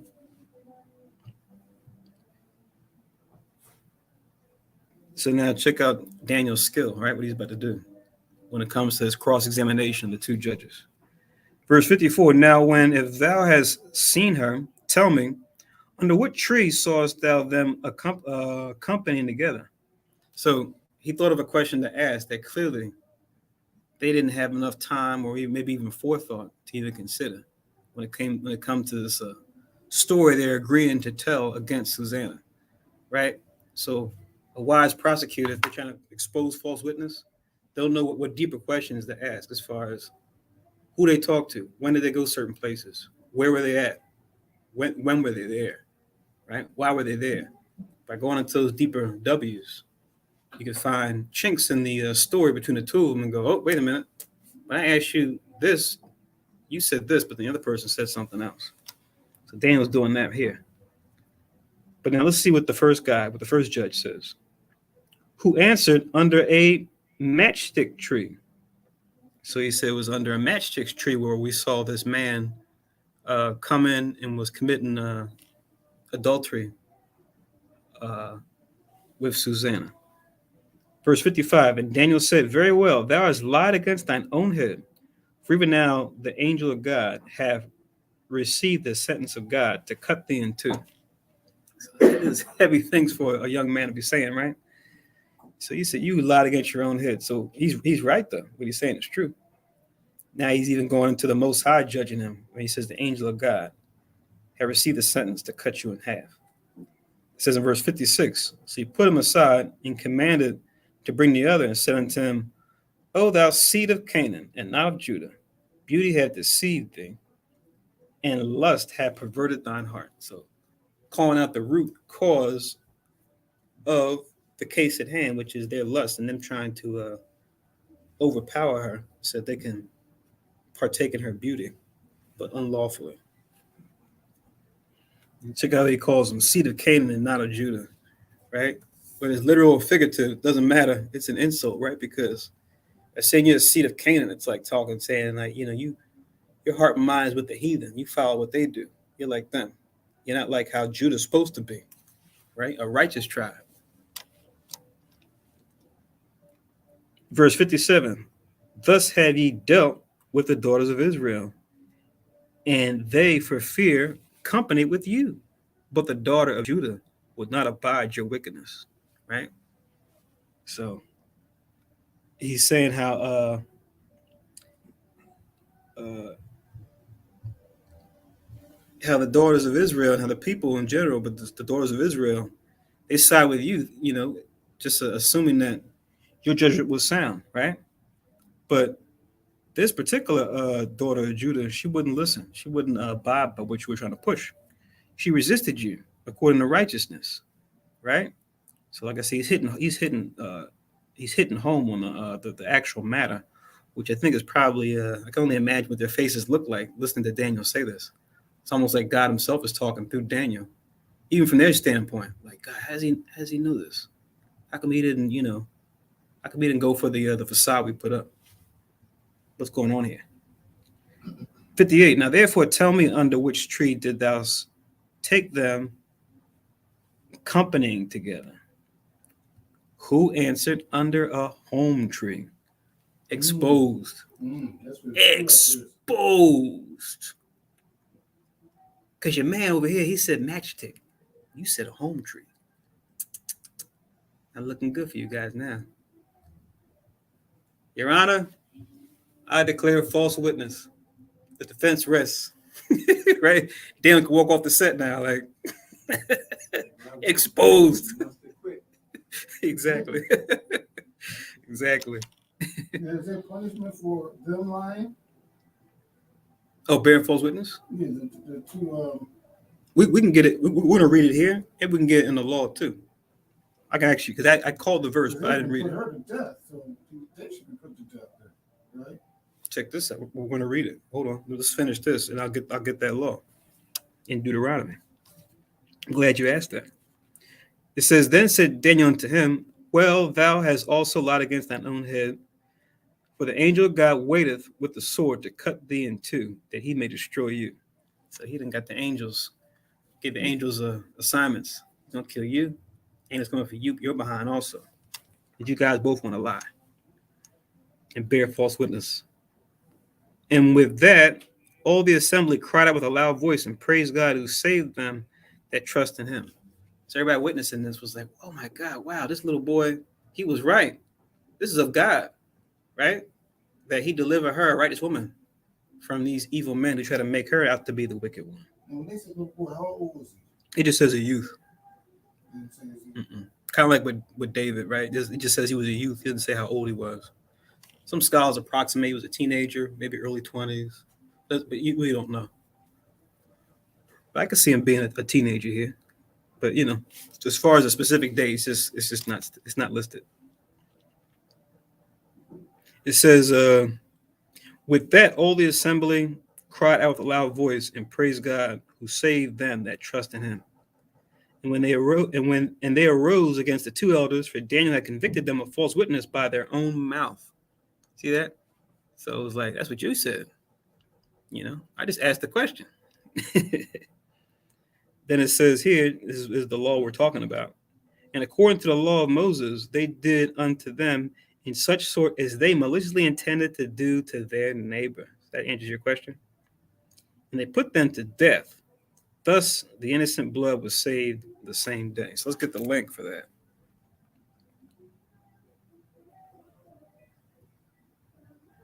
So to link with 62. It's not. I just was. I wasn't really paying attention to the music. It's like some. First it was reggaeton. Now it sounds like bachata downstairs. Are they upstairs or next door? Downstairs, doing some work. Unfortunately. Let's see. Not so much the work, but when they're doing it. Deuteronomy 19. Deuteronomy 19, I'm going to start from 15. This is the law they're talking about. Deuteronomy 19 and 15, it reads, "One witness shall not rise up against a man for any iniquity or for any sin." So like Susanna, right? She had those two judges. And they were judges, so they already had the people's heart and mind, like, oh, they're judges, so surely they're saying the right thing. But even still, doesn't matter what their background is. It's letting you know if it can't just be one person, whether they're a judge or not. It has to be at least two. That's why it says, "One witness shall not rise up against a man for any iniquity or for any sin. In any sin that he sinneth, at the mouth of two witnesses or at the mouth of three witnesses shall a matter be established." Then as you read on, it says, "If a false witness rise up against any man to testify against him that which is wrong," like in the case with Susanna, "then both the men between whom the controversy is shall stand before Yahweh, before the priests, before the judges, which shall be in those days," right, like we have here. "And the judges shall make diligent inquisition, and behold, if the witness be a false witness." So this is what Daniel did. He did the diligent inquisition, right? Cross-examination, right? See if they're going to say the same story. "If the witness be a false witness and have testified falsely against his brother, like they did against Susanna, then shall ye do unto him as he had thought to have done unto his brother. So shalt thou put the evil away from among you." So there's your answer right there. And they did that to these guys. So you want to put her to death and you lied? Well, guess what? Now you get to look forward to what you want to do to her is not going to be done to you. Then it says, and I'll read the last, I'll read verse 20. "And those which shall remain shall hear and fear, and shall henceforth commit no more any such evil among you." Right? And that's the thing you want, because with cases like these, you want everyone to be witnesses, right? From young to old. You want them to see that so that can be a reminder. Let me not cut up like these guys. Now, what about past cases? Do they get dismissed or retried? Because you have to think about that. If they had other people punished in the past Mm-hmm. and they found to be people who lied, these judges, can't they carry on to their past cases? You know, it's not written, but that's a good question. You know, Something to ask Daniel that too, means you gotta or even Susanna. find Maybe those other people innocent. right. It's not written. That's something to ask. You know, Daniel or Susanna or whoever else in the kingdom. Right. We go back through this history, those things that aren't said. For Most High has a reason why he doesn't say, but we could ask that in the kingdom. What was really going on with those guys, Daniel? Did you know them from before? Did they have, like you said, did they have like past stuff that they did that was off? Did you guys go into that then? Because it's not written. What happened? And we could find out then. That's a good question. It wouldn't be surprising. I'm sure it was. They had followed. They had other stuff.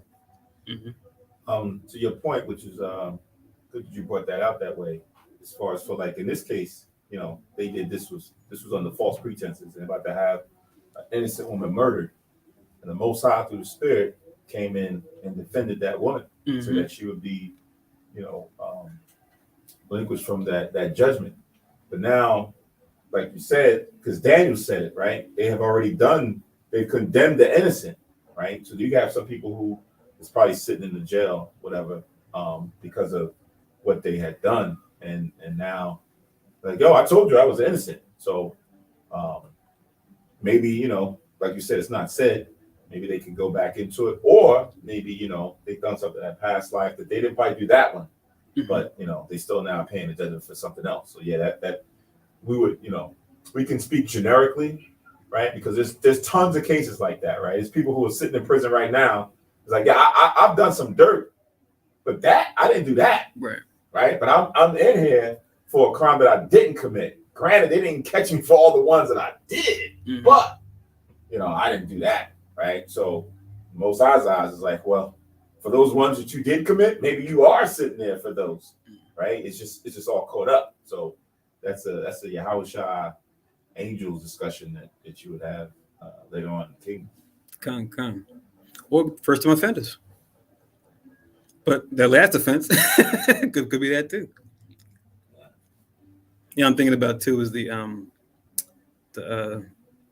you guys remember Pitch Black with Vin Diesel, the sci-fi movie where he had his eyes redone so he could see in the dark, and they were on this alien planet, and they had these creatures in this on this alien planet, and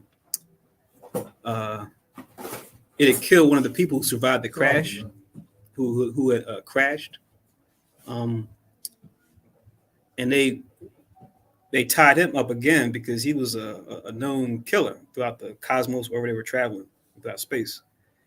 And he's like, they're questioning him to say if he's the one that killed him because he was at the scene of the crime. He saw the blood, but he looked up at him and there was no blood on him. He just was looking at the hole where the creature came out to eat the guy that survived. And he asked him the question. He's like, did you kill Zeke? I think the guy's name was Zeke. And then Diesel's like, did I kill a few people? Yeah. He's like, did I kill Zeke? No, you got the wrong killer. Now, at the onset, you look and be like, nah, he's got to have done. He's a killer. But even in murder, it's like, but did he do that murder? So it's easy to get caught in your feelings just to want to get justice instead of sitting back and going, all right, let's look at all the evidence, And I forget the next line. I think it's something like, we looked in the hole. He's not there. He's like, look deeper. They find out he wasn't that, he didn't kill that guy, Zeke. It's made me think about that scene. It's so easy to, rush to judgment in situations like that, where you would just automatically assume this person had to have done it. Upon further investigation, you realize, oh, I was mistaken. So just so you can respect just like, was that called disrespect to persons? Where, like in that case of the Riddick character, he's already a convicted, convict and murderer. You automatically assume he does the crime. Is that considered respect to persons too? But in the reverse, is that like disrespect to persons? Is this such a thing? disrespect this guy. Disrespecting this guy because he's a criminal. Right. I mean, we got that all the time, right? Just off the color of our skin, right? Guilty until proven innocent, right? I wonder. But concept wise, I think we can see it. Same way as you would take up for someone because of on the other way. Just like he respects most persons, just off of superficial reasons. Like the R. Kelly case. They always make fun of the R. Kelly case where it's like you love his music, but you don't want to because you love his music, you want to turn a blind eye to clear the crimes he's committing with these young girls, Let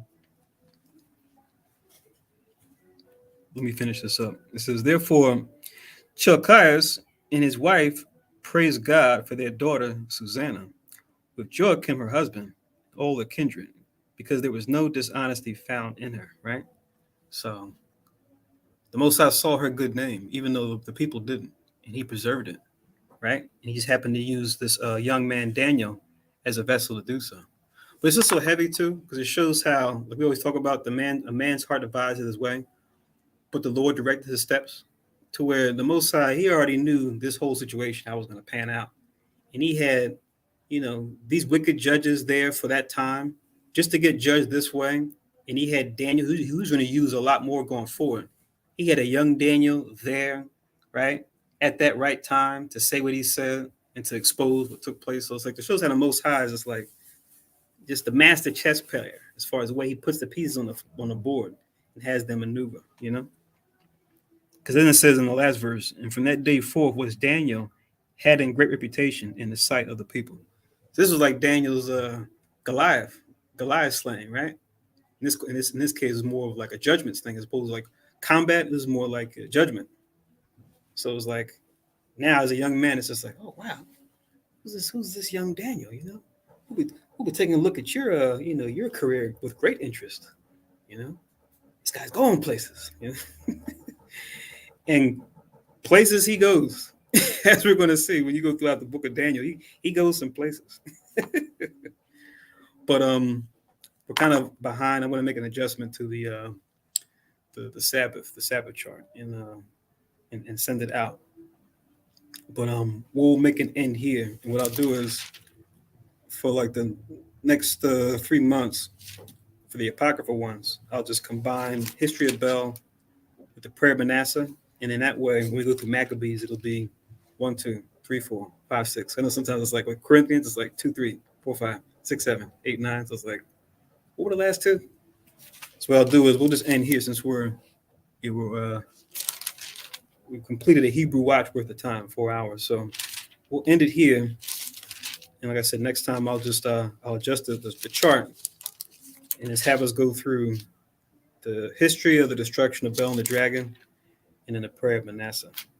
And then after that, when we go into the Apocrypha again, we'll go into First Maccabees 1 and 2, and go by twos going forward.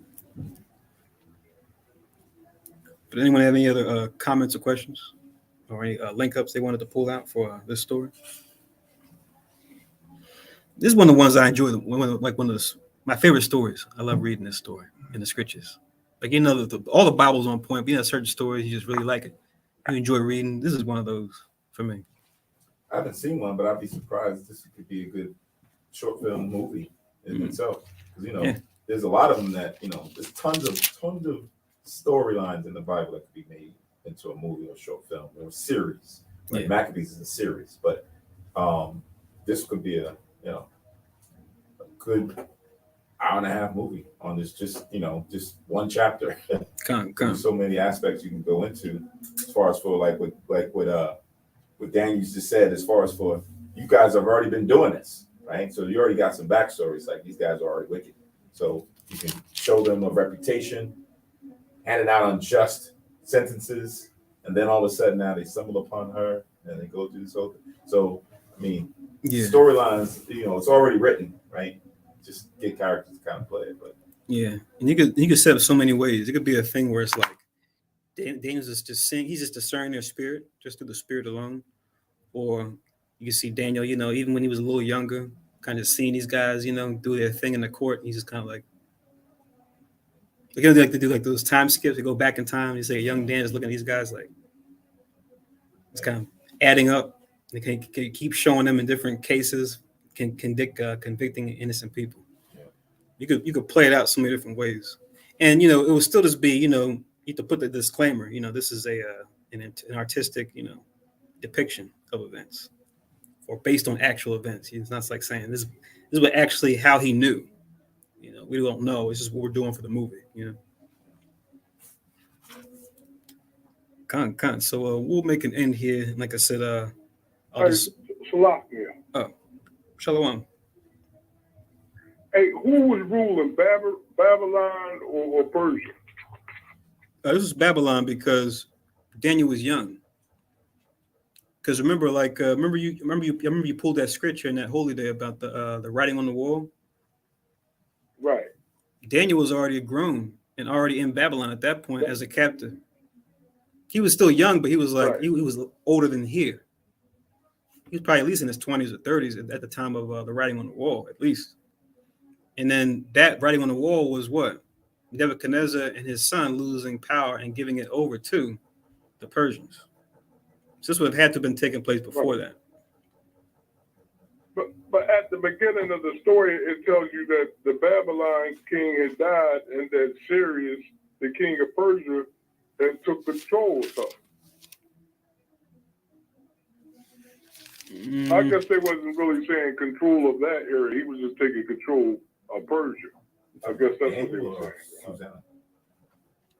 No. It says, Fisher Susanna says, and there dwelt a man in Babylon named Joachim, and he took a wife whose name was Susanna. Then you read down, it says, it doesn't say anything about who was in power. Where is he referencing?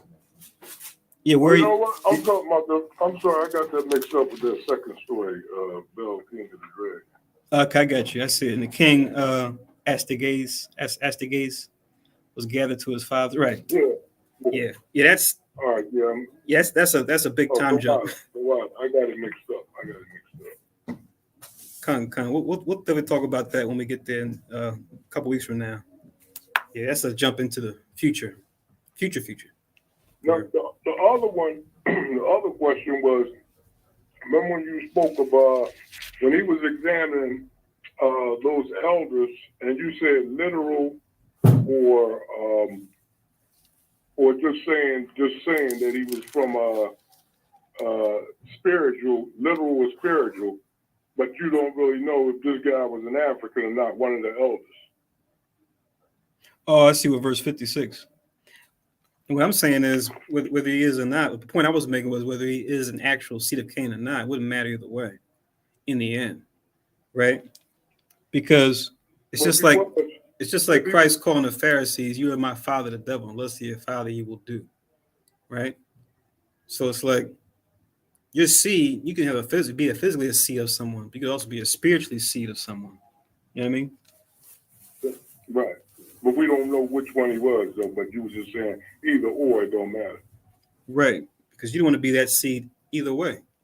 Hell, if you're a heathen, you don't want to be the seed of Canaan. You want to be, if you're that Syrophoenician woman, right? You spiritually want to be the seed of Israel. That's what she was trying to do, trying to follow righteousness. Acknowledge that Christ was the Son of God, right? The Son of David. Right. That's going into being born again, right? The actual being born again, not like what they taught us in the Christian churches, in the Catholic, what are the Catholic Church, right? The Protestant Catholic churches. That's what they taught us.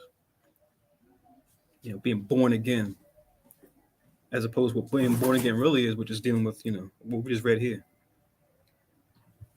Right. Mr. Water. Con, I am the born. Behold, an Israelite indeed, right? Like we said earlier. So I guess he's referencing like of these two judges, one was an Israelite and one was a Canaanite or heathen. Oh, you know what? Maybe not both. Maybe just one, right? Because he calls the one seed of Canaan. Yeah. Well, it could have just been an expression, Yeah. just to say like you're your father, the devil, like Christ said to the Pharisees, because they're supposed to be following Abraham, Isaac, and Jacob, but instead they're following the Hamites that were in the land before, chasing after other gods and other perverse lusts and things like that. So, lucky brothers, I gotta get out of here. Okay. Second, good day to y'all. How about Shimmy? How was Shabbat? Yeah, how about Shemel Shabbat? Shabbat. Take it. Shabbat. Khan, did you have any other questions, Gabar? Was that it, you said? Yeah, that's pretty much it. The water. Khan, Yandabar. So I got one quick question. I kind of crashed last night on the teleconference. Lucky about that. Don't know if anybody brought it up. Do we have a place where we're going to have Passover this year? Not to my knowledge. I'm not sure. She was asking when we have a place. Oh, yeah, we're still investigating. Passover, right? Yeah. Yeah. I think you mentioned it towards the end of the class. Yeah. I'm sorry, what? I didn't hear that. I wasn't sure if that changed from last night till this morning. But like you said, not as of yet. It's still a TBD. It's still to be determined. Oh, okay. All right. If we're not going to have it at the school and somewhere else. Okay. Mm-hmm. Come. So with that, if there's no other questions or comments, we'll say Ashar Shabbat. Definitely continue to watch and pray. Be safer here, especially around this time, as you got a lot of Esau celebrating this wicked day.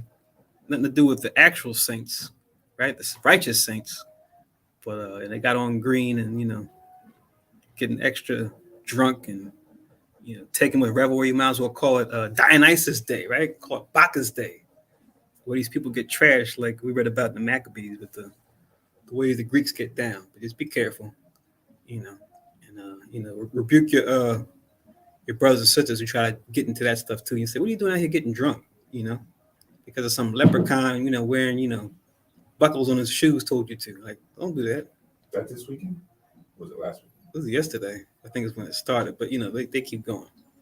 So it's like the whole weekend. They want to turn into a big thing. Probably keep it going. Because Esau likes to drink anyway. They always like to drink. So this is an excuse for them to drink even more.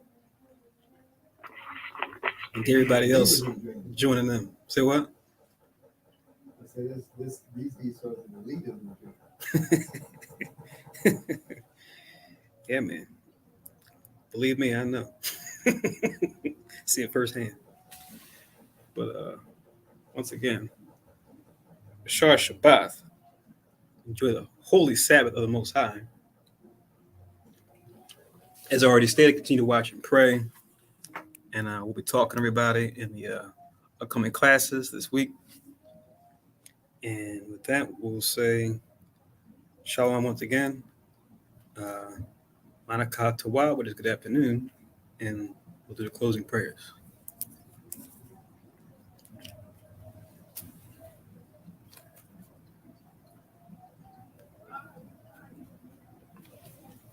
And next week.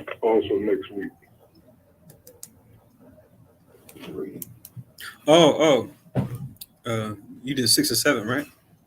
So 8 and 9 will be First Samuel's. Salakia. So we did First Samuel 6 and 7 before. That means we're going to do 8 and 9 next week. First Samuel 8. That's going into. Samuel, we want a king. What's up with your sons? Your sons ain't on it, man. Not like you. We want a king. Samuel's like, no, we got a king. Let me not spoil too much. Most High's like, Samuel, it's cool. I got him. But here's the price. Here's what's going to cost you to have a king. Most High's a little offended. I think Samuel's more offended than the Most High, though. So the Most High was like, it's okay, give him a king, but here's what's going to cost him. So he told him the price. All right, fine. We just want a king like the other nations. We just want a king. It's never enough for Israel, man. Like you were talking about last night, right? It's never enough for Israel. I'm your king. I got, I'm the real king. Besides these idols these other nations have, wasn't enough. I'm gonna give you manna every morning, right? The taste of whatever you want, not enough. Israel's always like, what about this? What about that? You forgot this. How could you?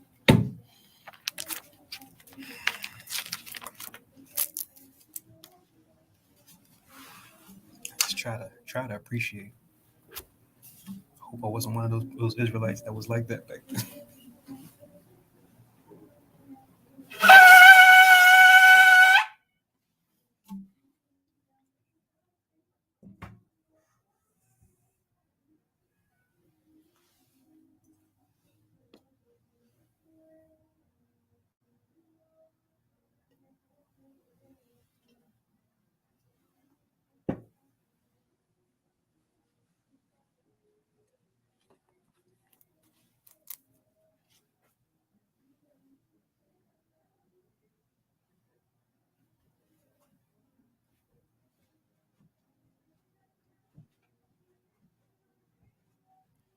Brakate Hawa by Shem Yahweh Asheran Thanao Pari Agapan Thwada Aman, Lai Hawa by Shem Yahweh Yashal.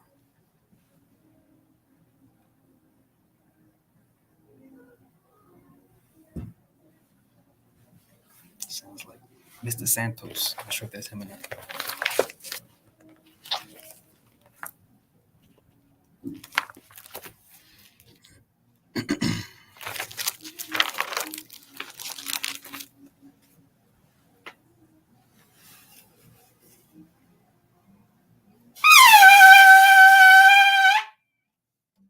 At Madwa, Panyuwa Yerushalayim, stand and face Jerusalem.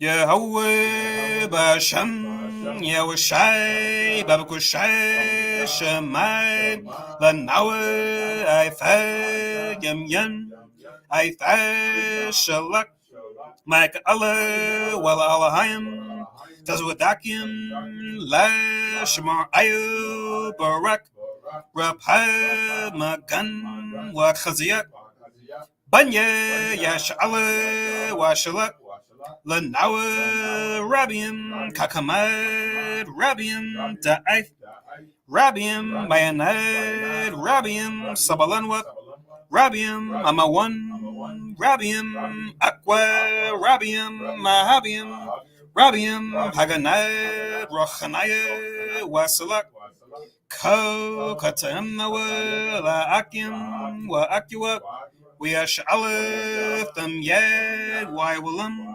Basham Yahweh the water Aman.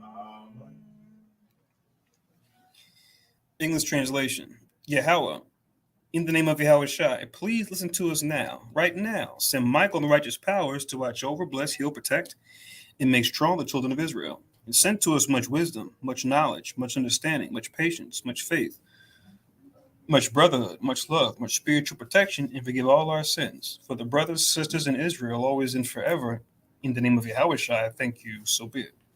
Four Corners Prayer. Yahweh Basham Yahweh Shai Barak Naweb Wayasha'ale Wabath Yasaparim Shema Yasharile Yahweh Allahai Naweh Yahweh English translation. Yahweh, in the name of Yahweh Shai, bless us in Israel in the house of books. And then we said, Hear, O Israel, the Lord our God is one Lord. Once again, we'll say, Ashar Shabbath, Wa Manachat Tawab, Barakat Yahweh, by Hashem Yahweh Shai, Laruka Kodash. And with that, we'll talk to everybody in the upcoming classes this week. Shalom.